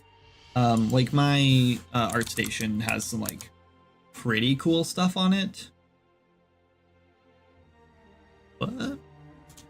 Sorry, usually it pops right up, but it didn't. Oh, because I'm not signed in or anything. Hold on. Hopefully that's the right sign in. Something went wrong. That's okay. Hang on. Anyway, so I don't really have much of a 2D art background, but I don't know. I guess I have done some pretty cool stuff before. Get off my screen. There you go. So yeah, like so my vector stuff is like all this is like after I went to school, pretty much almost all of it, I think. But like some of these, like this is probably one of my like best pieces, and like this was like so like there's so much reference used in this. Like I literally just like had a reference up and I was just drawing it like to a T. I was just trying to copy like almost exactly. So there's not a lot of creativity in those ones. But yeah, and most of this is just like my sculpting stuff from when I was in school. Go away, get off the screen. But yeah, like I was doing a lot of pixel art too. I'm actually decent at pixel art, or I used to be. I haven't done it in a long time. So yeah, you don't really need a huge, like a great 2D background, and I didn't really have one when I went into school for modeling. And the reason I like modeling so much is because I'm not very good at like getting my brush strokes correctly. So like when I like draw a line or whatever, it's almost always wrong. Like it's like I never like get it right the first time. So it takes me a long time to like draw things. I'm trying to get better recently because I'm drawing a bunch of card art for a card game I'm doing, but it's just like props. So I'm just doing like weapons, like drawing like weapons and armor and like just random items and stuff. I don't really like drawing characters very much. I mean, I guess I do. I just am bad at it, so I avoid it, I guess. But I want to get better at it, so I've been practicing a lot lately. But yeah, I can do 3D modeling, I can do sculpting and all kinds of stuff, and I don't really have the background for that. And the reason I like it so much is because when I'm modeling, if you like don't like how something looks, like if I'm modeling like, I don't know, this arrow, for example, is a good example, and like this just looks wrong, it's so easy just to grab the vertices and just move them, and then I can look, oh yeah, it looks better.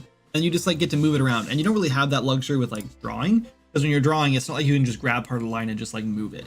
You can with certain software, I guess, but like they're not really meant to be like a painting software, and so it's not really something you can just do. And I'm more mechanically, I think my brain is a little more mechanical than like dynamic, and so it's easier for me to just like adjust things when I get them wrong rather than get them right the first time. So if I did like sculpt this arrow, it would take me a lot longer. It might look better in the end because it's gonna be like organic and like fancy and everything, but like it would be a lot harder for me to do. So I like the like mechanical aspect of like 3D modeling, and like there's a lot of numbers and stuff involved. So when you're like modeling, I don't know, like this square object here, I just model these first two, and then I just duplicated it and centered the pivot, and then you just snap it to the other sides, and it takes like 10 seconds, right? So then I have like 80% of the model done just like that. And then I just like duplicated it again and dragged it up here and positioned it how I wanted, and then like duplicated that around and then adjusted things. I don't know, it's pretty easy. Like there's a lot of cool like tools that like make like that mechanical, like it's like puzzle solving. So it's sort of like programming, but in art, which is why I love 3D modeling. So I highly recommend it. However, that said, Blender makes my brain melt. I cannot do Blender because there's too many hotkeys, and I'm really bad at like remembering hotkeys. So like the first 10 minutes in Blender is going to be like hold Control Alt Shift D, and then do Control Shift S, and then Control T, and then Control Spacebar U, and it's just like I don't know how anyone remembers all that. So it like blows my mind and I can't do it. So I use Maya because it has a nice shelf at the top, but it is a little more expensive. Like $30 a month if you do like the indie license. But you have to pay for a year, so it's like $250 a year, which is probably actually closer to like $60 a month. I don't know how much it is. Yeah, but it's way more expensive than free, so take that with a grain of salt. Blender is great if you can learn it, and I think they actually do have a shelf option now where you can like put all the tools on a shelf. But even so, there's like 10, maybe 15 hotkeys, maybe 20 that I use in Maya pretty consistently, and they're just like little things you learn over time, and you can easily do those things without hotkeys, for the most part. So, I don't know. How were the early development months? Did you get a lot of traction early, or did it come after a few months of devlogs? So devlogs definitely are the reason it picked up. So my devlog episode 0 didn't do very well, and then episode 0.5 didn't do very well. And then suddenly, like, I was kind of like, maybe I won't be doing devlogs. I only got like, a couple hundred views on each. And then suddenly out of nowhere, it just clicked. And I was just streaming one day and we had people in and I was like, what's going on? And then I realized the devlog had like blown up and it had like 40,000 views. And then the other one had like 25,000 views and they just kept climbing. And I was like, okay, let's do another devlog. And then they just started working. And then suddenly my streams went from like 15 or so viewers up to like 30 viewers. And then I was at like 50 viewers. And then like when I launched the game, I was at like 120 viewers. And then I didn't stream for a while and I focused on the game and I did other things. And like now I'm down to like 20 viewers. I only have 16 here now because I got raided by Lana and Vimlark, which was awesome. And I appreciate that. So it's nice having viewers for a minute. But yeah, so another thing I noticed that immediately picked up traction, because when I first started making Swords of Magic online or on stream, because I've been streaming this since the very beginning. I've been live streaming on Twitch since like almost like day one with Swords of Magic. I didn't have like any viewers for like the first few weeks, and when the viewers started coming in is when I started focusing on art, which was different for me, or actually not different for me. Usually when I make a game, like, and this is what I did all the time in like my teen years and like my early 20s and stuff when I was making games, is I'd get an idea for a game and I'd spend 3 days just making a whole bunch of art for it. And then I'd start trying to make the game, and I'd get either burnt out or bored of the idea, or like realize, well, this isn't going to be fun. Why did I waste all this time making all this art? And then I'd be done and throw it out. So with Swords of Magic, I decided I just want to make the most basic art I can, and I'll make art as I need it. And so because of that, I actually made the game. So that's a nice bonus. But because of that, players or viewers weren't as interested in the game because it didn't have any fun looking art. They couldn't visualize what I was going for, other than like a blocky character, which just looked like Minecraft. And so a lot of people just thought I was making a Minecraft clone. And everyone thought it was like a voxel game early on. So a ton of people came in and called it a Minecraft clone, which is why we have like a running joke now that like this game is just Minecraft, even though it's nothing like Minecraft, other than like the character's head, I guess. So yeah, when I noticed that I started getting traction on Twitch, again, this was 2018, I think, when it started getting traction. And it was a different realm then. Like Twitch was different then. It took a lot less to get viewers then. Like I think it's a lot harder now. You have to go outside of Twitch to get viewers now to bring them back to Twitch. You can't just grow an audience on Twitch unless you're like super lucky or like really talented or something. I don't know. I can't do it. So yeah, when I started making art and making the game look pretty, then people started seeing the thumbnails on Twitch, and then they start clicking in. They'd be like, wow, your game looks really cool, because I started making more art. So that's when it started clicking on Twitch for me. So art, this is my core belief. Art sells games, and mechanics, like the programming, the actual gameplay, wins reviews. So like that's how it works for me. So when you're developing, if you're trying to get an audience, art. Like, yes, people do care if it's a cool mechanic, but if you're using like, scribbles or like, cubes to do the mechanic, or to like showcase the mechanic, players are not like, you're not going to get a bunch of clicks or whatever, like on Twitter or wherever you're showcasing it, or on TikTok or Twitch or YouTube, wherever you're at. So get your art in as soon as possible if you're going to start marketing your game. So I guess that's all there is to it. So yeah, my traction was like on Twitch. It was probably like a couple months before I started, probably like 2 months or so before I was like, okay, let's start making some environment art. And that's when it started taking off. When suddenly I went from a gray box world like this to like a nice lush environment, which is another reason why I don't like doing the gray box worlds when I'm coding. But like, it is what it is. I should make like a really cool looking, like nice environment for like testing in just for testing purposes, or just for streaming purposes. But I don't do that. But I should, because right now it looks like the game's like I'm just started the project, right? Anyway, doesn't look like Minecraft at all. Just looks like most low poly Unity games. Ooh, shots fired, I think. What's up, Cage? Appreciate all the tips. Yeah, of course. I like hearing myself talk, so you just ask me a question and I'll go on for half an hour about it. Just adding a grass texture to the floor would add a lot. Yeah, agreed.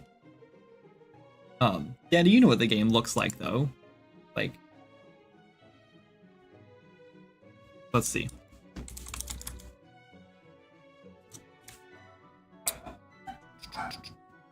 Which one is it? Grass blades, grass texture.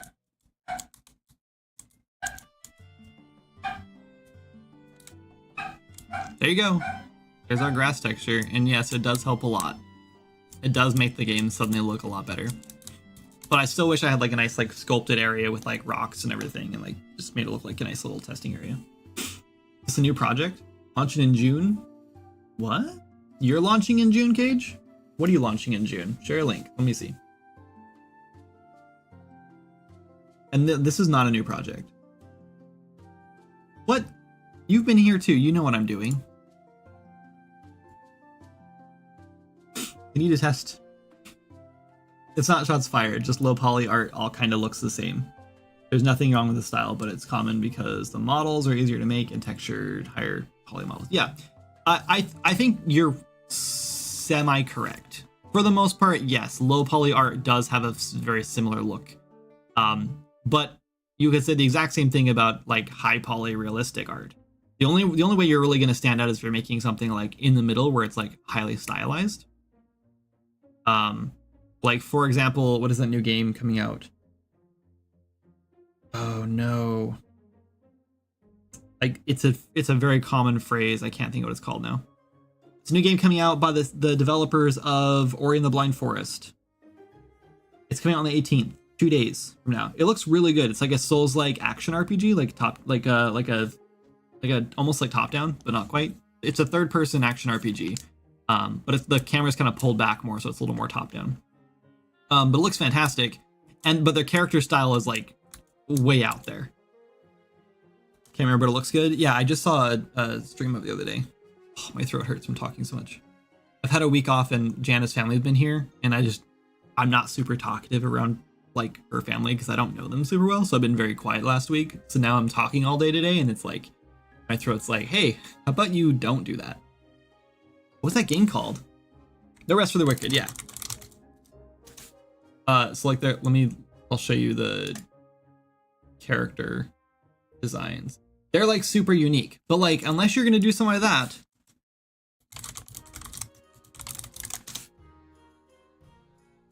all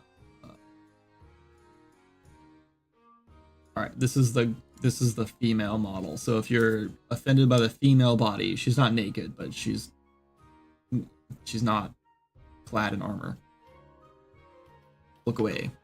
So this is their character designs. It's super like stylized, like extra stylized, which is actually really funny because I did a character design like this once when I was in school, and I made their hands like really big and like thick, like forearms and like really long arms. But the rest of the body was pretty much like realistic for the most part. And then a bunch of people on Facebook, when I posted there, like tore me apart, and they're like, the proportions are way off on this. And I was like, yeah, it's stylized. It's meant to look like this. And everyone just hated it. And then these guys come out with this, and everyone's like, oh, the characters look so cool. And I'm like, really? How come when I tried to do this, everyone hated it so much that like they couldn't even be bothered to like look at the actual art for what it was? Anyway, but yeah, so unless you're gonna do something like super style like that, you're gonna have the exact same like look, if you're doing high poly or low poly. But I still think my low poly stands out compared to most games because of, hold on, I'm cleaning things up. Because of how I do like the bubbled effect. See how like this guy's like got like rounded and like he's low poly, but he's got like these rounded edges around him that makes him look like not a square, but also a square at the same time. And I think that makes my art style stand out. It's just a shame that I didn't like finally develop or like refine that art style until long after the characters were made. And while I could go through and redo the characters to work with that style, it would be a lot of work, and I don't think it's worth the effort at this point. But I might do it. The main thing that makes your art stand out isn't the models, it's the lighting. If you use stock Unity or UE4 lighting, it would look like every other game, no matter how much variety you add to the models or textures. True, very true. And yes, I also agree that my lighting, there's a lot of crowds over here, but it's mostly the ambient occlusion and the post-process effects that I think really make it stand out. I don't think it's the lighting so much. But yes, I agree. The camera for that game is strange. It's like, at first I was like, this isn't gonna feel good like Dark Souls style when you're like looking down on the character, but then I started watching some gameplay and it looks like it actually feels pretty good. So it's actually funny because like several streams ago, I did some like style like exploration for a game idea I had, which was like a narrative driven like RPG similar to like Dark Souls, but like way heavier on the narrative side and more and like exploration. And it was gonna be like an open world, but like exploration, but also like linear narrative. I don't know how to explain it. And like in that style exploration, I was talking about how I want it to be top down, but also like a little bit of like Dark Soulsy kind of like hardcore combat. So like you're dodge rolling and attacking stuff. And I just kept thinking like, I don't know if this is gonna work super well top down, but I think it might.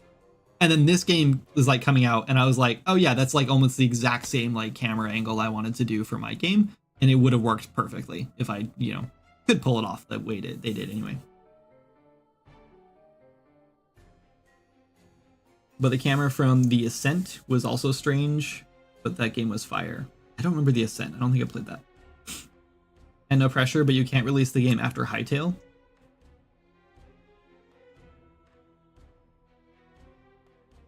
Sure I can. The game's already released. My game came out years ago. My game's been out for 3 years. You can play it right now and it has like 100 hours of content in it.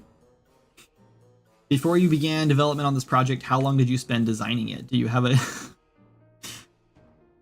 next oh man, that is a hard name to say. I'm gonna go with Nectrios. Oh god. Nectrios. I'm gonna skip the X. We're gonna take the X out. I just X the X out. I spent exactly probably like 20 minutes designing the game before I started development. This game, okay, I learned a little bit of Unreal Engine, like enough to like understand what the blueprints were a thing, and I was like, oh, this is cool. I didn't realize that this engine, this like high quality, like top tier engine that used to be paid like a few months ago, had like visual scripting in it. This is cool. I learned that in college, in school, for game art and animation. I had to put in like a treasure chest, something I animated, and I had to make it so when you walked up to it, the animation played. Like it just opened the chest. That was it. And so that's all I learned, was just like how to like trigger an animation. And it was done like probably the worst way ever, because in that school, all the teachers really didn't know what the hell they were doing. They were just kind of like there, or the instructors, I guess, whatever. Anyway, and then I dove into Unreal Engine and I played for like a couple hours working on like just trying to get stuff, just playing with stuff. So I made like a little like factory sim thing where you like picked up boxes off of a conveyor belt where they spawned and put them in bins, and that was it.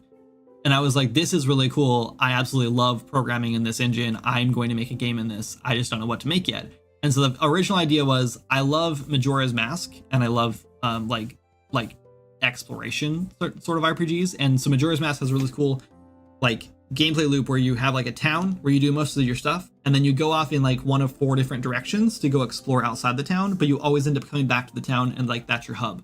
And I loved that like idea. So the original idea for this was like, I'm gonna make like an adventure like platformer game where you have a town that's Sleepy Haven, which is still in the game today, and you adventure off in like all these different directions, and it's the further out from town you get, the harder and harder the enemies get, and like the more and more dangerous it gets. And then you come back after your inventory is full and you unload stuff and you decorate your house and you upgrade things and buy new potions and whatever, and then you go back out again and go a little further. So it's gonna be like almost like a roguelike kind of thing where you go a little further each time, until you finally like find the boss at the end, like in different directions, whatever. So that was the idea. And I literally opened up, that's all I came up with, just like, I just want to make a game like that. I didn't write a design doc, I didn't do anything. And then I just opened up Maya and I made a quick like 10-minute model with this like QB character, and I started putting like trying to get it working in game. And then like a couple weeks later I was like live streaming it, and then like a couple years later it was like launching on Steam, and I was like, I can't believe this game started from that, and like I'm still making it today. So yeah, I didn't do any planning at all. And it kind of shows, because there's a lot of like features where it's like, this is a cool idea, but it's not really like fleshed out fully. And there's a lot of stuff like that. So like there's a whole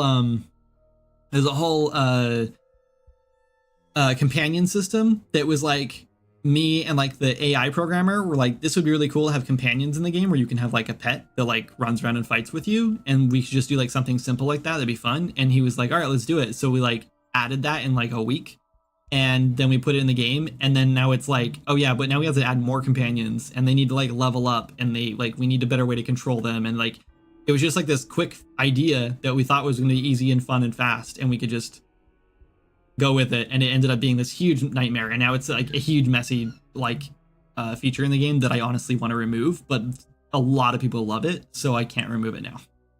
So yeah, design goes a long way, and the next projects I do, I will be doing a lot more design going into. But it also just kind of goes to show that I was just learning the engine, and I was just kind of playing and having fun. And sometimes when you're learning something new and you're just exploring and experimenting and just having fun with it, sometimes you can stick with something a lot longer that way if you just treat it like you're like a game. And that's kind of how I did it. I just kind of treated it like a fun game because I was just playing and having fun. And I think if I didn't do that, I think if I planned it out too much and like had the whole thing written out and I knew what I was going to do and I blocked it all out and everything, I think I would have given up, because that's what I've done with every project before. Like every time I've ever written a GDD, it's like I get like into the prototype phase basically, and I give up on it because I get bored. Because I think I've already like designed the whole thing in my head, so it's exciting in my head. And then when I start making it, I'm like, I've already like gone through all this, right? I'm already bored of this idea because I've already designed the whole thing and played it in my head, and now I want to go do something new that I haven't come up with yet. So I think that the because I just went into it and like kind of winged it, like it was fresh the whole time and exciting the whole time up until launch. And even now it's still fresh and exciting, because even though we have like a roadmap and like things to build out, I still have more ideas all the time, and I'm just randomly adding stuff to the game. Like last time we streamed, or a couple times before, I made like these new trinkets. Like this is a new trinket that just gives you triple jump. So I spent like a couple hours making a new feature that lets you triple jump in the game. And it's like a couple hours, and I just used like systems we already had, added a little bit of coding, and that was it. And then we made one for thorns. So like when I take damage from one of these crabs. Oh, he didn't hit me. Hit me. He also takes damage. So like that's all it does. And it was like pretty easy to set up. It took me like a couple hours, if that. And then like, so I get, anytime I have a cool idea for any kind of game, really, it almost always fits into Swords and Magic. So I'm able to just kind of slide it in whatever I'm working on, and then I can just get my like creative juices out that way, which is really handy. Which also makes it really hard for me to move on to new projects, because it's like, oh, I want to try this. It'd be cool to have like an RPG where you have like a necromancy skill and you can like raise undead and stuff. And then I'm like, I have to build a whole RPG just to try that one thing out. Or I could just put it in Swords and Magic because I already have a whole RPG. And so it makes it really easy to stick with this project because it's already so far along and there's so many features that are already working, which is probably the only reason this game has made it this far. Anyway, there's your 30-minute answer, like I said. Yeah, no, Legionnaire, I knew it was a joke. I wasn't sure if you knew the game was already out or not. I like the vault door and the alchemy bench. Thank you. I own all the release days. Sorry. Fair enough. Hytale will take years to release, even in early access. So maybe it was you actually. Maybe that's why you're joking about it. Someone came in and they were like arguing about how, because I was complaining that Hytale has no excuses for like not making a great game or something. I don't remember what I was saying. It was a long time ago.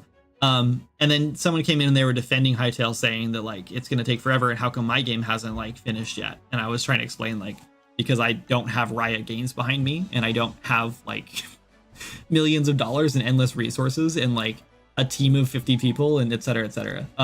And so it's become like a point of contention. So usually when people come in and they compare me to Hytale, I'm just like, this is no comparison. It's not even fair to try to compare us. Riot Games is cooking it very slowly because it looks too similar to Minecraft, so they can't mess up like people from Sky Saga did. Yeah, I think that's actually a good point. I think they went back to the drawing board a couple times.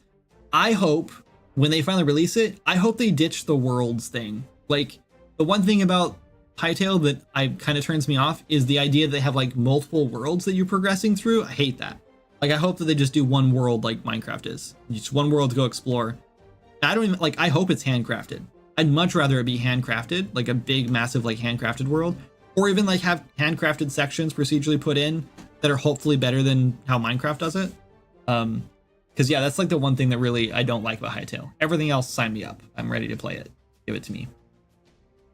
I've only bought the new South Park game because it looked a little like your game. Oh wow, the new South Park game? Did it look like stylistically like my game or mechanically like my game?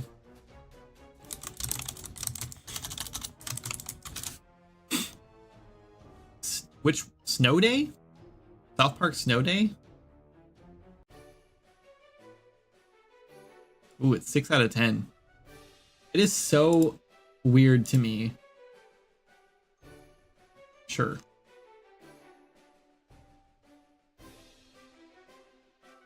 I guess I can see how this looks a little bit like my game. If this is what you're talking about.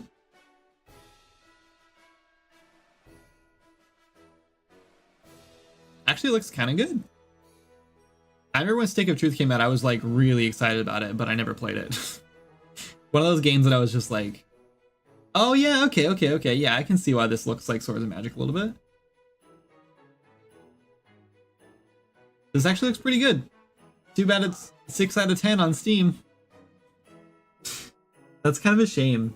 It is a shame that, like, I don't know, you know, it's probably not actually a 6 out of 10. It's probably way better than that. But like, the problem is that there's so many people are looking at the games like this that it's like, and they just expect so much out of it, you know? I don't know.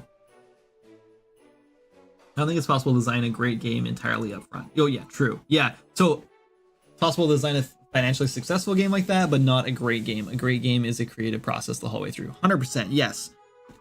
One thing I learned making Swords of Magic is, while it's important to listen to feedback from the audience too, it's also important to listen to what the game is telling you, which sounds weird.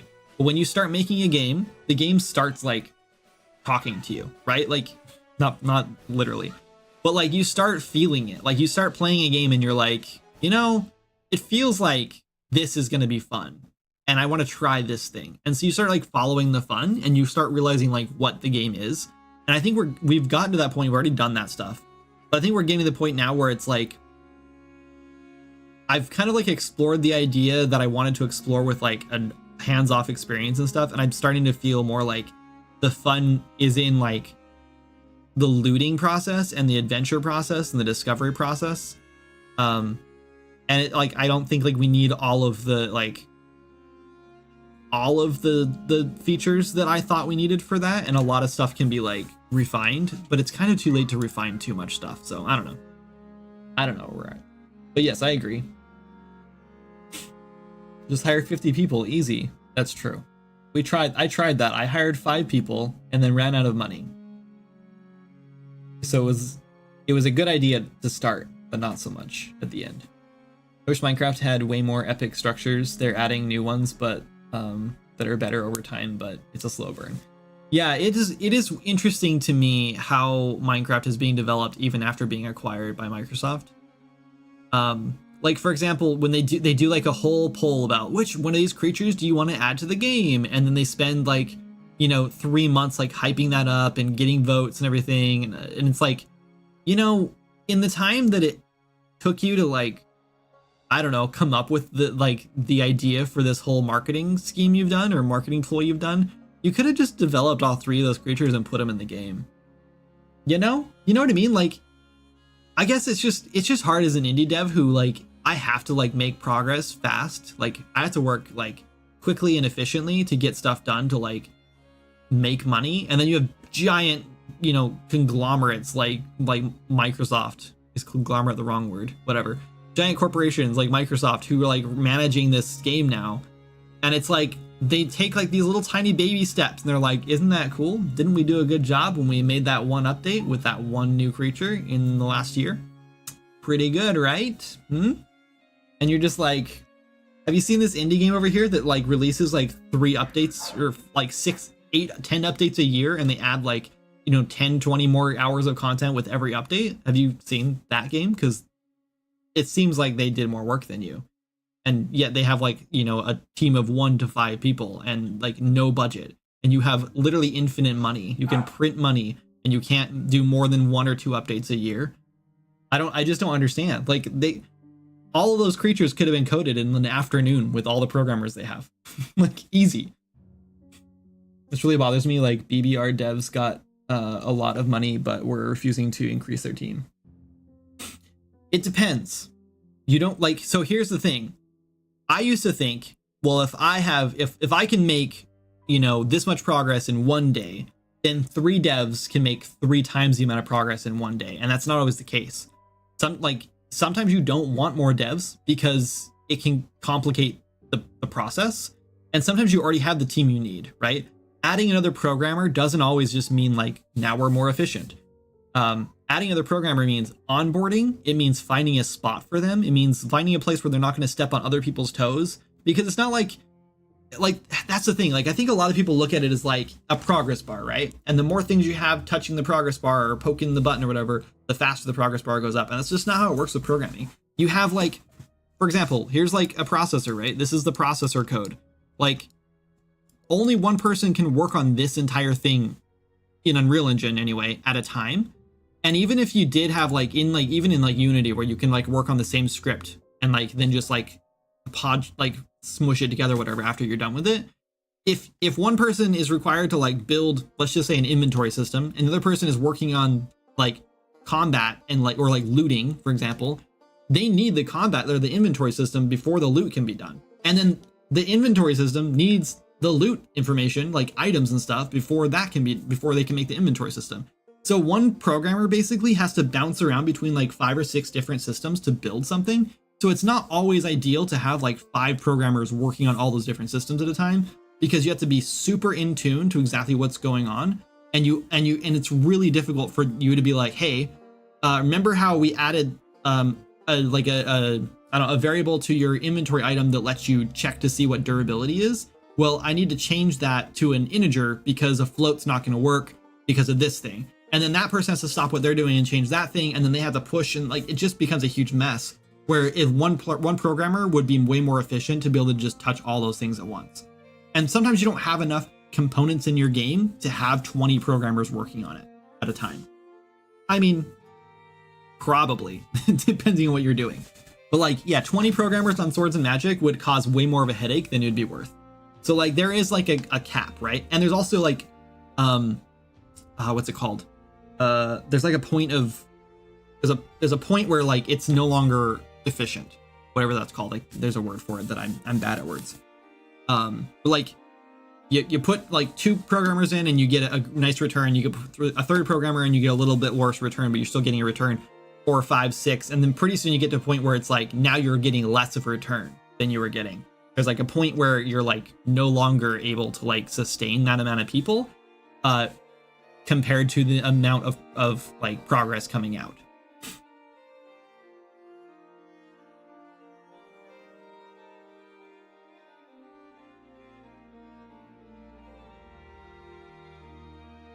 I much prefer work on teams under 50. 100% I would. Yeah, I'd rather be on a team with like less than 15 people.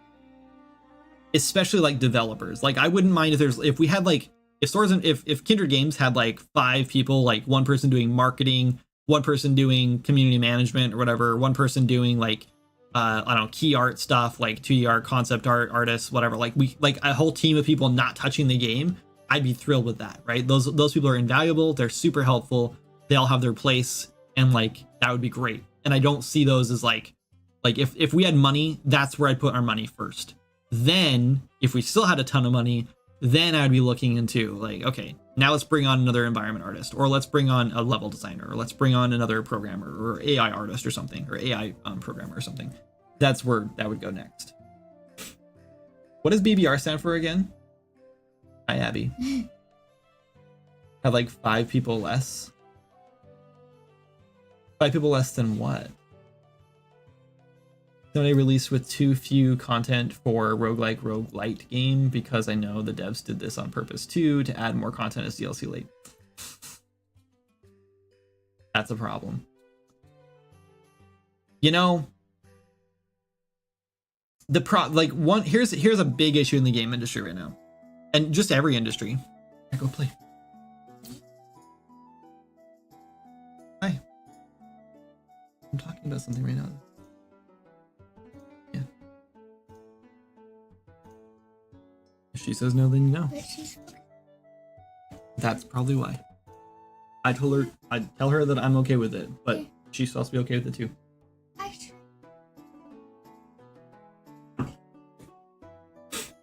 Anyway, we're getting to the point where like companies no longer need to like win us over. We had talked about this earlier in the stream too. This is like I'm beating a dead horse now if you were here earlier.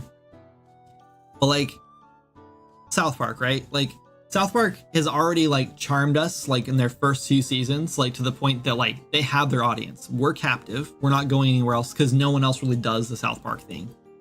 Yeah, kind of. But like no one else like really has that audience like they do.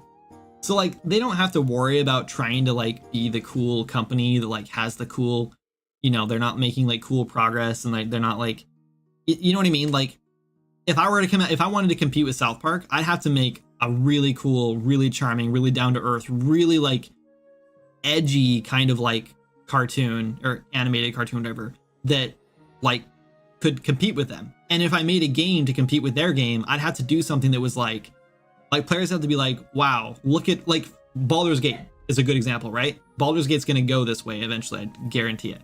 They came out with a really good game. They had no DLC, no paid content, nothing. And everyone went nuts for it. They love it. They're obsessed with it.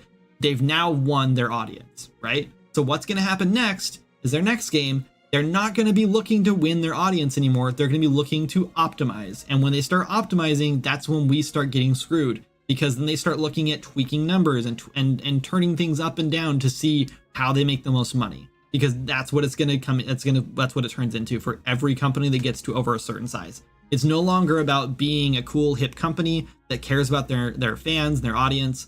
It becomes about money. And that's capitalism. That's just how it always turns out. And that's what's happening with every company right now. Not that many programmers in the world who will be anywhere near as passionate about your project. Yes, 100%. As you are, and even if you pay them so they will contribute, but they won't actually try to understand all 20 systems and make them work in perfect harmony. Yes, 100%. And I don't want to say that happened with us, because I think Moz cared about the game a lot. I think Lewis cared about the game a lot. I think Joe cared about the game a lot. I think they all had like their own reasons to be part of the team, and they all enjoyed what they're doing. I think Moz kind of like got bored of it, which is kind of why things ended with him, which is fine. That happens, you know. I get bored of projects all the time, especially if it wasn't my project. It's like, I get that. Hey, Adom Games, thank you so much for the raid. Appreciate that. Welcome in. What are you working on? How was your stream? I really need to raid myself here soon, because my throat is like done with me talking. And it's almost dinner time, and I've been live for 5 hours now.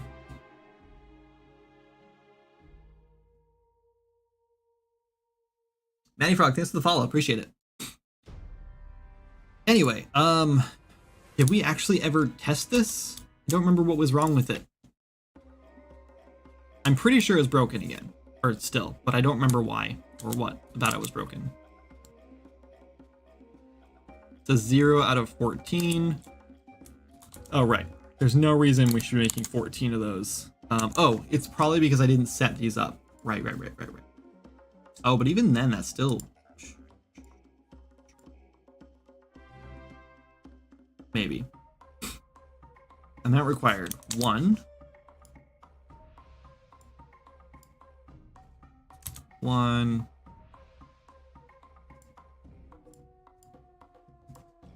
1. And 1.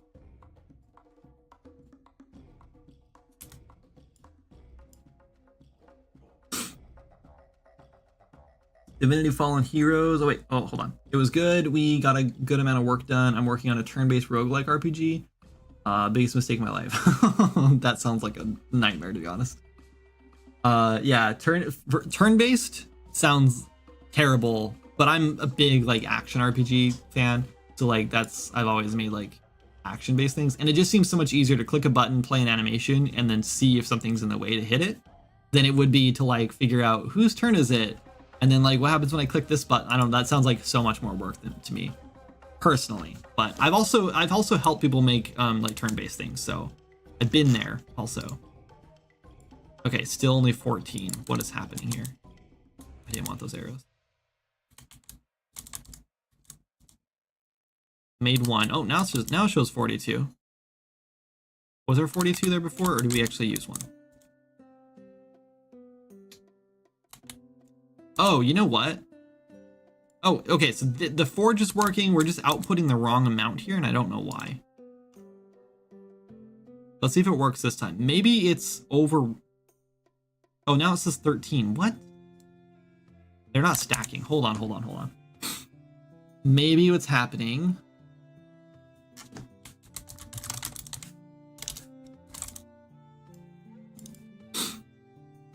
Not unique. Stack size is 100.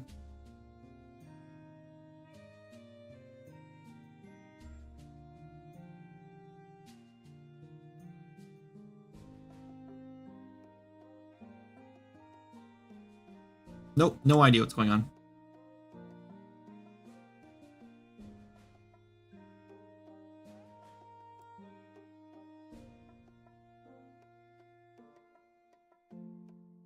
Maybe it's this.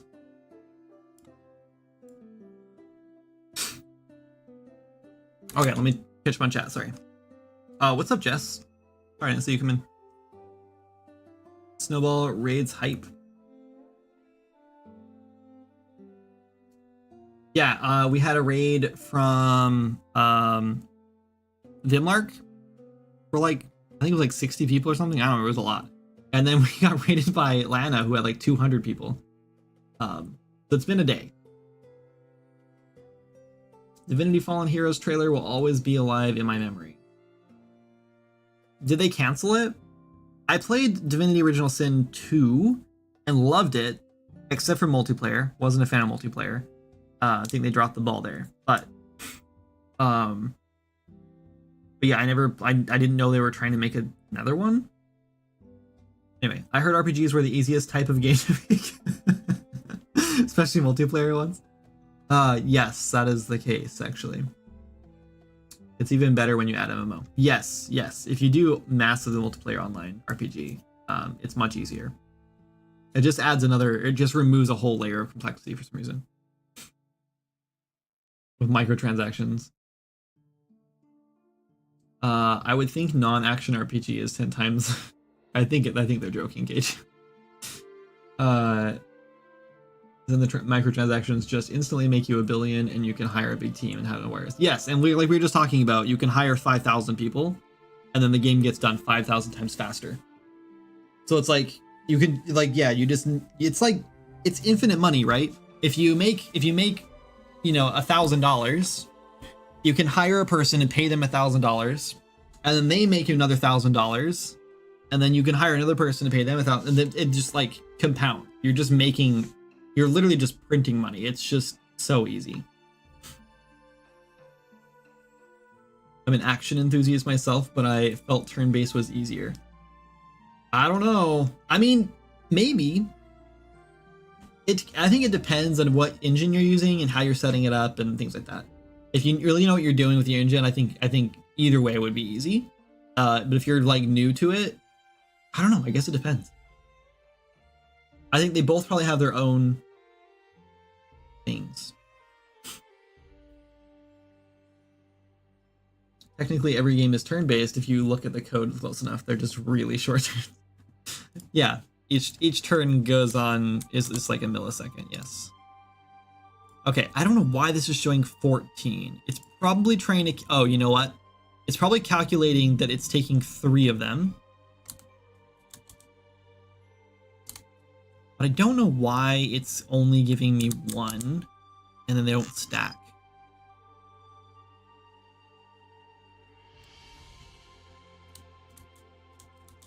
Oh, I'm getting 0.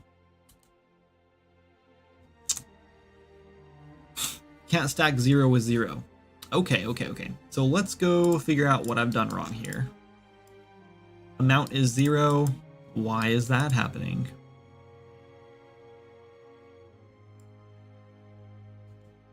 Oh. I think I know why. Oh no, it says 1.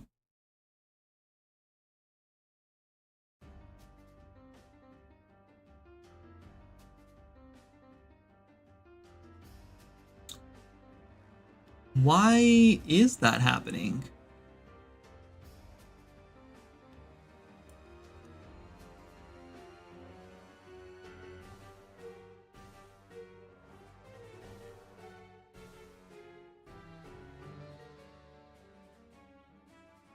Did I break something in here? Is it this right here? No, I'm not getting the prints. That wouldn't be broken. That wouldn't be breaking.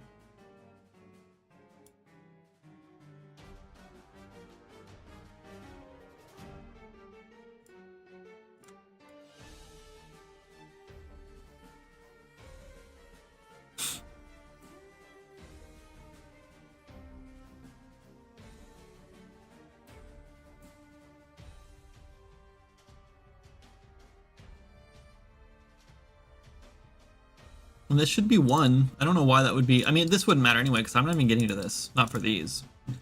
That might be broken for other things. We haven't tested that yet. But why is this failing? Like, it's definitely getting the item and giving you the item, but it's giving you 0, and I don't understand why that would be the case.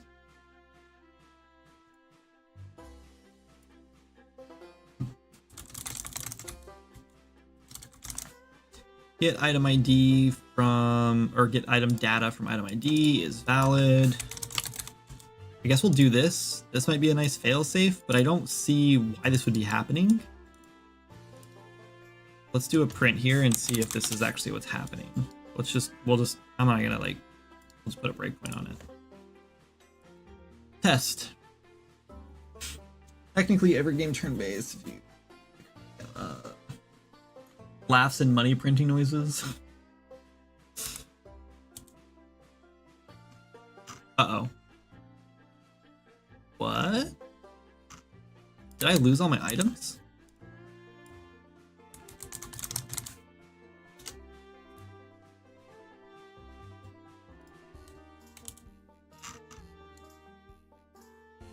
Okay, so this number is wrong because the initial like setup, the initial setup thinks that it needs 3. So that number is actually correct, but wrong.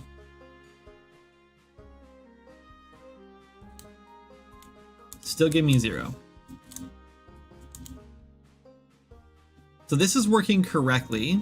I think when this one snaps, then it will switch this back. Until when, though?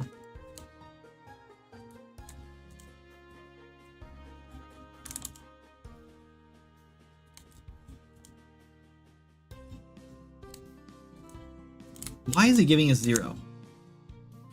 It wasn't breaking. Let's put, you know what? Hold on. Let's, just because sometimes I don't trust the breakpoint.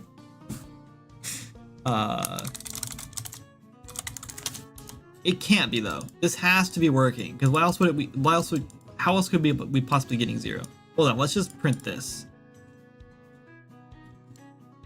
We'll print it for 8 seconds so I don't miss it because I know how I am. I get distracted talking and then I don't notice if it came up and then I test it again and again. Oh, I've had this stupid like catch in my back for like 2 weeks now and it just keeps like randomly showing up and then I have to like kind of move around and then it finally goes away. I keep losing my items.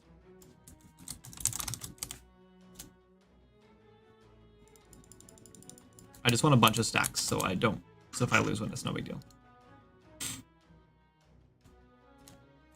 Okay, push that.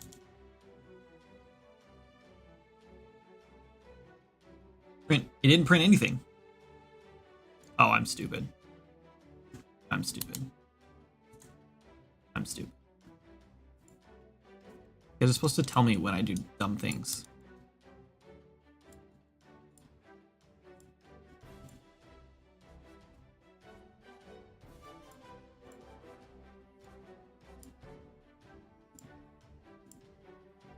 I'm really confused why this is 0.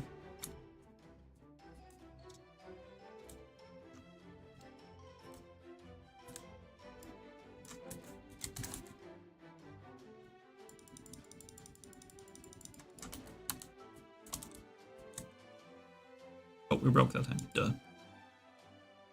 And it's 0.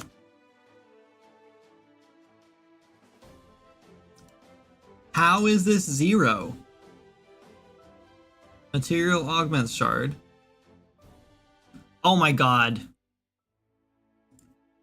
Guys, I'm doing the array index. This is not what I want. This is not what I want at all. My word.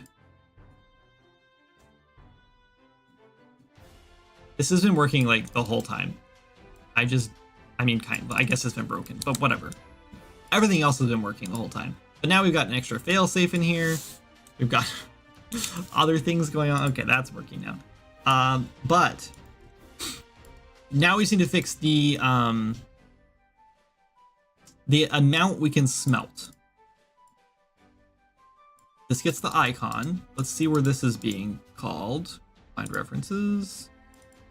Get smelt icon, forge process. Where are we like getting the amount though? Unrep smelter running.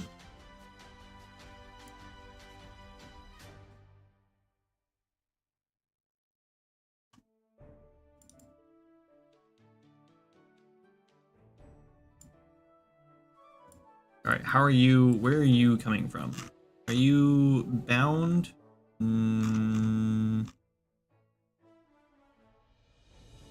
No. So you're being set count label.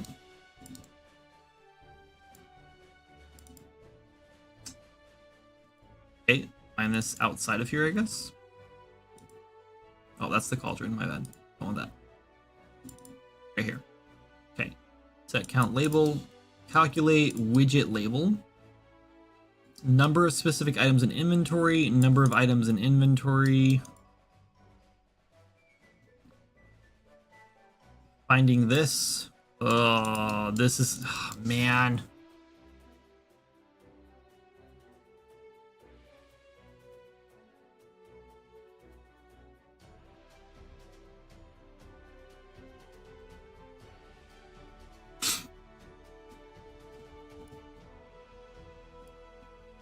This is gonna be a pain.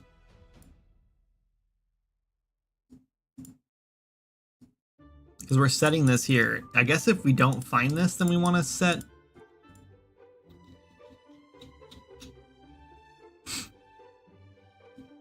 This is being set to nothing. Number of specific items in inventory. That's this inventory, right? Right, okay. So yeah, we need to make this the other thing if it's possible instead. This is gonna be annoying. And then this is number of items in inventory. This one doesn't care about how many are in there, so that's why that one's working, but running count, that's working fine. We don't have to worry about that. Oh, not there. Amount required to smelt. This is not being set up correctly there, so we want to set this up here. So we're gonna need like a check before all this, I guess, that I'm probably gonna do after I eat dinner because it's 5:30 and I'm hungry and I am probably done for the day. From 0 to CEO in 10 easy steps with Kindred Games. That's me. I can help you get there. No problem. As long as it's CEO of my company, I can tell you exactly how to do it. All you need, you don't even need 10 steps. You honestly need $500,000. I used to say that I would sell Swords Magic for $1 million. I would probably sell for $500,000 now. Like IP, rights, everything. You can have it all. That's why I rebranded everything to Kindred Games. So I still get to keep Kindred Games, but I can sell Swords and Magic, and I don't have to worry about selling my Twitter. I don't worry about selling any of that stuff. All that stuff can just stay with me.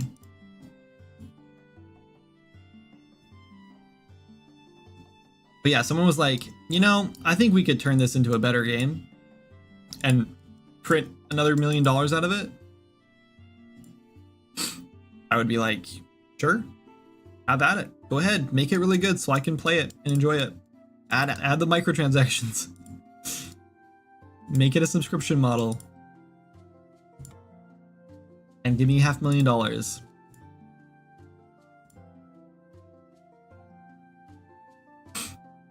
All right, yeah, so this is going to be kind of a pain. We need to be able to set this, the amount required to smelt. I guess we kind of just want to like do this in two, like we should probably just do this in two. We just want to prioritize the other one.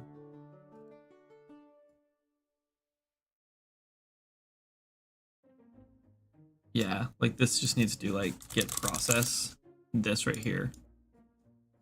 Okay, so let's do this. Let's just grab all this. Actually, we want all of this. This is all fine. We want to check this first. Ugh, I hate all this though. We're just gonna use this twice.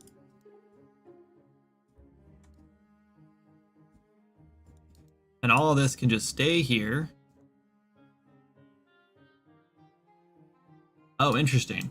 If this is a false, if there's nothing in the inventory and we don't set this, then what's the point of doing this then?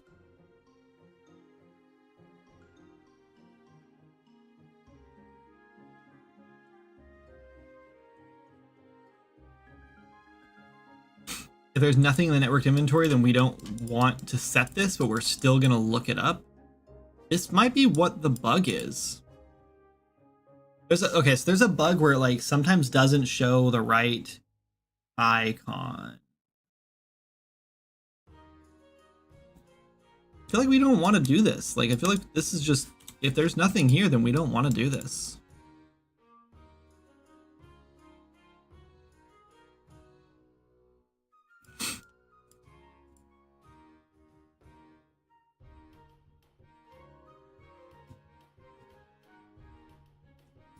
I guess we could like, we could just give it 0.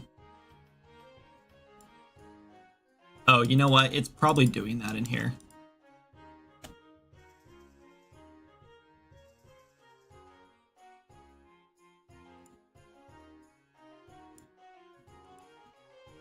Inventory is from out inventory.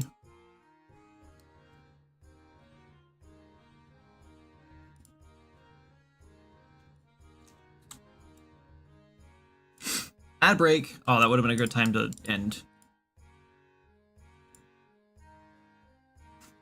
I'm gonna fix this next time.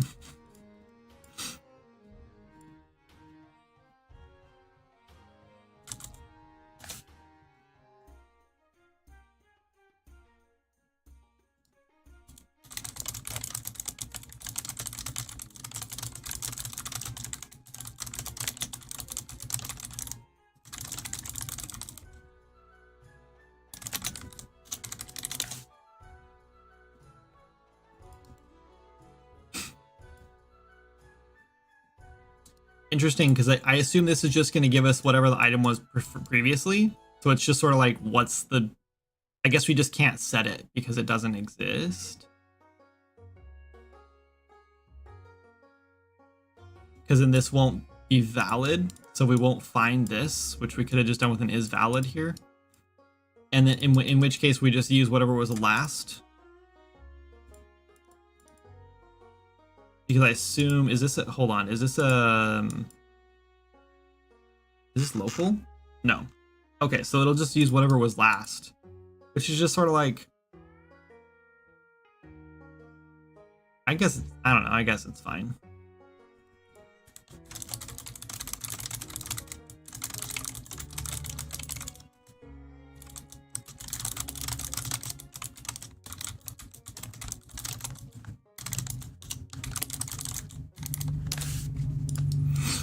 There, I left myself notes the next time I get here. I'm like, oh yeah, that's what that's doing.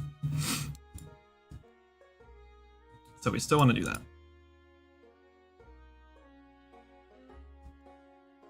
I guess it seems weird. So we need another if here, and then we need to grab our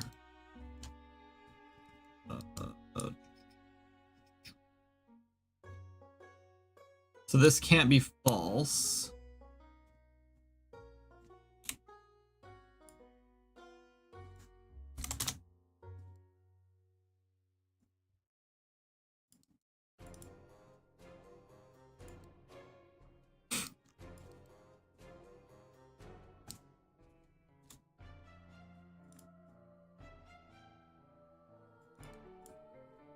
This kind of sucks because it's only going to check the first one, which I guess is fine. It might just process more things, but I guess it's who cares. Just to keep in mind that like we'll have to make sure they're all the same. Whatever. Ad break over. I'm about to end stream, I think. So, but I'm gonna finish this first. We'll finish this first. Git process. Get a copy. One is fine. Break. Oh, let's do valid index.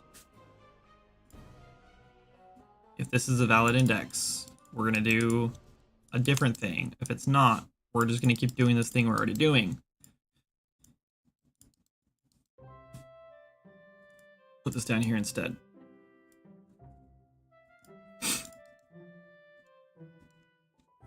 And then we're gonna I'm just gonna duplicate this, including this one, and do all this up here separately with different inputs because it'll just be easier, I think. You know, no, it won't.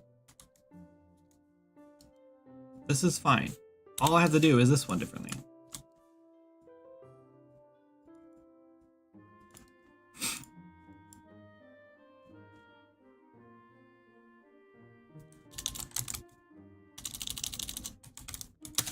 Sucks to have to do that though. That's the one thing about maps that are really annoying. I just shouldn't have even used map. I should have just used another, like an item ID and thing, or like another array or struct of arrays. But it's whatever. We're just gonna do the first one. That'll be the item ID.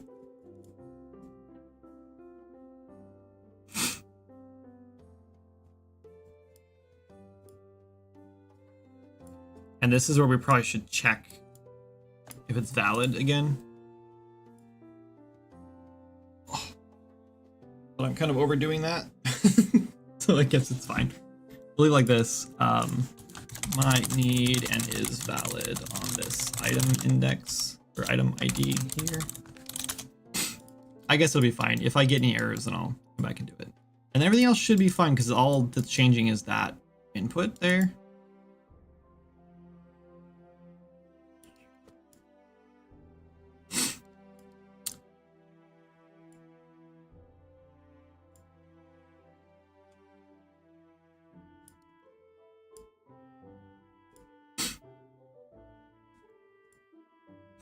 All right, and we need to set the amount to smelt. So we'll leave that alone here. And then what we want to do is we want to set it.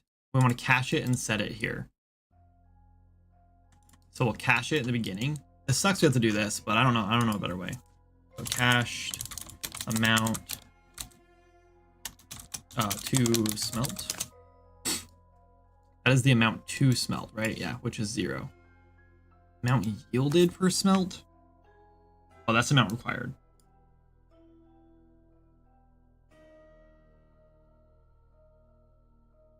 We need to do both of this. Both of these.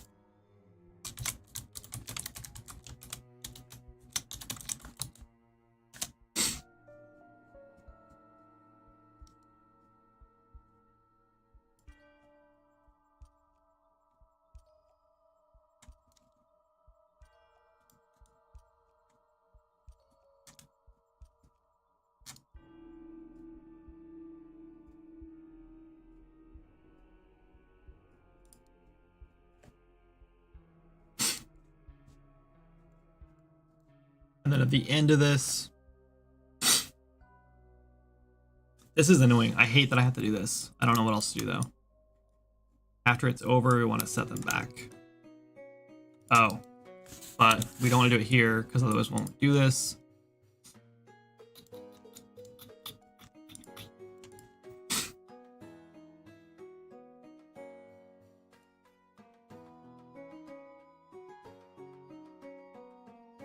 Can't do it at the beginning. It's got to be afterward. Yeah, it's fine. It's fine. We just have to do this.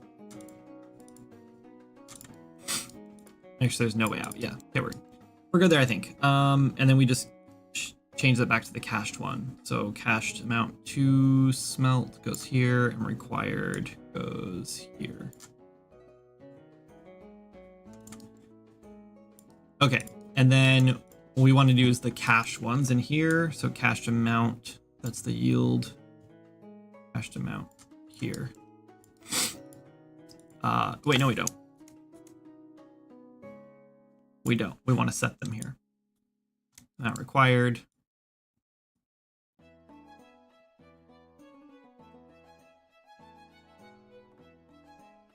Wrong one. Amount yield.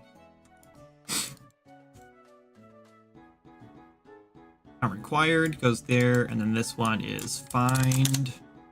Let's not use the index this time.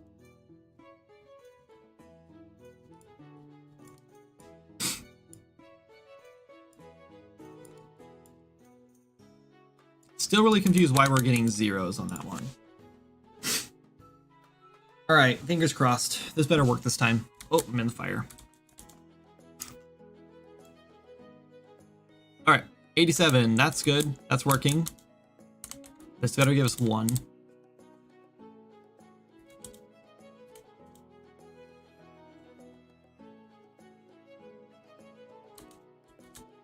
Yeah, I think we're working. It does show as wooden bricks or like clay bricks, but you know what? What are you gonna do? Sweet. Okay, we have a bunch of these. Now we need 3 of them to make another stone. Oh, why didn't I learn the other one? I spelled something wrong. We're missing masterwork, so I spelled it wrong.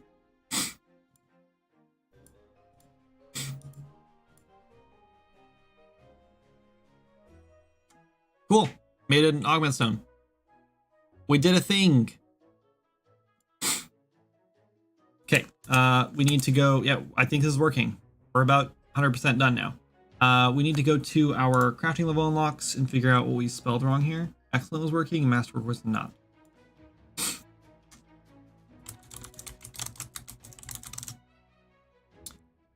Yeah, it's called master, that's why.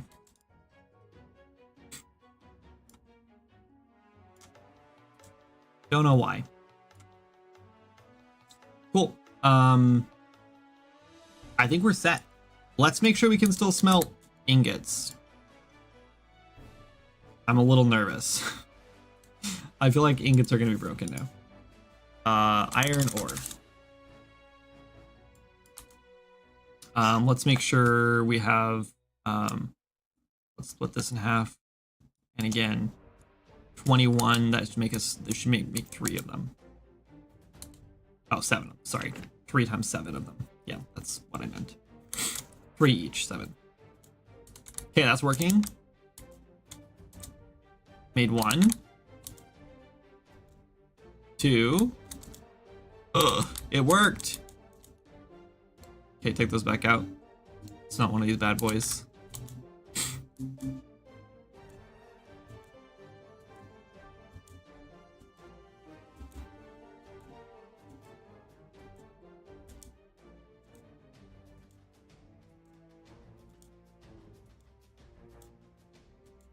We also could have changed this so instead of getting a bunch of shards, you only get 1 shard, but it takes more.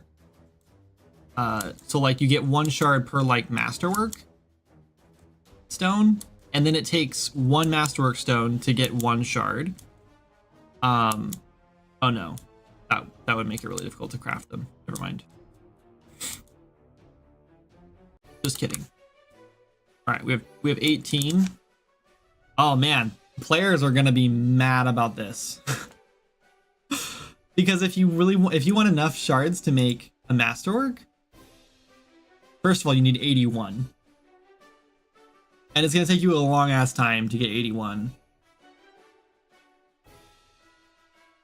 out of this, which I guess is fine. But it's gonna take you a really long time to smelt 81 out of this.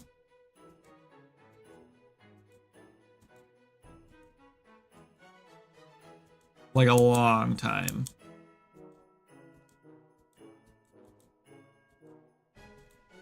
You know what we should make? I know what we should do. We should make a spell that you can cast on your smelters or your processors that speed them up. Like speeds up like the base thing.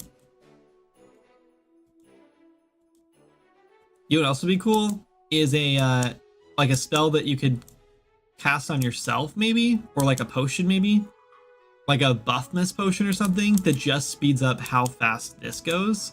So when you push it, it like goes around like 3 times instead of 1. That would be super fun too.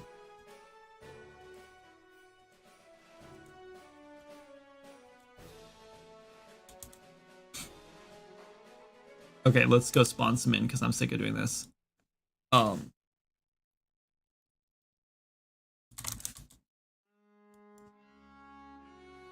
Augment shard. Let's go craft a masterwork stone. Bingo! That's great. Oh my god, that also unlocked so many things. How much is that stone worth? Oh, this is gonna be an easy way to farm. Maybe not actually. Maybe not. I think this might be an easy way to farm this. And I'm starting to worry that we did multiples of 3, and I'm wondering if we should have done 2. Because if it would have taken 2, if you get 1, but it takes 2 to make a fine. Oh no, it wouldn't take 2. It would take 4 instead of 9. Right, it would have been 4 to make a fine, and then it would have taken 16 to make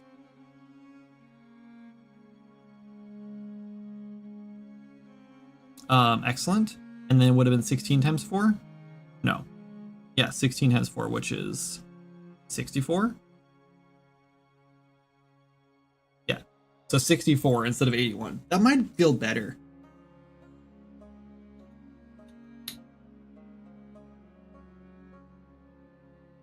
I think I'll ask testers. I think we're gonna just do it like this and we'll ask testers. Okay, guys, it's time to get out of here. Let's go raid somebody. Let's go see if anyone's playing Swords of Magic first, because we should raid them if there's anyone playing. There's not. Sometimes there is. Should we raid Splattercat? He's got 700 viewers. We could raid him and be like, dude, why have you not played Swords of Magic yet? And he'll be like, because you never sent me a key. We did send him a key. We sent him an email that said, if you want a key, email us back, which was the dumbest thing we could have done. I don't know why we did that. It's so funny. I don't know what we're thinking. This guy's making marketplace assets. Let's raid this guy. This is Elemental Legion. Today is your day. You should get in.